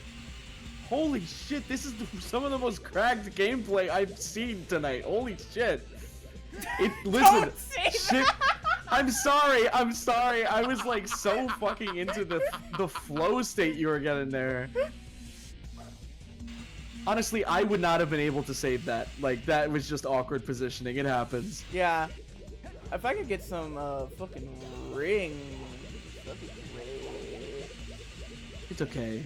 You don't even need rings. You just need to hang out. I forgot that I forgot that the somersault in this game has like a state where you can like press it in a way that makes you jump backwards. What is that even for? Style. I honestly, I actually don't know what the application is. I don't even know if there is one. Yeah, see, look, that you can instant stop, which I guess is like that's kind of an application, but like that's fine, because we're gonna use the momentum from coming back down. Get back up. We're gonna go up here, and we're gonna fall. Let's take the left this time. Me when I'm America after the next 4 years. Yeah. Praying and crossing my fingers. Let's take the left this time. Green Day has Listen, if Canada can do it, you guys can too. We just need to make sure that Green Day doesn't do any. This is a bad album. Yeah, we need a bad album. Oh, To wanna fuck. be That's fine. on. That's fine. It's fine. You're good. You want to be Holy, American? holy God! shit! She's fucking cracked! Oh my god! I'm on the edge of my fucking seat. I'm fucking sat right now. Holy shit, dude. Is this like near the end of the stage? It's gotta be, right? Yeah, it is. Just go through one of those, and then it's an auto run, So just run down. and you're good. Oh my god, chat, she might be actually freaking goated. Cool as fuck. Oh, That section freaked. Oh my god. Hell fucking yeah. That was Emily. That was genuinely holy shit. You got so cracked at it out of fucking nowhere. Sorry, I was so silent. I was really focused. No, You're focused. No, do your thing. Do your thing. You are locked. Here's TF in. here's the thing. I'm not like the best gamer, but I fucking love movement-based platformers so much. Yeah, I mean, like, you know, And now, I get it. we're rewarded one of the best cutscenes ever. I thought that capsule you were in exploded in space. You know, what can I say? I'm down now. You actually saved me, you know. It was a Chaos Emerald, wasn't it? But there's no way you could have activated the Chaos Control using an emerald that's fake. So, there's more to They're you going than for a just nice little looking stroll. What are you, anyway? Yep. What you see is what you get. Just a guy that loves adventure. I'm Sonic. Yup. Well, Sonic, I love adventure too. Let's battle.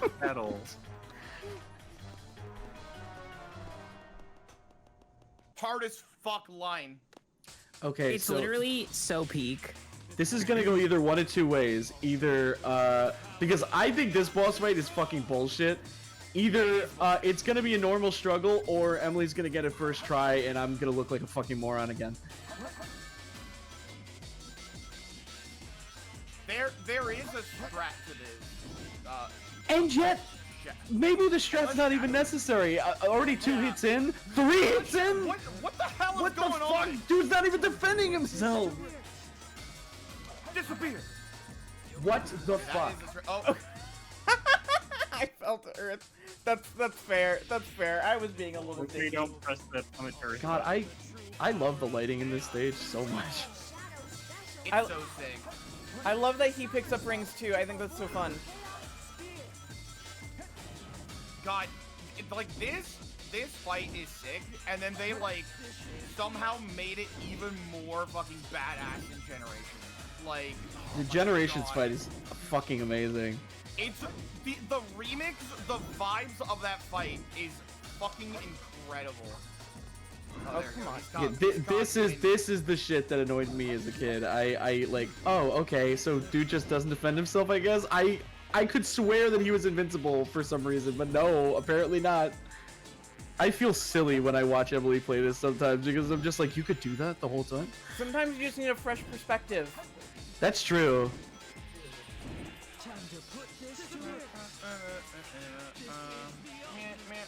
What? This is the ultimate. Oh, well, you kind of slipped right underneath there. Look at that. Yeah, he was literally too slow. The slippery salamander. A slippery salamander.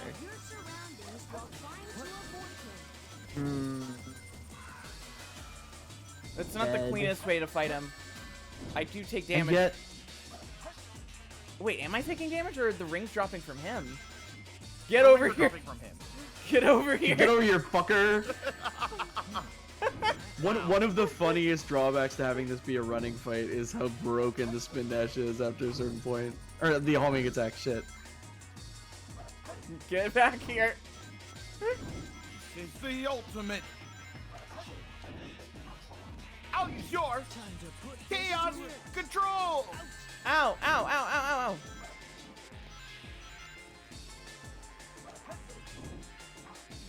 Come on, buddy. Come on. Come on, buddy. Come on. God, the drums in this song go fucking insane. Buddy. This song just makes me feral. I forgot you can just outrun it. In the fight in Green Jungle, can't you just bait Shadow to jump off the cliff and die? Yes. I did that on accident the first time I streamed this game, and I was fucking cackling.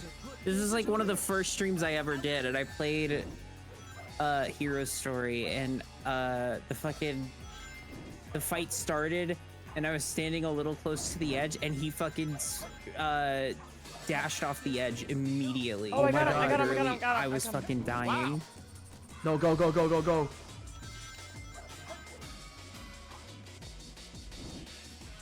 Yeah, no, this... Best song in the game to me.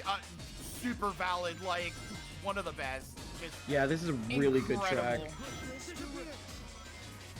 Disappear. Whoa. Pinball. Uh-oh. Nice save. No problem, she's cracked.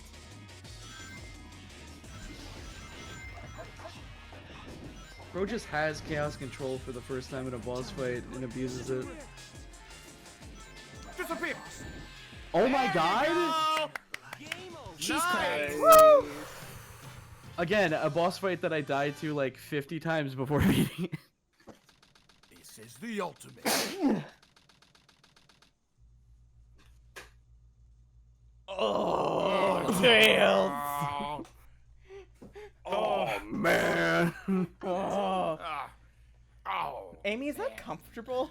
Is that a comfortable way to sit for you? Oh, return of the ugliest Sonic model of all time.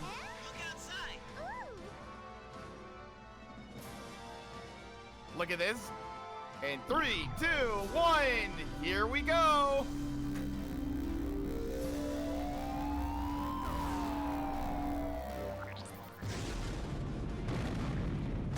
Why does Eggman want to shoot the Earth with the laser again?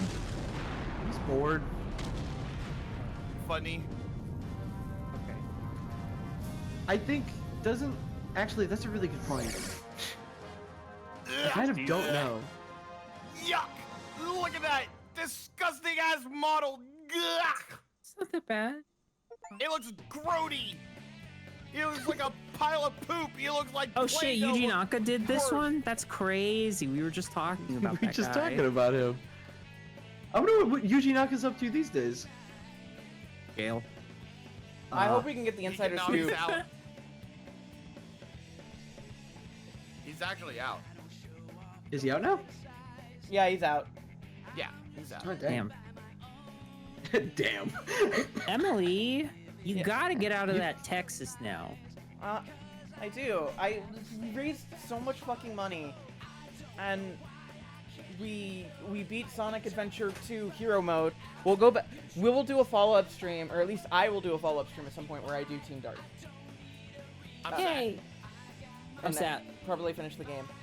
I'm sad. Yeah. And I promise I will backseat less. No. It was super helpful. Like, there was backseating that was, like, good. Except for when I led you astray for some of those. I'd like to think that I backseat enough to give you just like a little tidbit of information. Yeah. And then I say, Yeah. all right, go free. Like, I don't mind backseating from friends to begin with that much. And then especially for this where it's like I'm, you know, I have a lot going on and a lot of guests and a lot of stuff, so I don't mind a little bit of help as I figure out a game for the first time. Yeah. Like Kyle, the Knuckles thing, like going into the wall, like you wouldn't have known that. Yeah.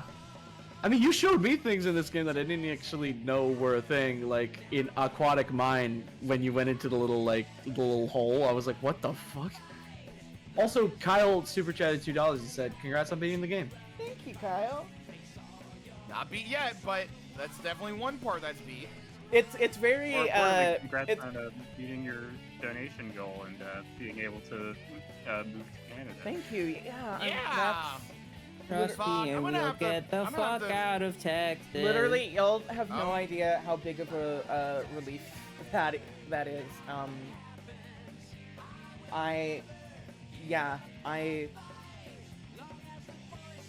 Last 2 years have been hard. So it's really nice to have support from friends and fans and people and allies and stuff. We love you so much. We love you. I'll kill anyone who gets in your way. Whenever I see a DM from you randomly, I always assume that it's some sort of funny Gundam meme, and it always is, and I always feel compelled to send you funny Gundam memes back.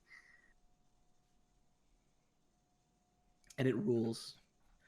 You can now select scenes from the hero story. This is what happens when you leave Texas. Yeah. Hold on. You can now play as It's time for a Luigi. trailer.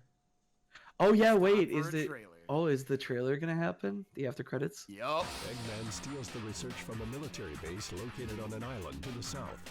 The military's top secret weapon, Shadow, sealed in the space colony Ark, the 7 Chaos Emerald. When all of the keys have been collected, world conquest will be at hand. Sonic Adventure 2. Loud ass explosion sound. The Eggman Empire. Why was So that? have y'all ever seen the opposite trailer that plays if you do the dark story first, the trailer for the hero story? No. I have seen I don't think I have seen it because It's I always very do the funny. music one first. It's very It's funny. extremely funny. Rebo-chan in chat, I have had Canadian A&W and it fucking rules. I love Canadian Yup! A&W. You get to hear It's so good! You get to hear the trailer voice go, Sonic the Hedgehog was arrested. Was arrested. Oh my god. Chat. Are you tired? A little bit. Are you EP? What's another 15 hours? Holy shit. I haven't even checked the donation goal in forever. We hit it and then some. That's 133%. That's crazy. That's absurd. That's I don't know how to thank everyone. Long as the voice inside tries me to run and fight. Doesn't Fortnite. matter Who is right? Who is right? Yeah. I love y'all so much. I I love love you too. I love you too. I will. I look If forward to our awesome somebody talks. donates $1.5 million right now, I'll switch to the Raven Sparkle on Raven microphone for the rest of the stream. Wait, hold on. Can I Let me see if I can boot up a program real quick. I don't know if we hit the goal for it or not. I don't even know if we set a formal goal.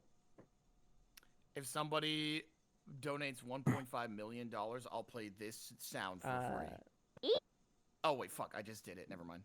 Damn. Damn. Shit, my bad. We'll do it again. Holy shit! Holy shit! $1.5 million was just what? Oh my god! That's so much money. You're like moving around. Yeah, you are moving around. Whoa! Anime boob window. We got the anime boob window. The app's not working on my phone. I'd have to actually like recalibrate it because it's kind of fucked up, and I don't want my fucking.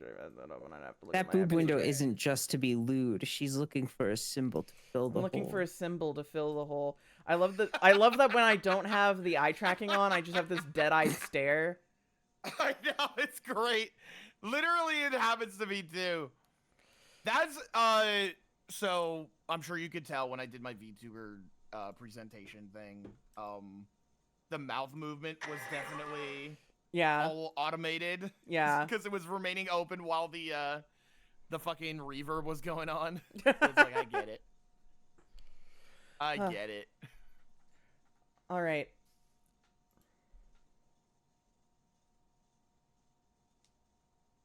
You did it. All right, now boot up Gitaru, man.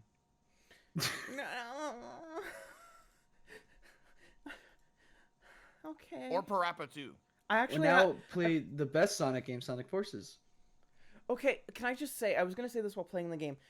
Doing Sonic Adventure 2 after playing Sonic Forces is like so fucking funny because what the fuck is Sonic? Like, what the fuck is the Sonic Adventure 2 is clunky at parts, right? But like it's clunky in a way that feels very engaging, and like you want to kind of get good at it, like kind of like wrangling a bull.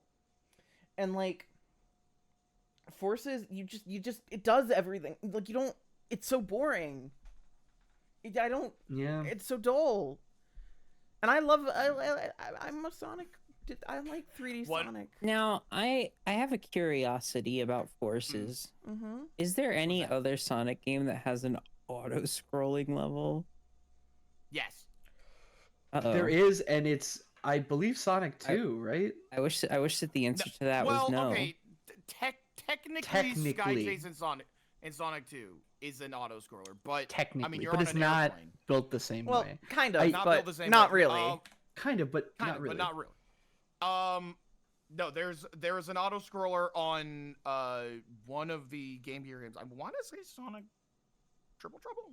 Oh well, I mean the Game Gear games aren't really not really high art. I mean, yeah. So they're not like part of like the main series.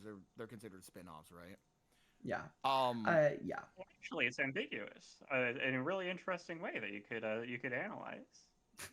True. If only there was like some sort of video to like discuss the main line Sonic video. Like a bunch of people have asked me like, "Hey, I should do Sonic next. Do Sonic next." That I've looked into it. It's actually way less interesting than Mario because like Mario, there's 4 total games that everyone agrees are part of the series, which is wild.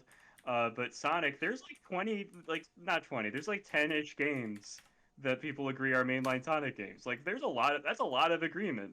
Like people agree more than they think they do about what games are Sonic games. Can you remind me what the 4 Mario games that are agreed upon are? Yeah, well, it's more than 4 now because of Mario Wonder, but it's Mario 1, Mario 3, World, Wonder, and 64 maybe. This is just reminding me I gotta rewatch that video again. Yeah, me too. Also, God, that blows my mind because that means that right? Odyssey is considered a spin-off, and I like can't reconcile that in my mind. By some people, by a statistically significant number of people, like more than 5% of people consider Mario Odyssey a spin-off. But if Mario Odyssey is a spin-off, then so is fucking Mario 64. They're both 3D Mario games. What's the distinction? Yeah, exactly. I'm gonna pick all these people up and put them down 700 times. The rule is if I have it in my collection, it's a mainline Mario game. That's such a good way to do it. Yeah, that's why I wanted to answer. That's why my stream was the way it was. Right. It's always important to find answers. I legitimately loved using your stream as an example of someone who has a different opinion on what counts as a mainline Mario game, because it really is a really good example of that. Donkey Kong counts. Why not? Super Mario Kart. Why not? That's the first Mario game, Donkey Kong. Yeah, Donkey Kong. You play as Mario. He jump and he grab a hammer and he goes boom. Mouth is going real wide on that If you say that you play as Mario in that game, like some people get so weird about it. People but you will do. jump You play as Mario in that game. People will jump man you. People will jump man you, and I'm like, no.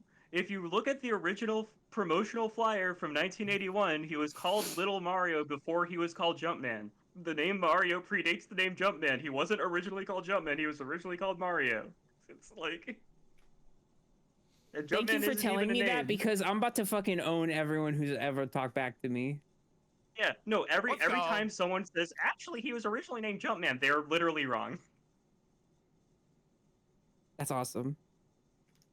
I'm enjoying VTuber Emily just me too.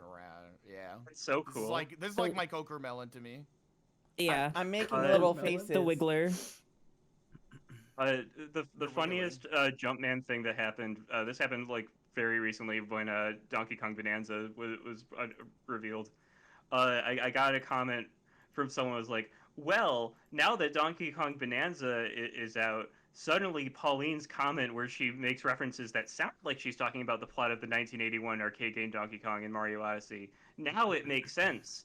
Now it's clear that was actually her. She's talking about what the plot is going to be in Donkey Kong Bonanza. Yeah. They planned it back in 2017. They planned it. Yo, look at these boobs. Back in 2017, they knew that there was going to be a Donkey Kong game for the next Nintendo console, and that the plot was going to involve Pauline being captured by an ape, and she would know that Mario would remember that. And that's the thing she's talking about when she says, "Hey, Mario, do you remember the time I was captured by an ape in the 1981 arcade game Donkey Kong?" That's the thing she's talking about. She's talking about Donkey Kong Bananas. She's talking about Donkey Kong Bonanza, which is a game that was, it was already in development in 2017. It's literally like, it's the same level of logic as like people who say L is real 2401 is both a real thing, and also it's a reference to what the release date was going to be of Paper Mario because Luigi is in that game, which I love. I love that explanation of it because it makes no sense. Whoa, you're I have no idea what the fuck people are you're on. Monster Hunter. You're Monster Hunter. Yeah, I'm in I'm in the world of Monster Hunter, so I can like play Monster Hunter with friends. I also still have my Royal Royale background, which is fucking Falconia from Berserk. Oh my god. I wonder if I can like still load up my Royal Royale models. Because they should still be in the same folders. Yeah. Okay, so you have Lady Emily Royale, who we're gonna see the boob bounce for a second. I don't really like the crown or the necklace for this. I really love the way people have done art of my character that kind of like changes the outfit a bit beyond this, but this rules. Yeah. Yes. Oh, and man. then for the final day, I did the banished Lady Emily, because I wanted that form, and that one also gets a boob jiggle, and that one looks like this. Because I just had to put something together in like 30 minutes. Those are pretty sick. Good. Yeah. Oh man, that's sick as fuck. Yeah. I can't remember if I changed the bottom of this much at all. Okay, yeah, I did. I gave her shorts instead of a skirt. But I really like the Minecraft model, the VTuber model that I did for the final day of Royal Royale. This could use some work. It worked for what I needed. But for the banished Lady Emily, it works. It worked for what I needed, which was for the final day of Royal Royale after I got banished. God, I just did like a bunch of like fucking PNG tubers. I was just like, I'm just gonna keep on updating that. And they all ruled. They were all so good. I just did nothing. I'm super excited for the next one though, because I got plans. I've been cooking. Yeah. I've been cooking for the next time we're all in Minecraft. Wait, somebody asked me to show them my Minecraft plans, and I just realized that I didn't do it. Was it anyone that's in this call right now? Probably me. You can show it later. Hold also, on. it's Let me probably see if not I gonna can. happen for a while. No, it's not. Definitely not. It's not gonna happen for a while. But I do have plans. I have plans. Air plans.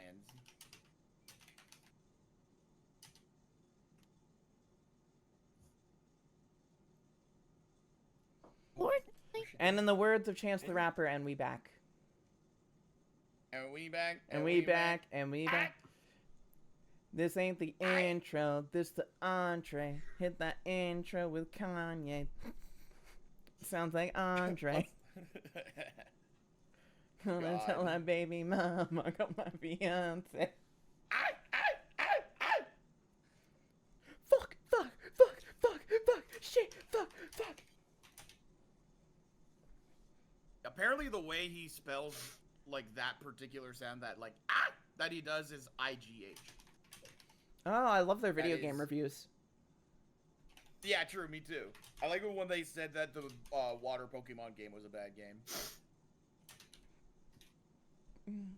They said that there was too much of it, and they're like, okay, we hate it. Anyway, y'all, I am actually probably going to end the stream. I just thought I would do a little bit of the boop window VTuber to end this. Yippee! You made fan art, man. Shout out to boobs. Hey, 2025, the year of tits and boobs. And tits and boobs. May please add, if you did fan art, please add it to me on Blue Sky or whatever social media site you use. I'd love to see it. I should have like a dedicated hashtag so I can like have an easier time tracking down fan art, but people are saying I just arrived. We've been streaming for nearly 16 hours. Bye. Yeah. Yeah. Oh wow, it is 5 a.m. Yeah, it's 4 Let's a.m. go. where I am. I'm so sleepy. I'm so tired. I'm so grateful to everyone who helped out with this, who showed up. Thank you so much to everyone in this call. Thank you so much to everyone who left the call already. Thank you for showing up. Thank you for the chat. Thank you for the donations. Even if you didn't donate, just the support. Not to get sentimental while using the big titty anime girl VTuber model, but like it is this thing where it's good to know that there are people out there who have my back and want my well-being, and there are times where I don't feel that way, and it's nice to get that reassurance. Oh my god, Phone Brain, hi.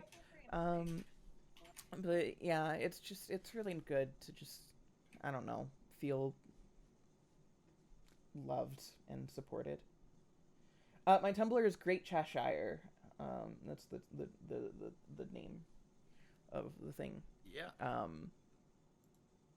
So yeah, I appreciate y'all. Anyone in call wanna like do something real quick, like plug anything, give a sign off or anything? Plug. Everyone subscribe to Lady Emily. Everybody follow Lady Emily. Go to nebula.tv/Lady Emily. I love just hitting with a plug. I love the mental image of someone who's watched like all 17 hours of the stream and being like, I should probably be subscribed, huh? Maybe I should follow Lady Emily Presents on Twitch. Yeah, I think you should. Should. Yeah, maybe. This is a good channel. There's some good video essays on here. There's literally so much good shit on Lady Emily's channel, and you guys should be fucking subscribing right now. Oh, y'all are so sweet. I've been saying this since day one.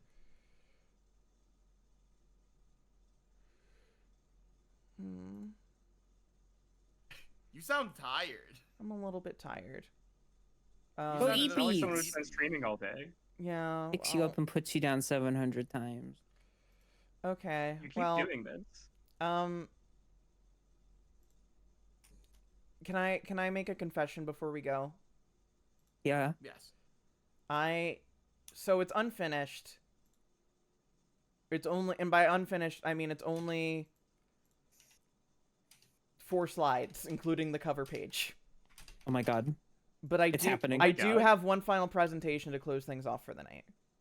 Let's And go. This is not a presentation that I prepared for this stream. This is a presentation where whenever I get upset and I'm at my computer, I go out of my way to add a little bit of text to the PowerPoint every now and then. That's awesome. So let me go ahead and just transfer over to my special PowerPoint about my special interest. The fuckability of SSJ Blue Gogeta. Yo! Awesome. Let's go. Say more. An examination of attractiveness by Emily. Who is SSJ Blue Gogeta? Why, he's the fusion of Goku and Vegeta done via the fusion dance. Not to be confused with Vegito, who is the fusion of Goku and Vegeta done by the Potara earrings. Fun fact, in the original Dragon Ball manga from Japan, Vegito gets their name from the combination of Vegeta and Kakaroto, which is Goku's Japanese Saiyan name. However, that doesn't really work when they translated that name to Kakarot here in the States, so they changed the name to Vegirot for the manga. So SSJ Blue Gogeta is the Super Saiyan Blue form of that. Super Saiyan Blue is the shorthand version that was a fan term that's now officially licensed called, for the form that was Super Saiyan God Super Saiyan. But now we just call it SSJ Blue because it's got blue hair. He's a total fucking hottie. And at the moment, he's possibly canonically the strongest character. I made this before Superhero. So who knows if Beast Gohan is like, you know, stronger. I don't give a shit. So here's the power scaling. Here's our 2 people who make this up, right? Goku, he constantly overcomes every struggle. He's lower class, just like whatever, but he's full of heart. He's a total himbo, and he gets shirtless often, and he will bite his enemies. And I think that's cool.